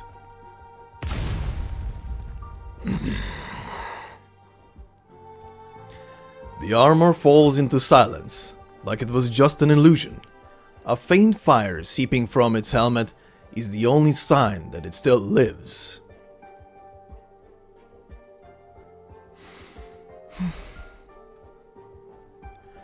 She stretches out her hand to touch the knight, but is forced to refrain from the residual heat on the armor.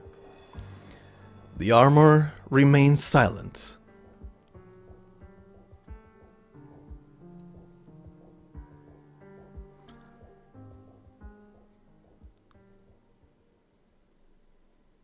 Episode 13, The Whirlpool That Is Passion, End. But one more.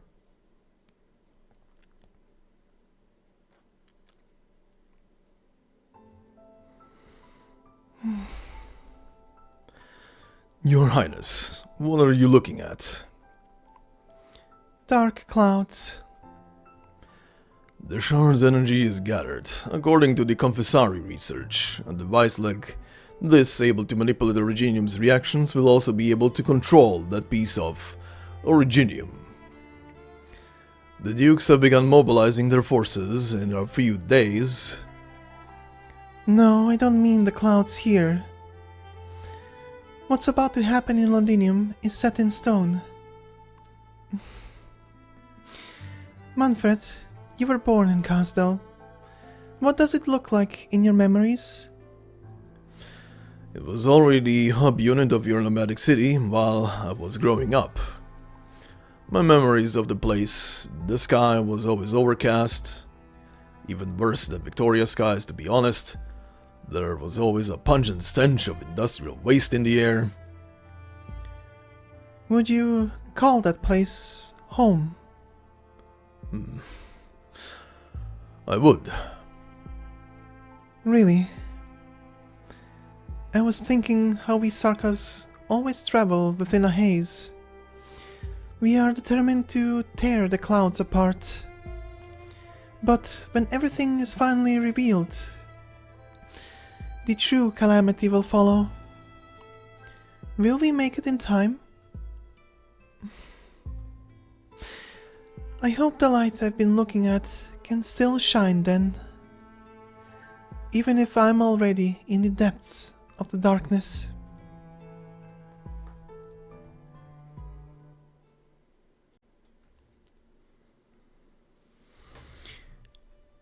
And this is where our story ends for now. But before I do and say anything else, can I just say very quickly, look who's back! Sorry. But yeah, oh my god. Let me just give you a quick play-by-play. How that specific cutscene with the Steam Knight and Ellerdale went when I was reading for the first time through this part. So beginning with just showing the picture that we've seen for the first time when our team reached Londinium, like the outskirts of the you know, the city and stuff like that, that image that's in the background, and thinking to myself, okay, we're back here. Then the two Sarkas appear and I'm like, okay. The two of them start talking and it's obvious it's the two guys from the beginning of the story that were literally burning books to cook soup. And I'm like, alright, why are we back with these two? What is happening? Who is about to show up, or what is about to show up? What is happening here? This is definitely a build-up for something. Because you brought these back and they're definitely doing something.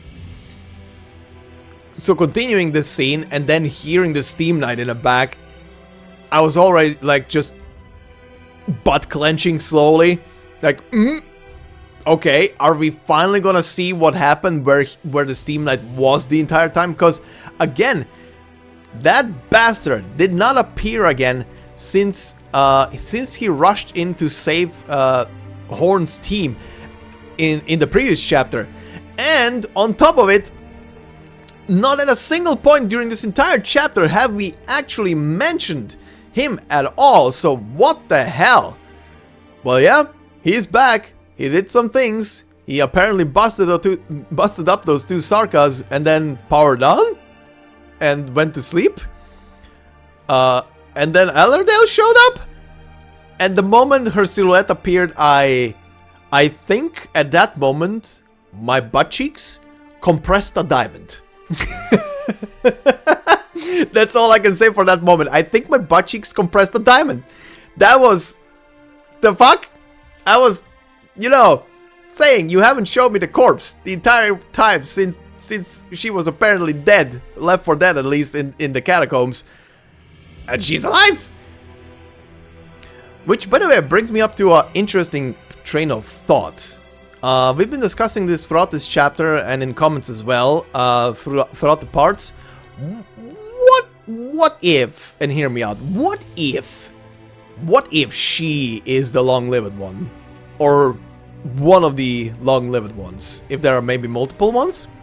But yeah, what if she is the long-lived one? Again, Noel brought it up that he didn't know that he is a long-lived until, you know, he was starting to getting pretty old and nothing was essentially happening with him, so he was like, oh, well. But yeah, what if she didn't know that she is a long-lived one until something happened in the catacombs? Who knows? Maybe the Steam Knight literally killed her on the spot there, but she just came back to life? Again, we don't have an explanation. Even Noelle doesn't have an explanation to how do you become long-lived. Is it inherited like genetics, or does it just randomly happen like a mutation? Who the hell knows? We don't know. I'm just posing it here as a theory. What if she is one? She's back. I'm definitely interested to see what is happening. She's definitely with the Steam Knight. That is exciting. That is interesting. They seem to be somehow communicating, maybe potentially. Now it makes more sense why the knight rushed in to save Hornstein back then, if she was giving him commands. That is, of course. But you know, well, I guess we'll see in the future chapter. I really hope this is gonna be expanded upon in the future chapter, because I mean, they didn't drag her back for nothing, right? Including the Steam Knight. So let's see what happens there. I am just excited. I am just excited because I've been saying that she's alive. Sorry. Anyway. Anyway, this chapter in general was amazing. So many good moments, so much emotional stuff from start to finish. Damn. Reveals, true names given. And then these final moments as well, with Amiya shattering one of the rings and just telling the Sarkas off. Sorry, the Sarkas, the Sanguinarch off. Oh, yes. More, please. Now I'm even more hyped for the next chapter in a couple of months, and I will be a patient boy, and I will wait. I will wait until we are close. I don't want to see anything. I don't want to hear anything about it, and I will wait because there is still the bubble event, and I want to keep myself nice and unknowledgeable about any of that until we get there. But yeah, before we, oh my god, before I go into the ramble about the chapter further, very quickly, just to go back to my bingo card, if you want to put it that way, of the stuff that I put down before we headed in. Two things didn't happen. Still, the one thing being us directly either fighting or dealing with the Nachtseher army did not happen. The entire chapter, the battle stages essentially are just us fighting Sanguinarch enemies and the Theramood guards, and that's pretty much it. That's pretty much it. Obviously not counting the boss and the mini-boss of the chapter, but still, they're not part of the Nachtseher army, but you know what I mean. Didn't deal with them. Maybe that's gonna be part of the next chapter. They're still there, obviously. They're still waging war against the Dukes, so maybe they're still gonna be in the background. Who the hell knows? But outside of hearing about it, we haven't really seen anything, which is kind of crazy, honestly, now that I think about it. So I'm guessing they're keeping it for something in the next chapter, probably. The other thing that, again, nothing happened with it, is the Realm Blade. The Sigh of Kings, Fingasika, is still just a hunk of metal. Nothing happened, no symbol of unity, no nothing. The symbol of unity turned out to be just literally siege and that little box that is the identification code for the exemplars. So, the sword is still just a sword, nothing really special about it, just that it has history on it. I do now wonder though, however, mentioning the sword, if considering Gawain was there observing Siege as she rallied the people under her, if he will now finally stand shoulder to shoulder with Siege and like in the good old days in the past, go into battle with her. That would be sick. But I guess that is speculation or prediction for the next chapter. Maybe it's gonna happen. Maybe the two of them are actually gonna, you know, actually communicate after such a long time, like exchange words. I would love to see that. The other things pretty much all happened. Tallulah interest in Eblana was, well, not really elaborated on, but definitely insinuated there that Tallulah is definitely aware of Eblana, and she is definitely wary of Eblana, and the clash between the two definitely happened there right at the end, and oh boy. I guess to quote a famous quote, let them fight. Let them fight. I want to see that one. Now that is a fight I want to see. That is a fight I want to see animated. Those two could go absolutely insane. Damn. Also, Iblana is so broken mind yonder. It is ridiculous. That blush and that stupid laugh when she was thinking about a Draco outside of her family. No. Go away. Shoo. Shoo. Go into your basement. Leave Tallulah alone and leave your sister alone. Go away. Someone else deal with this psycho.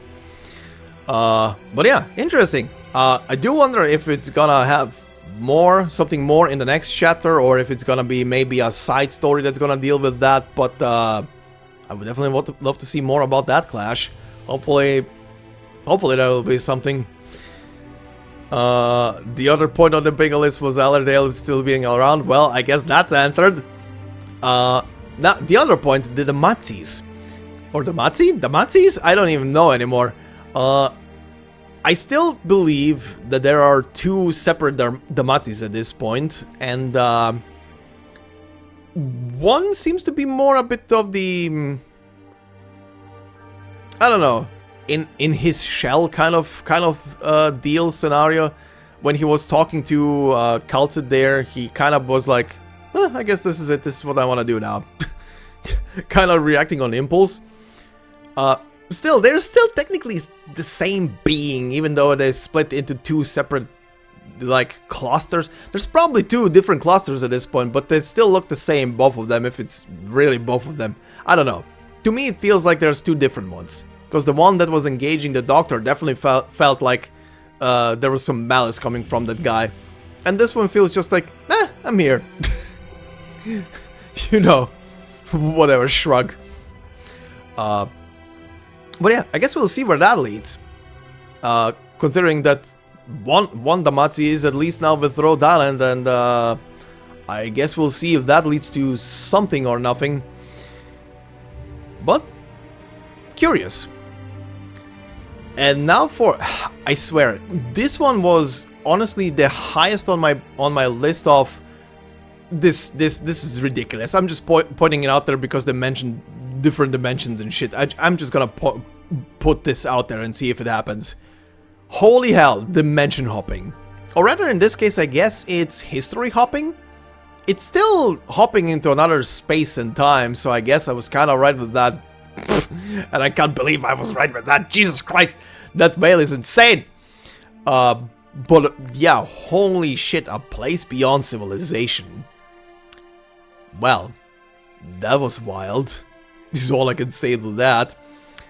And speaking of the whale as well, one portion of his consciousness being in that pocket watch, the other being with someone we know very well. Oh, that was amazing.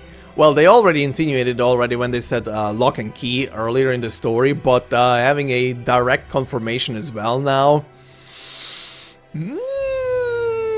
Will this lead to something? I am excited. At least we know now. At least we know now the origin and true identity of who is in the lock and key, right? That is cool. That has been around for a long while, and I remember people speculating on that thing for a long ass while, and now we've made direct contact. Exciting. And I do wonder what the endpoint of the wager is gonna be as well, considering all of that. But okay, let's go in order. Let's go in the proper order of this chapter from the get-go. First off, the POVs were amazing. However, I do hope they will not go too wild on the POVs in the future. I do hope they keep a balance between regular and POV. However, POVs are super great for freshening up the story format and stuff like that. It was amazing just seeing the story evolve through another person's eyes and their inner thoughts and how they feel. Something you usually wouldn't really get unless the character says it out loud. So this was really good, seeing all of those. Especially the two surprise ones. The two surprise ones here at the end. Holy shit, those were not POVs I was expecting ever to get. Are we gonna get a Therese's POV in the future? Oh my god, that would be insane. I could see them do a Theresa POV. But I would be down for a Therese's one. Damn, that would be sick. Pardon. But yeah, POVs are great. Keep a balance. And you have a winner. Then the... Where to begin, actually? Seeing Guard and having his face revealed. I already touched upon this earlier, but seeing his face reveal and so on and so forth. Like I said, I was expecting some kind of tragic death for him to happen. Not in this chapter, like I said. I expected this to happen in the next one, or maybe the one after that, but not in this one. It was definitely being built up as something will happen to him. But yeah, again, sad. Sad that he had to also go, so the others can move on. But damn, I do hope he met with the other guys now in wherever the hell they go when they die, and if they even go somewhere when they die. And the other guys explain to him, hey, we were just looking out for you, buddy. You were worrying a bit too much. But they can all hang out now. I guess that's a good thing. But yeah, definitely made me sad. Definitely made me sad to see him go like that. Damn. Now the other points. Our doctor doing some crazy shenanigans and trying. Oh my god, the doctor trying to hit a confessari, and not just even a normal confessari, a heavily genetically modified confessari with a goddamn rock. I mean, all props to the doc for trying that. That was ballsy as hell. And that crazy chick, oh, she be on another level. She doesn't show it, but she be on another level, especially with all the abilities she has in her now. Whew. She's gonna be a threat. And speaking of threats, I do love how the confessari has been built up slowly throughout the stories, all the way up until this point as a threat in the background, and definitely showed his face now, and definitely made himself known as, I'm a big bad, you should keep me in mind when we go into the future. And I do wonder when we're gonna deal with him, because honestly, I predict the next chapter is probably gonna dive into Therese's and Theresa, considering we are going straight for Londinium now. In what manner and what way, I do not know yet, but let's keep that for later. Still, confessari as a big bad, cool. Generally speaking though, absolutely disgusting, and please beam him into dust. Someone, please. Goddamn. Creepy little shit. But yeah, that was interesting. Then Siege. I love that they finally made her do something. She finally picked up the slack. She finally moved on. She organized people. She rallied people. She picked up the mantle. Even though she doesn't want to be obviously a regent or anything, from the looks of it, of course. But she definitely picked up the mantle of leadership. That is definitely what happened. And damn, it was such a cool moment. Such a goddamn cool moment. And as well, the name Exemplars, which again, it sounds very similar to Templars, but you know, semantics. What else? What else to go into? Amiya talking to the spirits. Well, how many more times do the young ones have to tell the old ones, no. I do this my way. But yeah. Amiya standing her ground towards the myriad souls was super cool to see. Again, even though it happened again, still super cool. Now, probably one of the surprise POVs, even though not really surprised, still a bit surprised, the one for Magdalene, aka Vendela. I did not expect her to have so many actually. Actually, I was wondering if she's gonna be even in the story. Like one of the units that we pulled from the banner hasn't even appeared, but Vendela definitely had quite a big role in the story, and they focused on her for quite a long time, which was actually surprising, I'm not gonna lie. It was pretty good. It was pretty good, just surprised that they did so much with her. Especially because she's a completely new character and stuff like that. But yeah, cool. That was definitely cool to see, and damn, someone give the girl a hug, please. She definitely needs it, even though she will probably blankly react to that, considering how mind-broken she is at this point.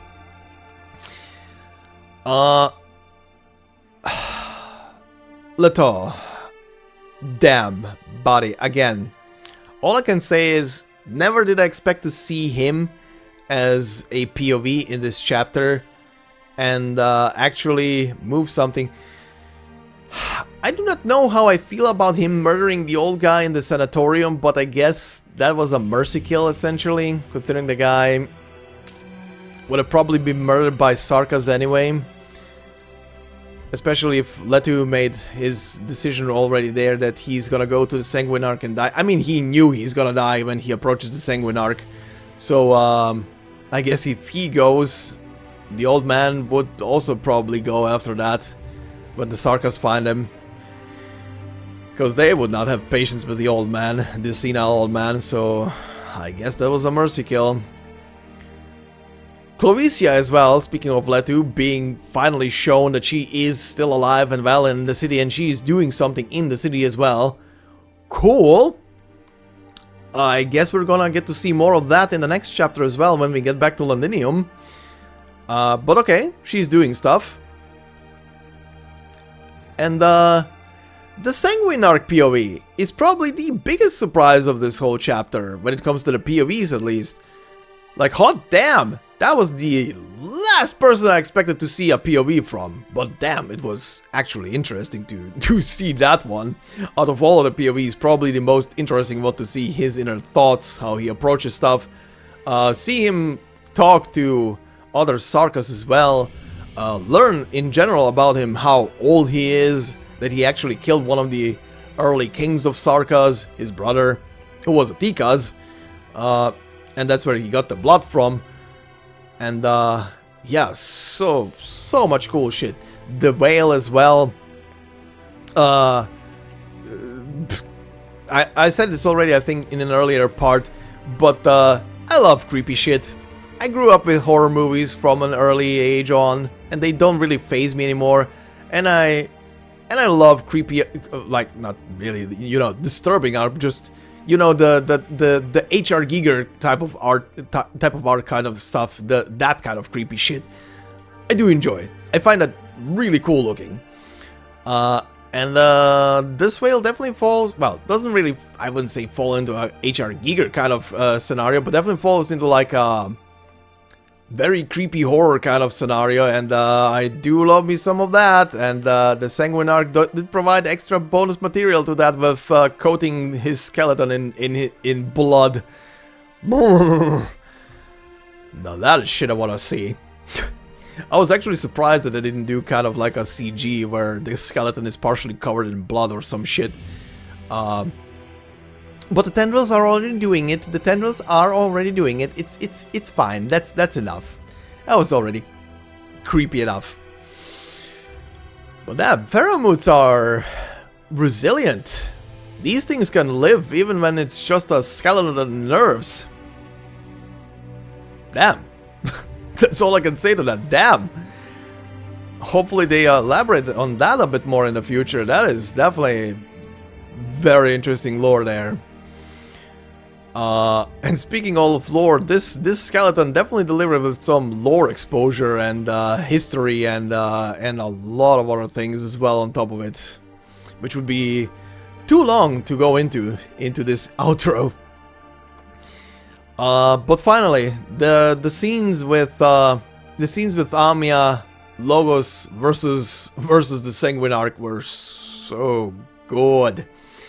Actually, the Sanguinarch getting actually for the first time like literally frustrated, pissed at them, declaring his true name, his intentions.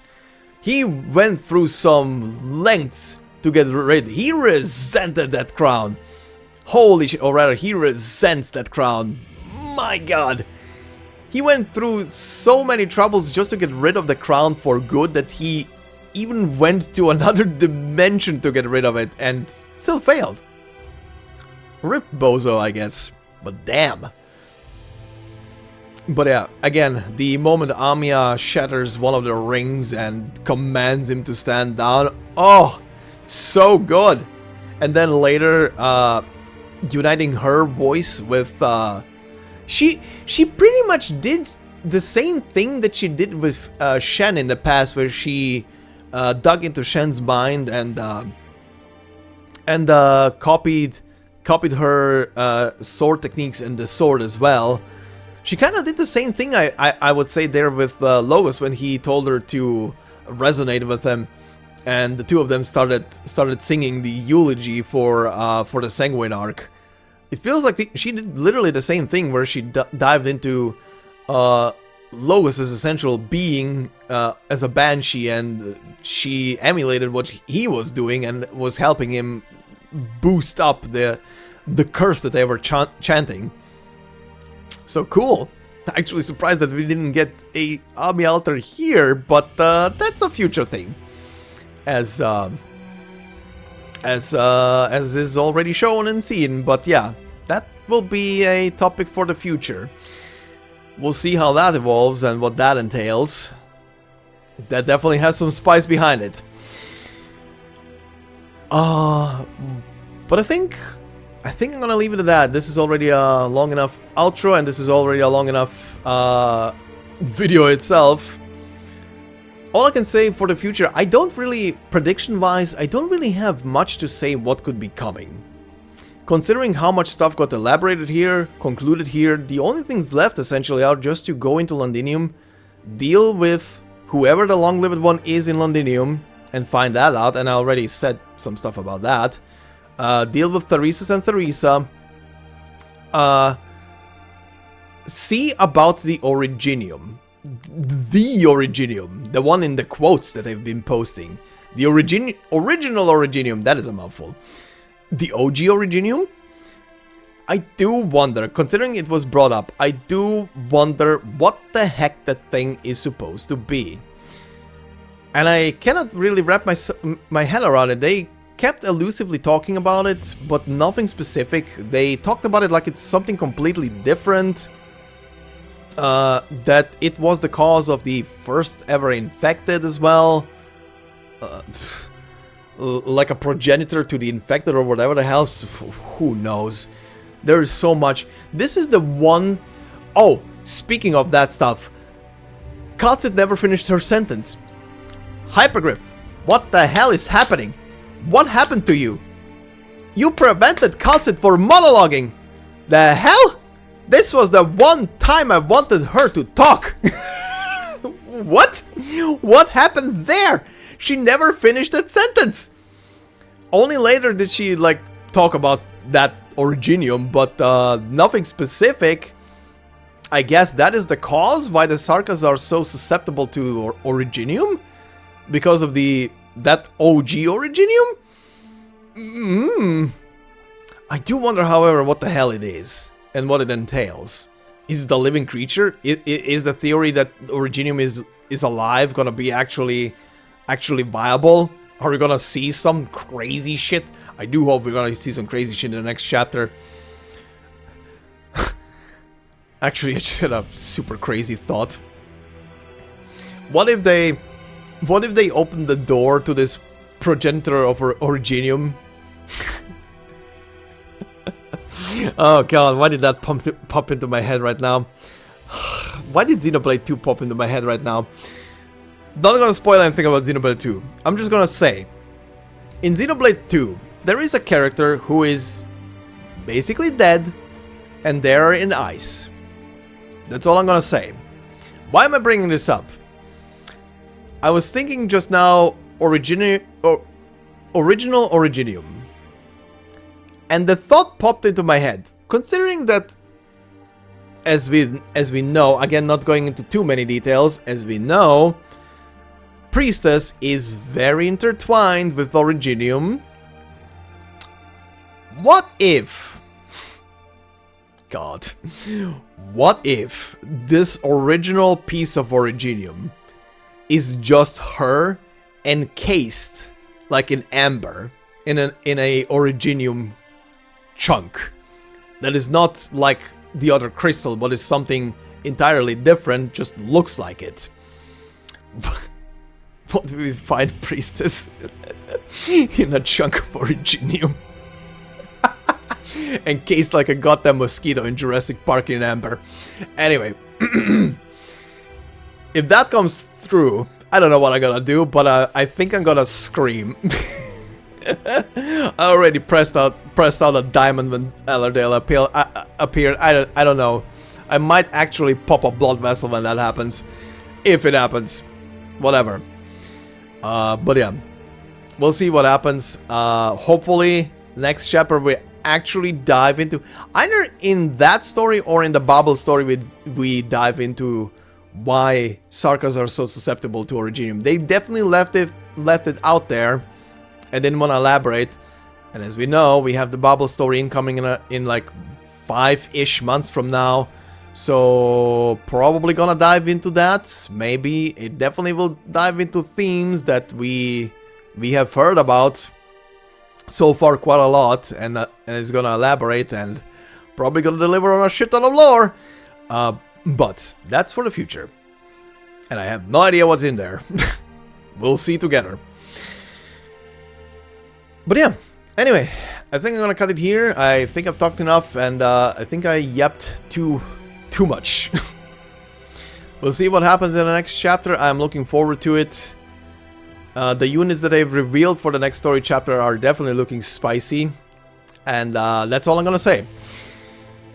And I do have questions for one of them. One of them is a question mark. And I do not know how I feel about it, but I want to know the reasons. I am interested. Let's put it that way. Let's put it that way. I am interested to see what the hell the explanation is gonna be behind that. But that's for the future. And I'm not gonna say anything anymore, because units is literally the only thing I know about the future chapter. At least the pullable or obtainable units. That's it. But yeah, anyway.